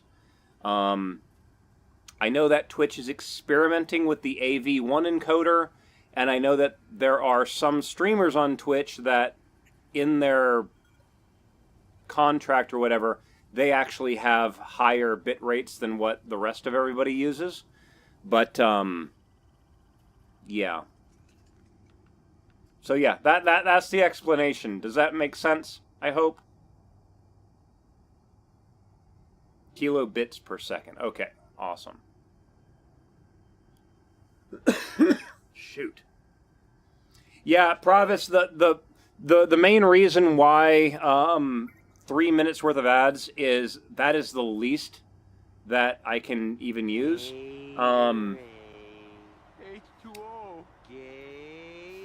Hold on. Water sucks. It really, really sucks. There's a couple reasons why I chose 3 minute worth of ads. If I do anything less, anybody coming into the stream, they are forced to watch a 30-second pre-roll ad. And you will be amazed by having any kind of pre-roll, even if it was like a 10-second, a 5-second pre-roll. If they have to go through a pre-roll ad to get to the stream, they immediately will leave, right? When I start my stream, 1 minute after the stream starts, it will play 3 minutes worth of ads right when I start my stream in the morning, okay? What that does is it then gives me 57 minutes of no pre-rolls at all. So anyone coming into the stream, they get to join the stream and immediately see me playing a video game or talking about whatever random subject I'm talking about, right? Pre-rolls scare people off. The other thing, too, is I know some people, they're like, I'll run ads, but it'll just be like random, right? If, let's say you come in, and let's just pretend it's 4 p.m., okay? Let's say it's 4 p.m., and random person 1 comes in at... Mr. Boo, yeah, I know, dude. It's one of those little pet peeve things, but like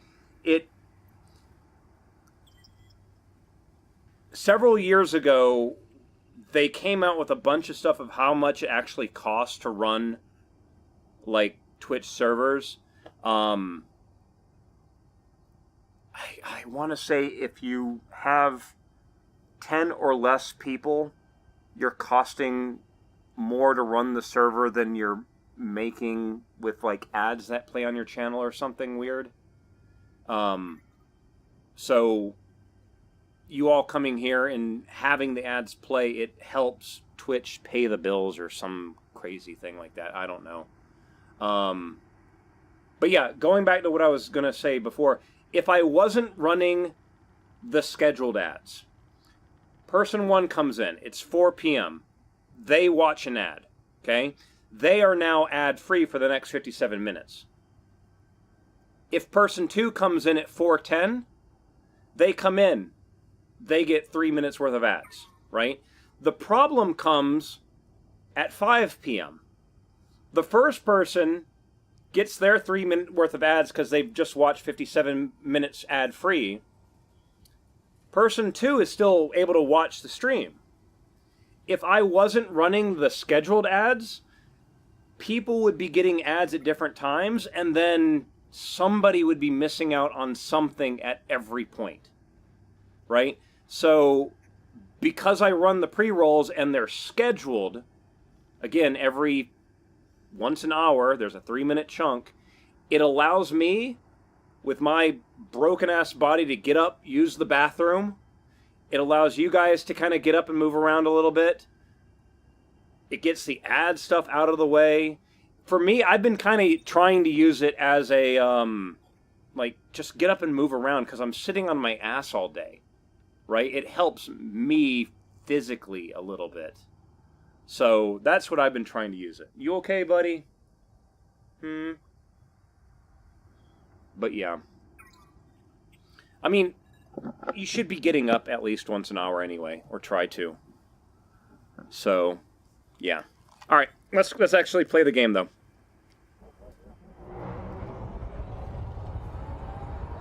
Where am I? I'm lost.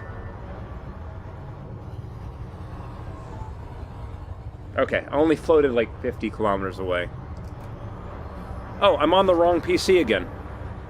I'm running a 2-PC setup, and I use a little program called Mouse Without Borders to seamlessly go between the two.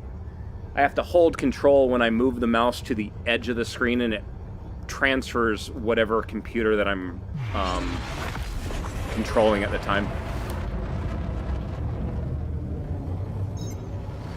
I remember to restock the SRV.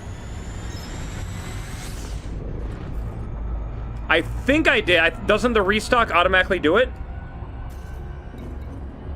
Yes. Okay, it's in there. It is in there.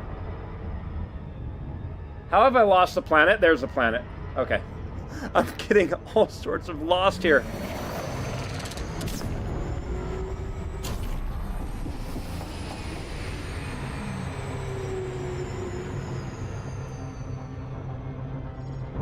Yeah, I do a lot of explanation on my stream, and I don't want people missing out on stuff. Wait, this isn't the planet. I am an idiot. The planet I went to earlier was the Oracle. Not Donor's Oak.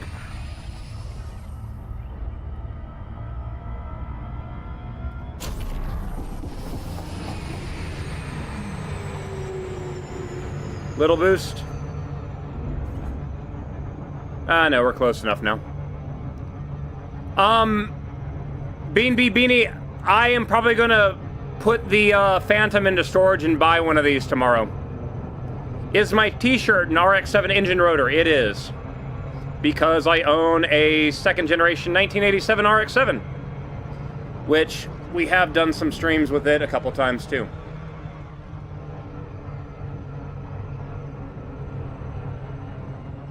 I do stuff in my garage every now and then. Why am I going to the Oracle? I'm going here to go to the planet.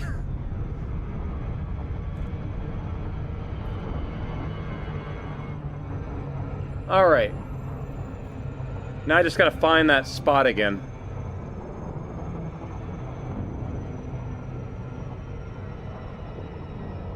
Do I explain rocket stuff? If I'm playing like Kerbal Space Program, maybe.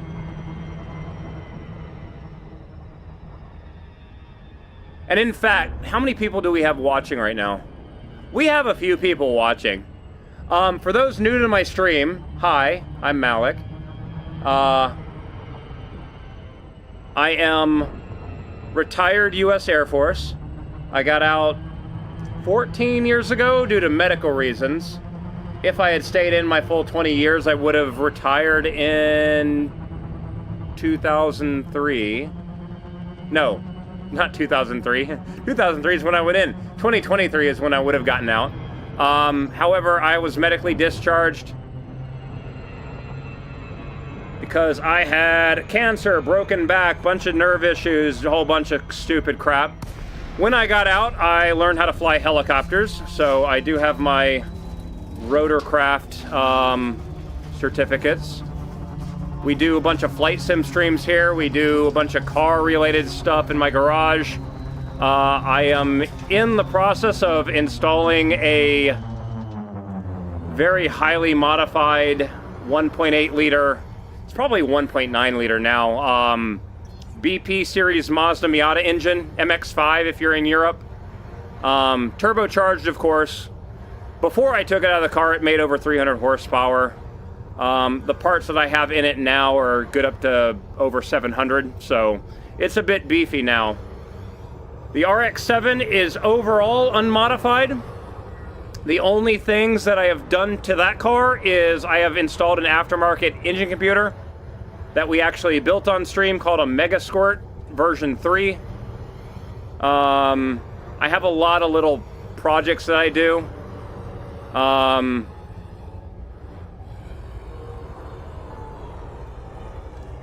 Hold on.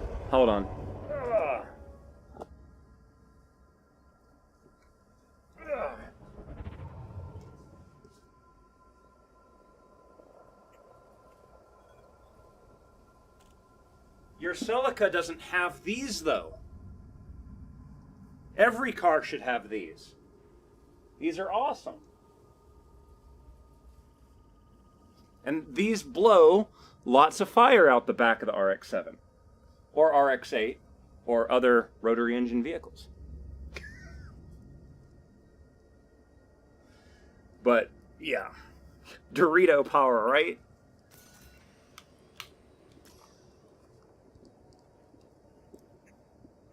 But yeah, both of my cars are running standalone ECUs, both Mega Squirts. My Miata has launch control and flat shift installed. The RX-7, I just need to wire it up. I've got all the parts necessary to turbocharge the RX-7. I just need to actually have time to do it. This is not the same canyon area that I was in before. I gotta find that. Hold on.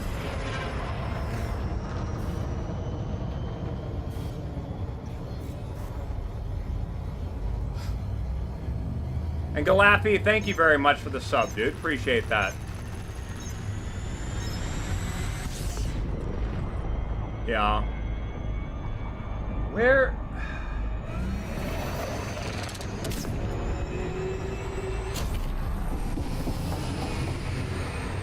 I'll tell you one bit of technology, Dayton Wolf. One bit of technology that I'm kind of surprised nobody has taken advantage of yet. There used to be a thing in the 50s, 60s that they would literally attach a rocket engine to the rear differential of a car. And, like, the fuel going through it wasn't exactly giving thrust. It was just the act of the turbine was turning the ring gear and actually pushing that power through the rear tires. Why has nobody made a kit like that that instead uses an electric motor? That uses that same general layout, though. I'm really surprised that that kind of stuff has not popped up. Because essentially, it's just a...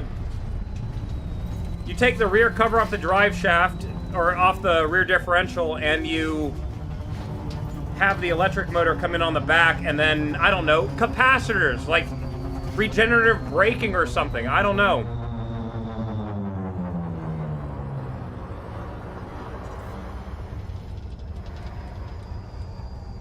Alright, this is where I wanted to go to.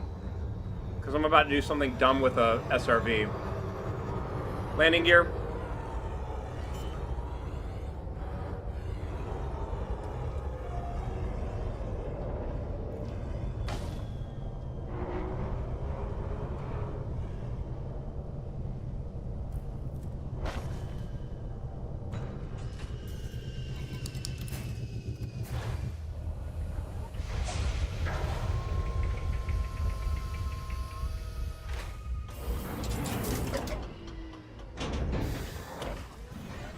Does my RX-7 have the Turbo 2 package? No, my RX-7 is a naturally aspirated non-turbo.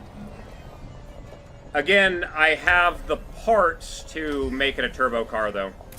I just gotta not be broken and actually have time to do it.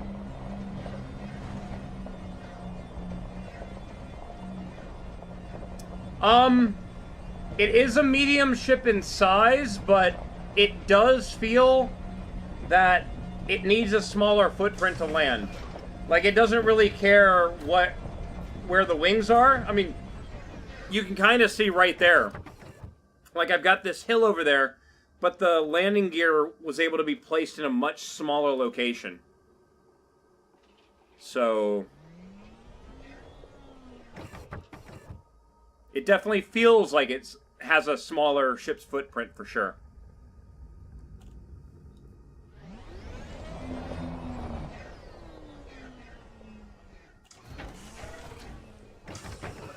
Recall ship. Ship dismissed.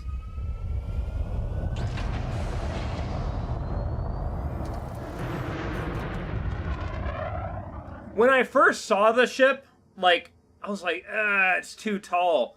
But now that I've, like, actually seen it in 3D, it is a good-looking ship.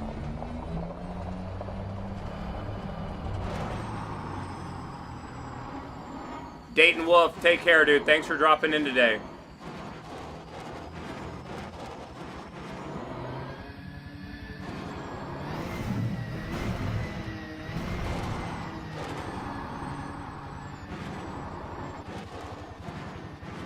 I don't know if I have enough speed here.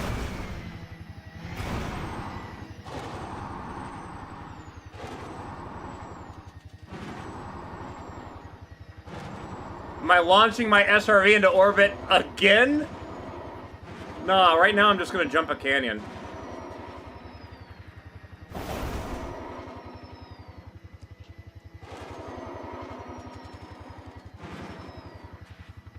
I mean, we'll see when we get to the other side of the canyon. Where can you buy the ship? Right now you can't. You can buy the Mandalay tomorrow with ARCs. I don't think I'm making it. Do a flip.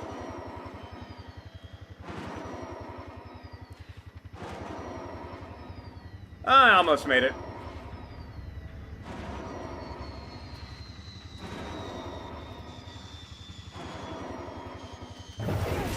Woo! Okay. That worked. That worked. 99% hull, still good.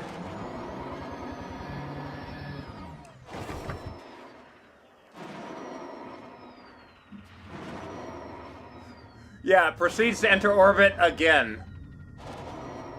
This planet doesn't have a moon, so I can't jump to it, though.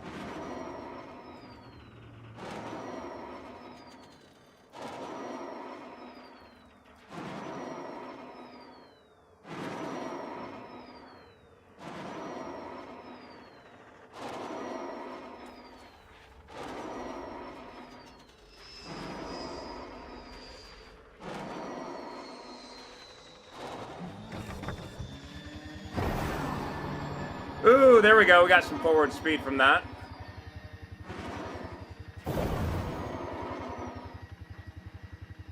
What do I think of the role of the Cobra Mark V is going to be? Well, it being multi-role, like, it's not going to have as many weapons as the,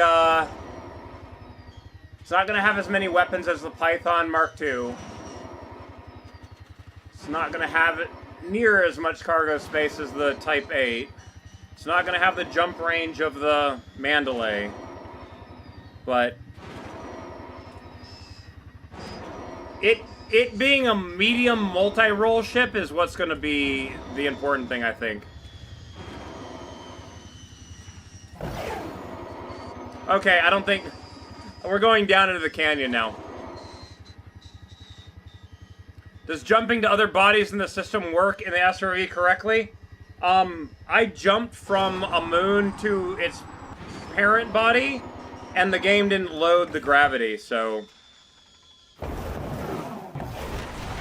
Good brakes, good brakes, good brakes! Chassis integrity compromised. Recall ship. Ship recalled. Yeah, so I left the moon, traveled across the ring of the parent body, and then when I entered the sphere of influence of the planet, because I didn't leave the ship or load in, it didn't load the gravity, so I hit the planet and bounced off because gravity was still 0. So the Cobra Mark IV got a bad rap. It was a good multi-role ship for material gathering. The problem with the Mark IV is it wasn't the greatest of ships. What it was very limited, right? Not many people were able to try it out, so that's where a lot of the hate for it came, is people just wanted to fly it. How long did it take? 21 hours to go from the moon to the planet.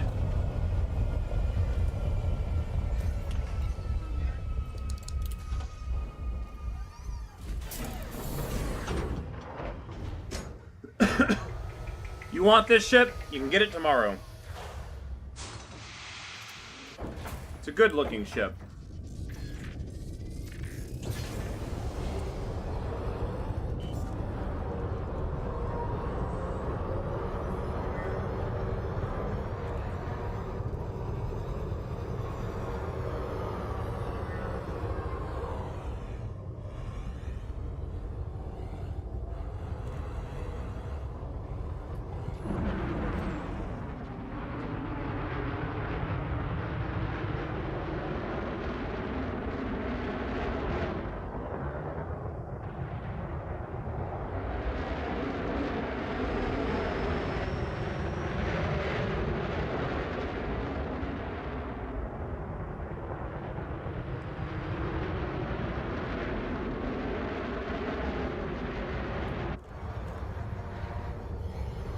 You don't want to fly the Mark IV Cobra. Hold on. Target 98K Tari.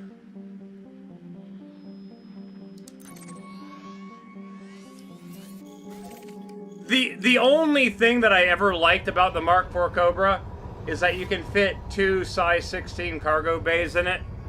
Meaning I could, at the time, pick 32 tons of corrosive cargo.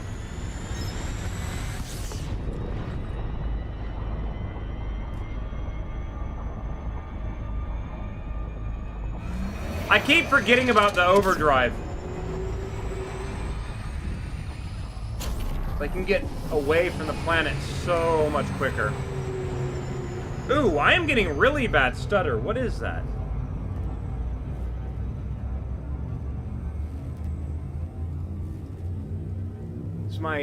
I'm wondering if it's because my headset was turned off and then turned back on.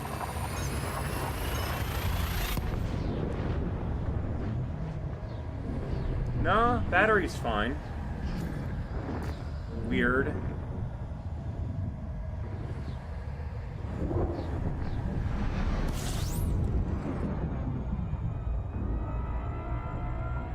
One moment.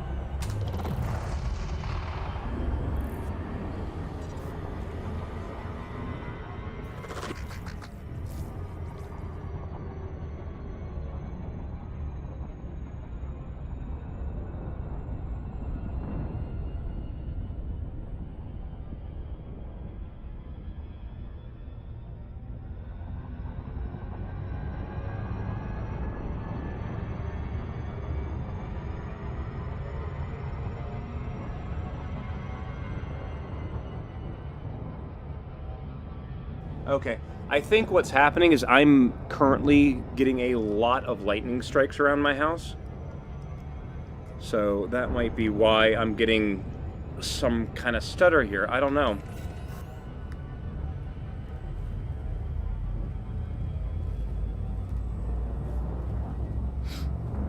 In the back rooms, right?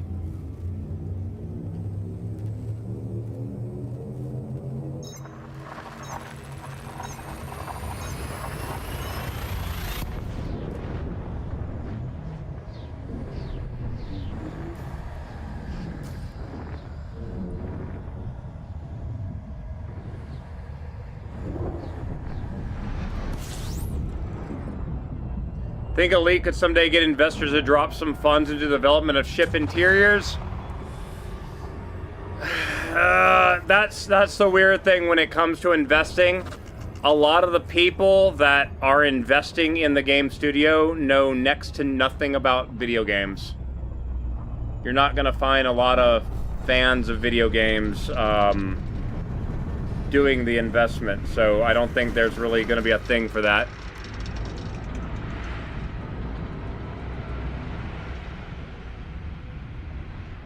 Target Founders World.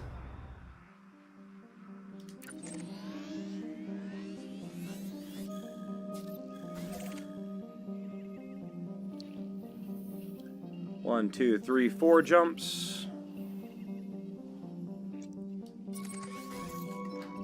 No!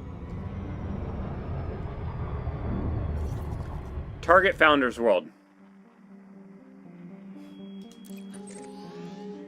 I have to plot the entire course, but I need to go to the 4th star. 1, 2, 3, 4.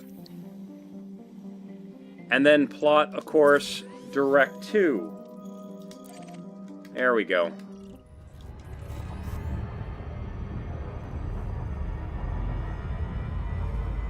Gotta use up the neutron boost.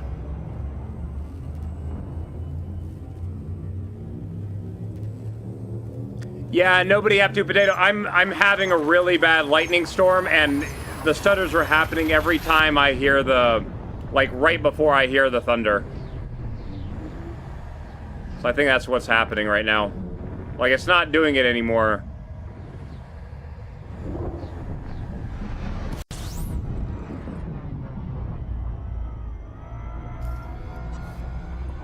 All right.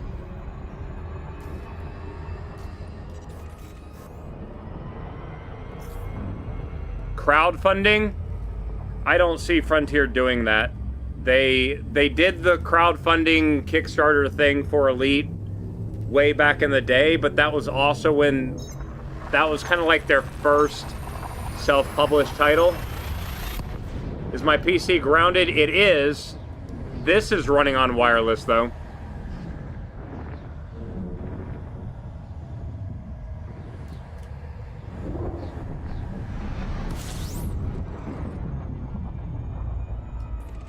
I thought originally, like, the microwave... Like, I've had my microwave mess up the connection between my router and my headset before. So I was wondering if that was it. I was just double-checking to make sure nothing was on.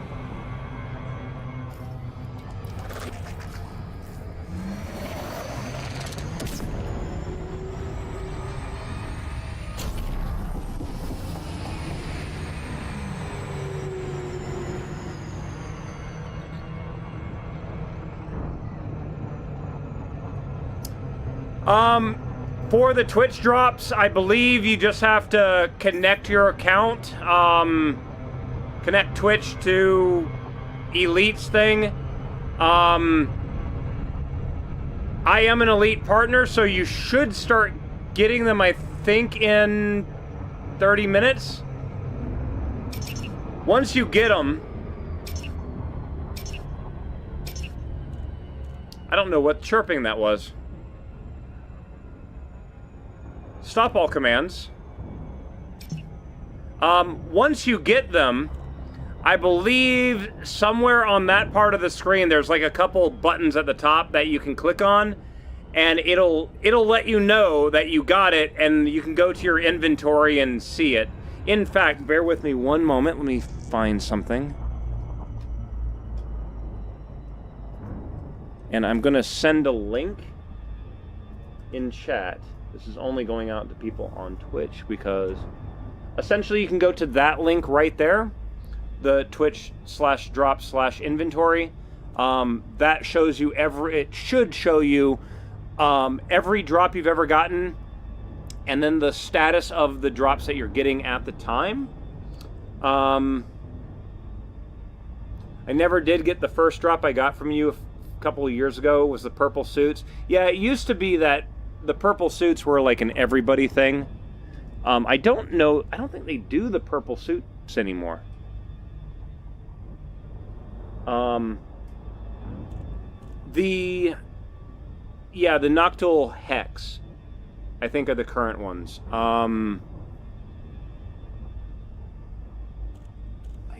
Do I have a picture of those? Give me 1 second. Do I stream on YouTube? I am simultaneously streaming on both Twitch and YouTube right now, yes. Let me...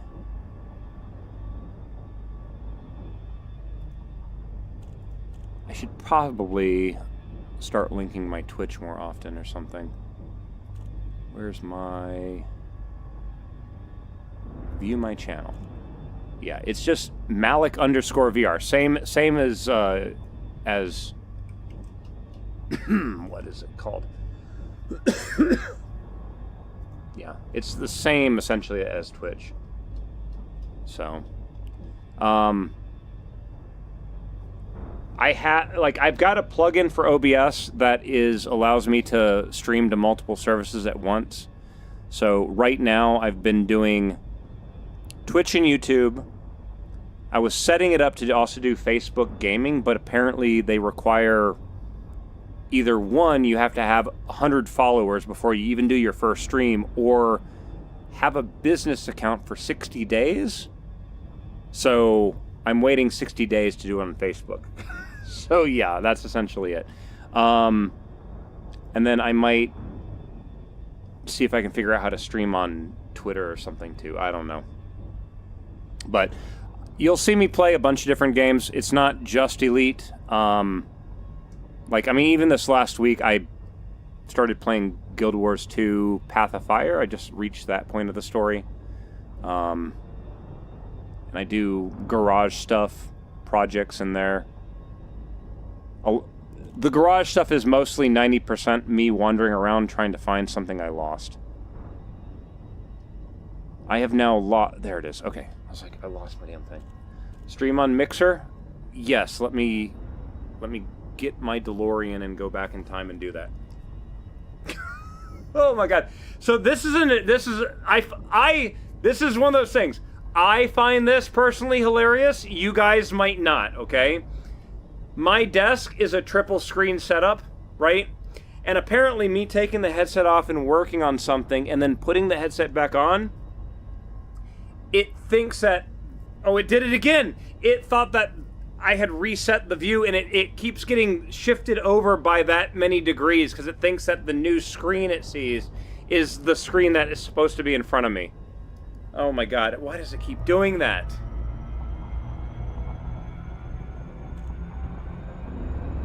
Alright. Jameson Memorial. Actually, I'm gonna do something dumb again. You'll find that I do that a lot. I have to experiment doing a bunch of stupid shit. So we're gonna go full shields.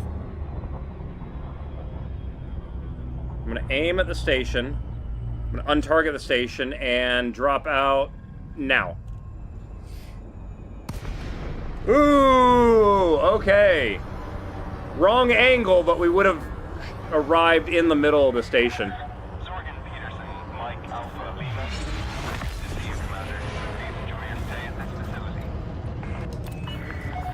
Access granted. Please head directly for Bay 26.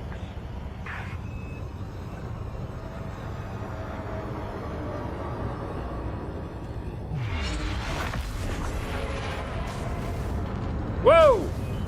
Okay, that turned a lot sharper than I was expecting. I only had 2 pips engines.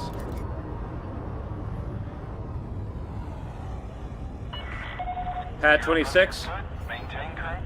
1 o'clock immediate. How did I do what? Carry on with your Hold on. journey, Commander. Because I unlocked from the station, it's not dropping me on... Like, if you have something locked, you're going to drop out a distance away from the station. Because I unlocked from the station and I waited until I saw single-digit numbers, it dropped me out where I was rather than the distance away from the station that a lock will do. I don't know.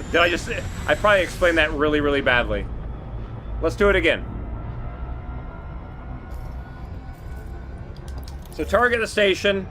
I use my little HUD to arrive behind it because that orientation shows you where the docking port is.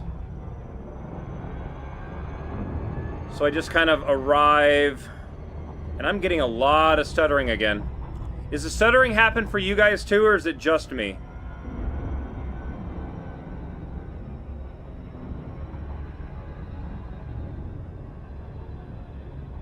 So, and this is, see, I'm trying to align myself with the station, which now I am.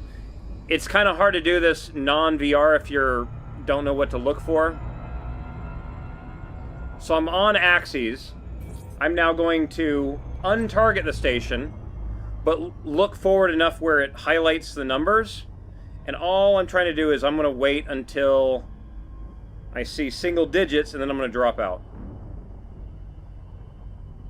Just try to stay centered. You can't throttle up because you'll just overshoot it super fast.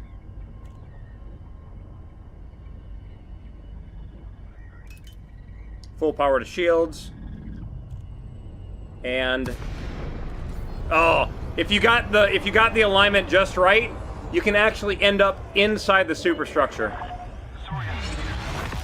Night vision.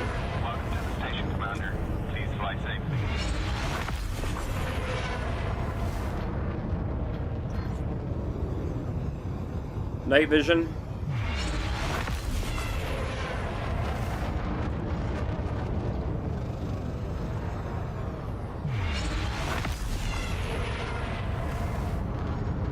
Request.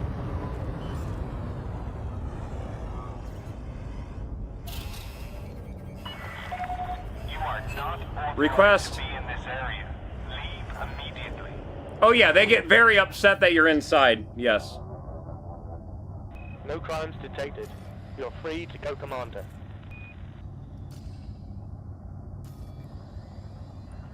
What? If I've got to cancel my docking, you need to give me a docking pad number, please.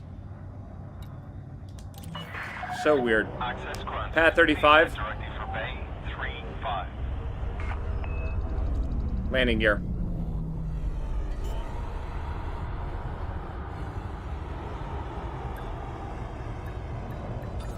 Still haven't quite learned the sight line of this ship. Otherwise, yeah, I'd be able to flip around and get into the center a lot easier. Perform landing checklist. Greetings, Commander.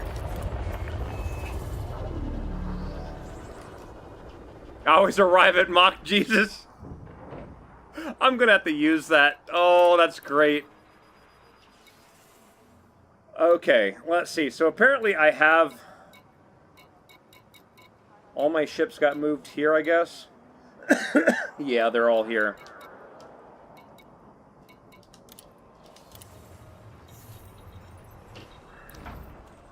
So this is a Mark IV Cobra.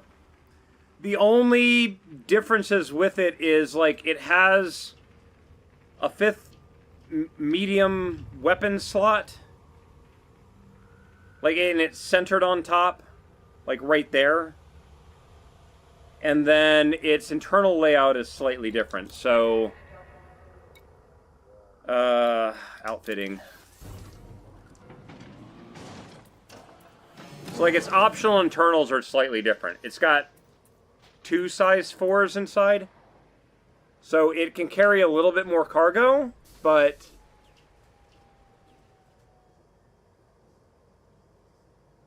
I don't know. Oh, shoot.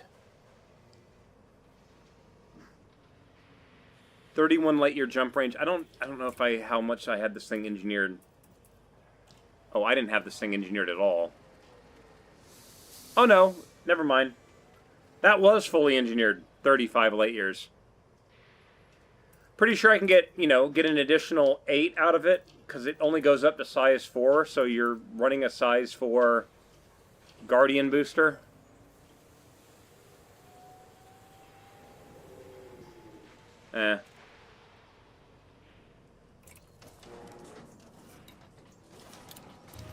I mean, like, I don't know. Like, it wasn't the greatest ship.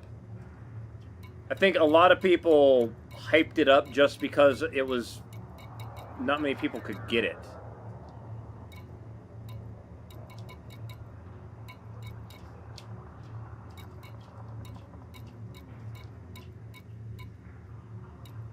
One of the best ships in the game right here. I feel really bad for people that have not ever flown an ASP Scout. This thing turns like it's on rails. But then again, mine is a little bit engineered as well. Yeah, it's a lot. I'm probably the only person crazy enough to fully engineer an ASP Scout.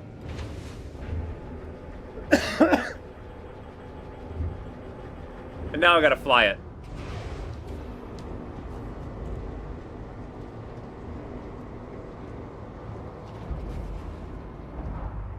Landing gear.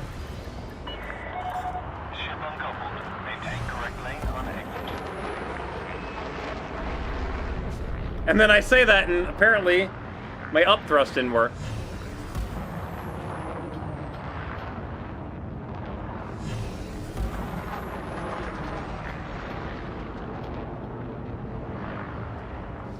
It's a little bit wider ship than I'm used to.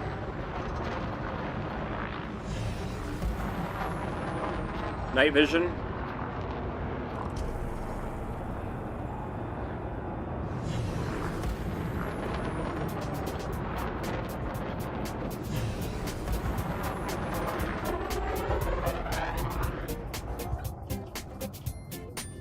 Oh, well.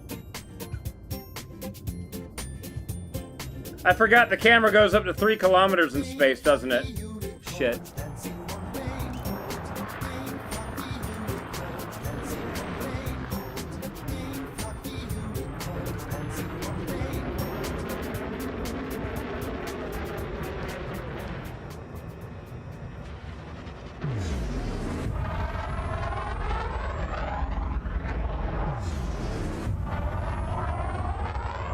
Zeno Crimson, take care, dude. Thanks for dropping in today.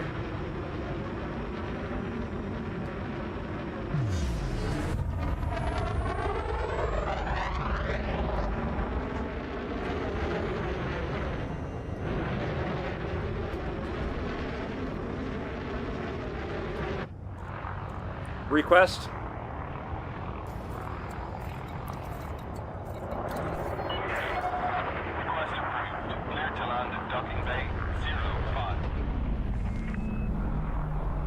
Landing gear.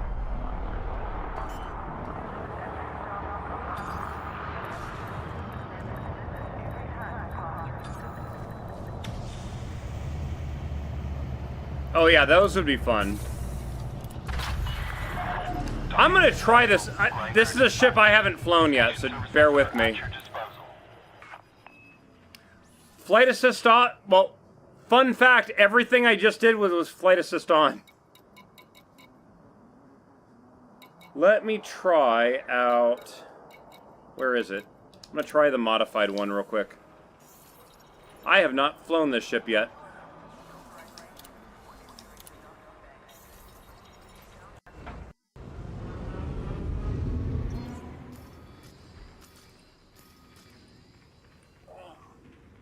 That is a hell of a tall cockpit. Holy crap.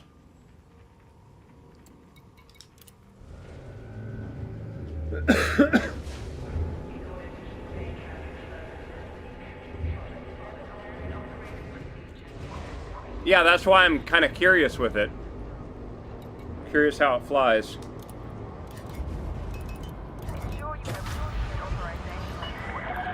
Landing restraints lifted. You are go for departure.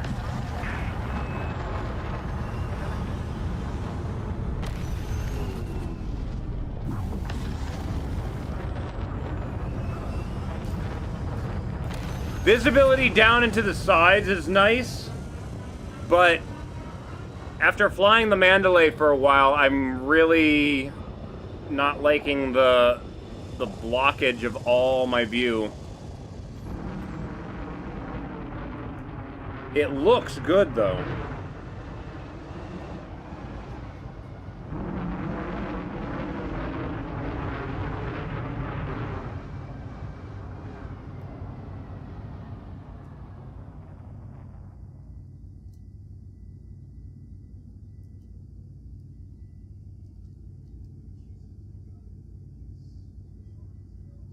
Does the wing on the side move?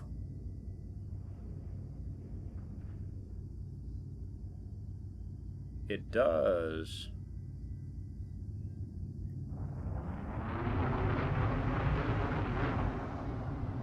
What the hell moved on the back? I saw something move back there.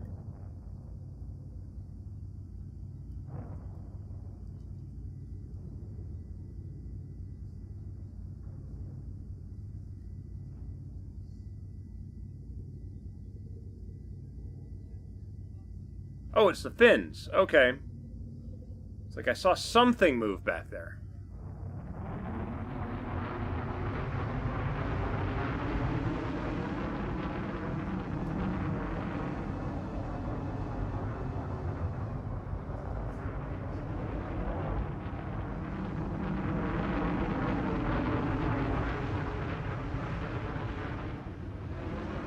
Of course, I fly it into the dark area behind the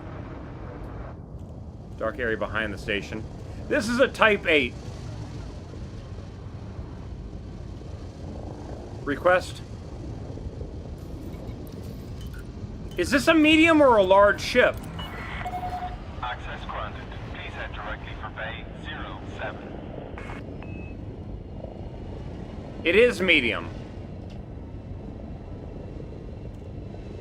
It feels like a big medium ship, though.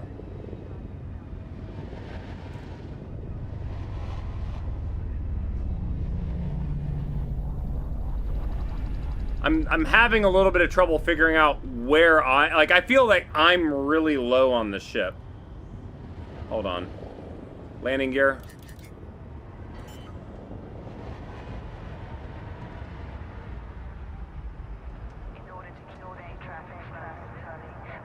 Oh yeah, I am really low on the ship.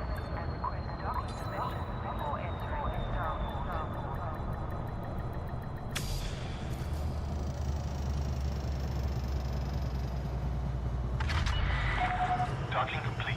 Perform landing checklist. It's good to have you with us, Commander.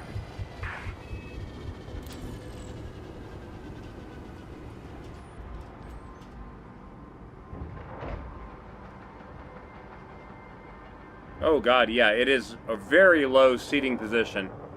So you gotta remember that all your ship is above you.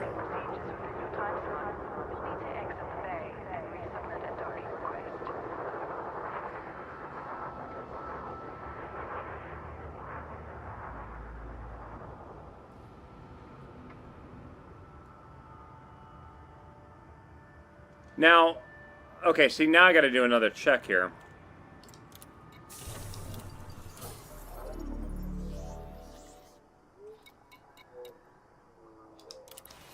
Let's go in delivery real quick. Did they make engineering a little easier to get materials? From what I understand, yes. They made materials, apparently, it's almost been multiplied by multiple times.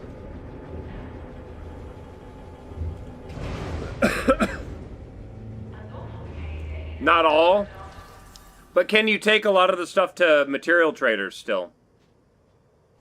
For the ones that are common. High grade emissions? Well, high grade emissions are your grade 5s, right?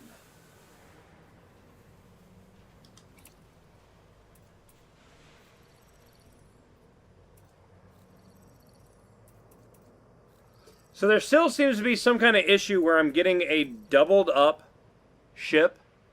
Like I've got the main ship and a second copy of the ship that... I don't know.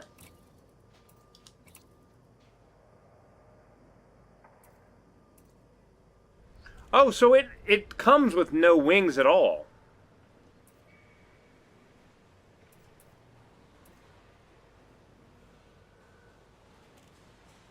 Big rig wings. I thought that was a gun for a moment. Arrow tail. What?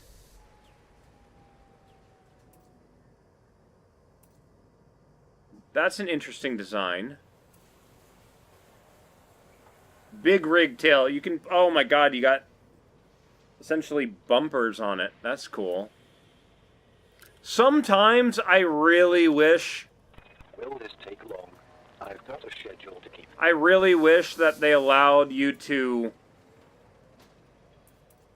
use 2 body kits at the same time. Oh my god, I would use all 3 of these. I would have the arrow kit, I'd have the extra wings on the side, and I'd have the big ol' lights. Holy shit. Oh, I can't view it. Oh. I would have all 3 of those on at the same time if I could.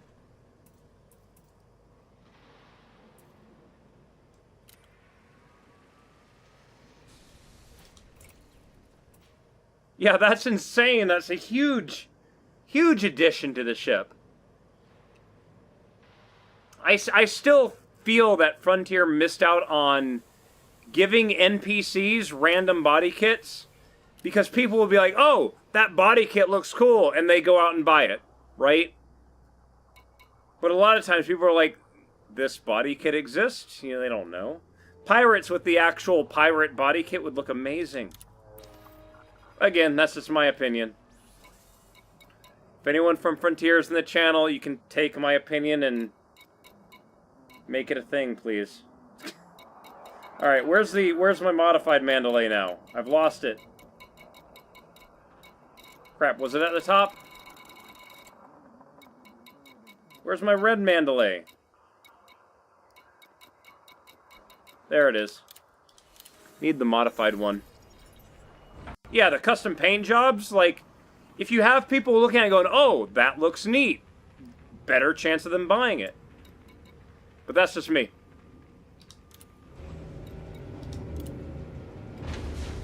I mean, it's not like people would watch someone, you know, play a game and go, oh, that looks like a fun ship, let me buy it. Please proceed to land on your assigned pad in a timely manner and refrain from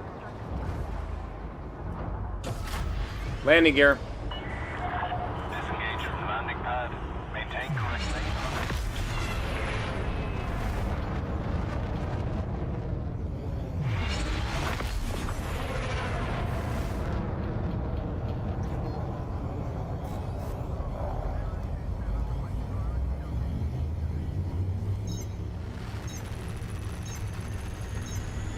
Alright.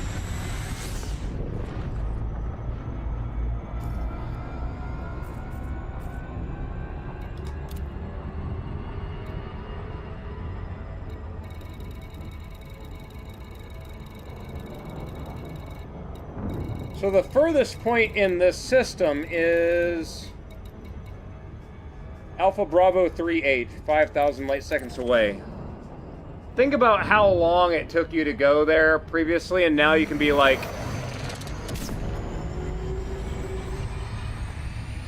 hit the Super Cruise overdrive, and you are there literally in a matter of seconds.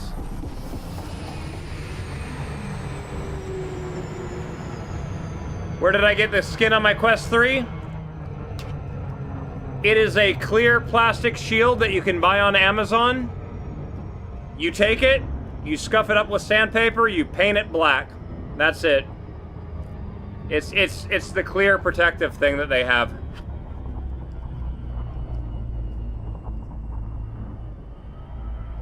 Just with paint.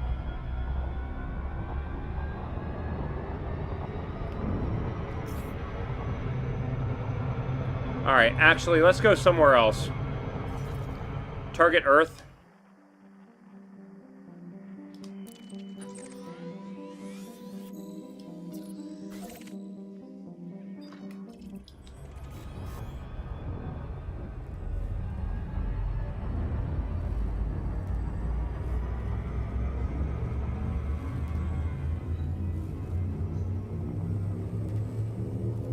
Planet Dirt.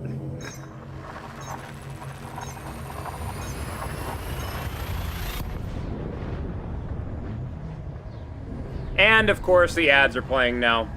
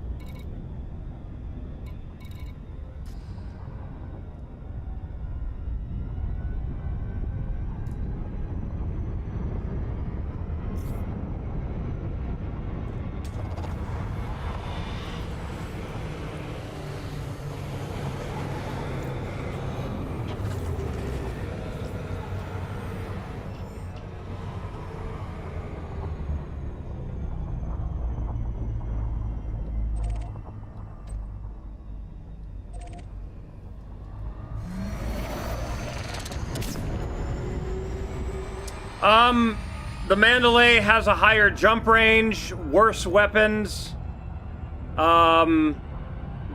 smaller internals. The Mandalay seems more... We just flew out to Pluto. Yeah, it's much more explorer-oriented. It's not really a combat ship. The Phantom is...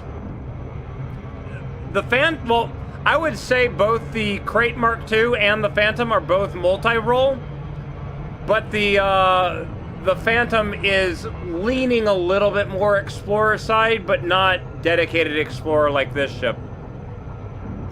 Loop of shame, I was on a 1-second approach the entire time, Dunpeel.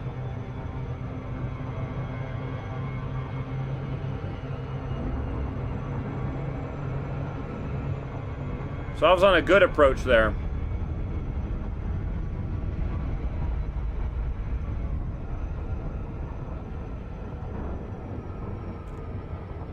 I mean, my Crate Phantom is what I use for my science vessel. I am most likely tomorrow going to be replacing it with a Mandalay. It's just how, like, its pitch roll yaw rate, like the way it flies in normal space. The Super Cruise overcharge is just nice. Like, everything on it is just, I've been enjoying.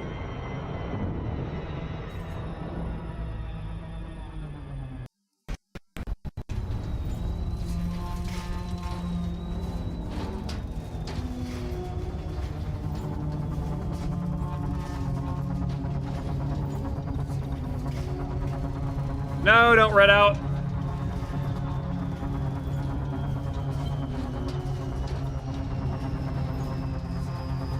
No, don't black out now. Oh, no.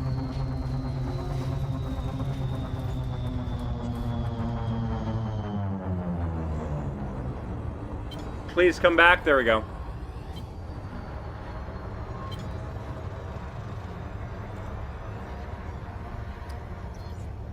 If you are approaching a planet and you turn flight assist off while you're still in glide, if you black out or red out and you pass out, you will stay passed out until the ship completely drops out of glide, which can be very dangerous.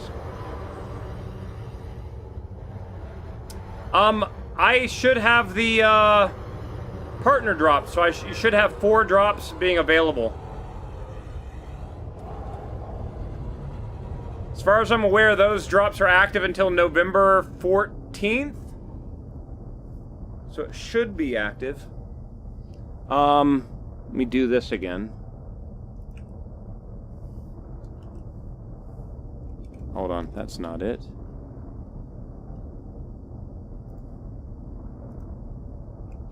Here's the link to Twitch inventory drops, so you can go there and see your progress. Wait, pass out? Hold on. We gotta go to a planet that actually has, sunlight.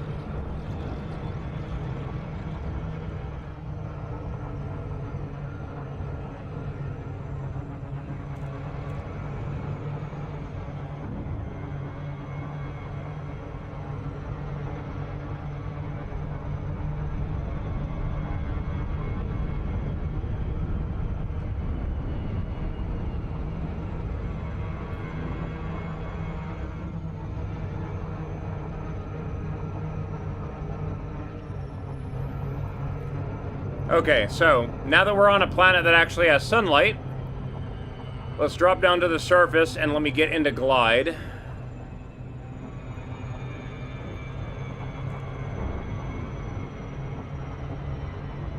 Now, right now I have flight assist on.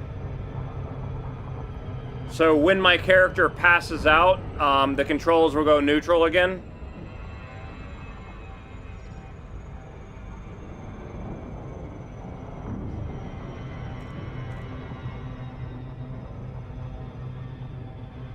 Come on.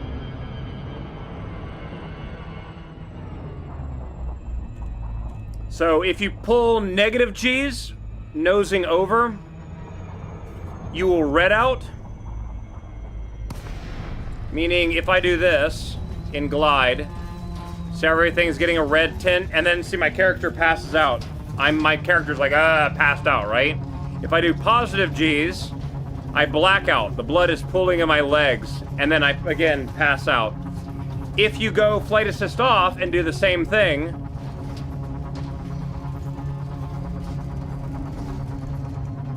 now your character's passed out, and now you have no control of your ship until your character recovers, and then you get your control of the ship back. Does that make sense?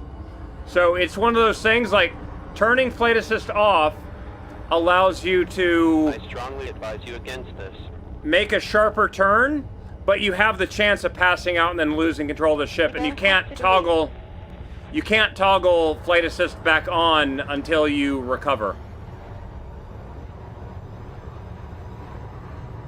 But yeah, I wish that they made that more of a thing in the main game, though.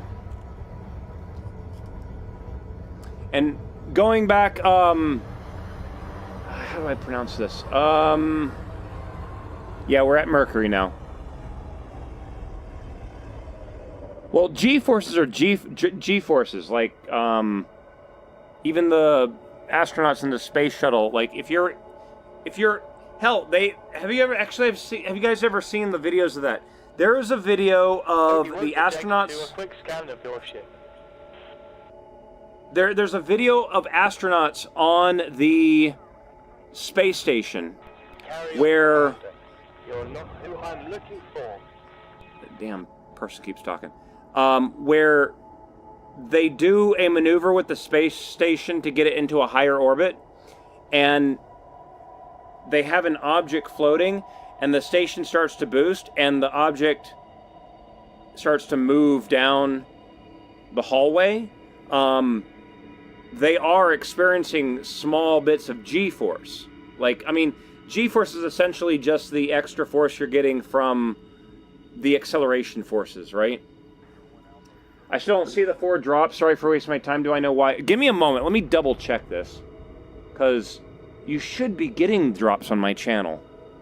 Have you done all the connection stuff to connect it to Frontiers stuff? Let me double check this. Viewer rewards drops. Please cease your unauthorized scan immediately. Elite. Elite Dangerous Halloween drops. Started October 17th, ends November 14th. October 17th, November 14th. Elite Partner Program Halloween drops. It is active. It should be working.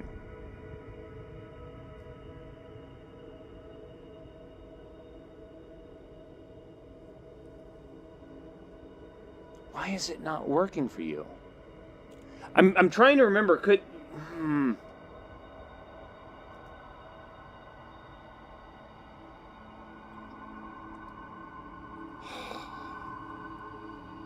Again, it's been so long for me doing this. Was there not a link to link the Twitch stuff to Elite?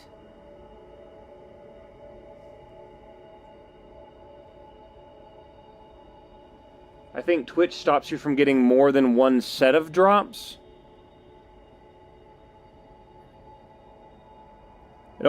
You've got a Python and a Cobra. Yeah, so the Python and Cobra are part of the Okay, so the Python and the Cobra are the elite partner drops. But you should have been getting the Anaconda and Asp Explorer at the same time. That's the part that's confusing. I've got both of them on.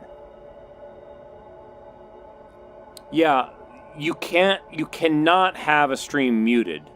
But I'm just wondering, like, if it's showing that you've got the 2, why it doesn't have the other ones. Oh, it does the partner ones first and then the Halloween ones? Oh, I thought it did it all at the same time. Okay. The good thing is that the last 2 you need, you don't even have to watch an elite partner. You can watch any elite streamer. Not both at once. Okay. See, so here's another problem, is that when Frontier do this partner drop thing,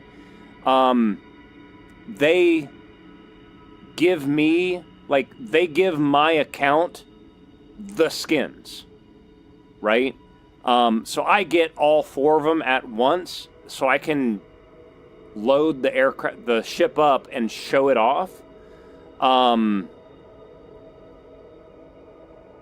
But because of that, I haven't had to deal with that. The only ones that I ever have to go and actually check out are the ones that are for Frontier's only channel, which those are the very, sorry, I got hiccups again. Very limited time kind of stuff.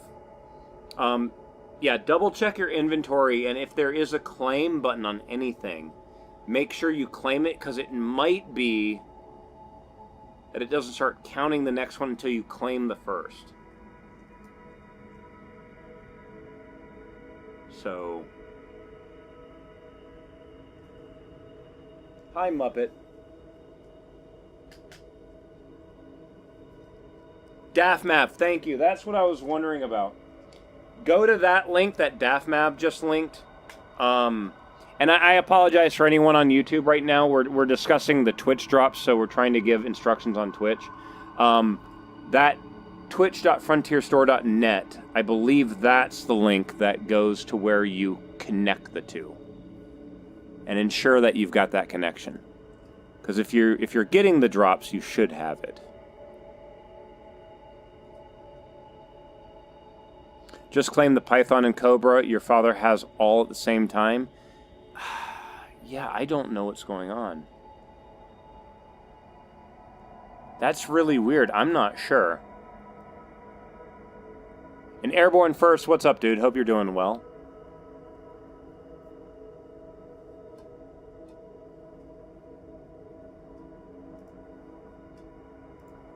Yeah, I'm not sure with that. Oh no, dude, you don't have to apologize for that, man. Do not have to apologize. This is, yeah, it's Twitch being Twitch. I don't know what it is. Try, like, F5 to reload. Try a Control F5 to force, what kind of reload is Control F5 supposed to be? Like, it gets rid of everything in cache, too? It might be that there might be something bad in cache that isn't connecting properly, and because of that, it didn't count it. I don't know. Super weird.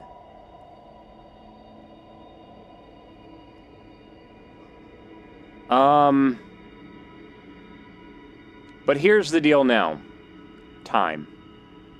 1647. Okay. It is almost 5 o'clock my time. Again, just like the last day, I have not eaten all day long, and I'm at that point where my stomach is starting to growl. So here's my general plan for the next few days.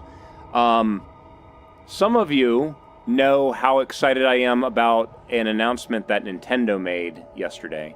I've actually pulled out my Wii U to reinstall Xenoblade Chronicles X. So I'll probably be doing a stream of that soon. Other than that, I will be going back into Elite over the next few days. So there will be more of there will be more availability of the drops. No, yesterday I didn't eat until late in the day. Like, it is now almost 5 p.m. where I live, and I still haven't eaten anything today. I'm hungry. My stomach is growling. Like, my stomach is imploding on itself. It's turning into its own little neutron star. It hurts. So I need to eat. What I am going to do in the meantime, though, is I am going to be sending you guys over to another VR streamer. His name is Father Bill. He streams with a Vajaro Arrow, I think is how it's pronounced. He is also an elite dangerous streamer. I'm sorry. Bleh. He is also an elite dangerous partnered streamer. So if you are here for the partner drops, don't worry. He has them too. I would recommend, once you move over, go to the address bar and remove the raid bit at the end of it so you actually move into his channel. I will be posting his channel URL here in a moment if you want to go directly there, but I am going to raid him. So, guys, thank you all very much for hanging out with me today. But, yeah, I really need food. I'm really hungry right now. And with that, I will see y'all later. Take care. Later, guys.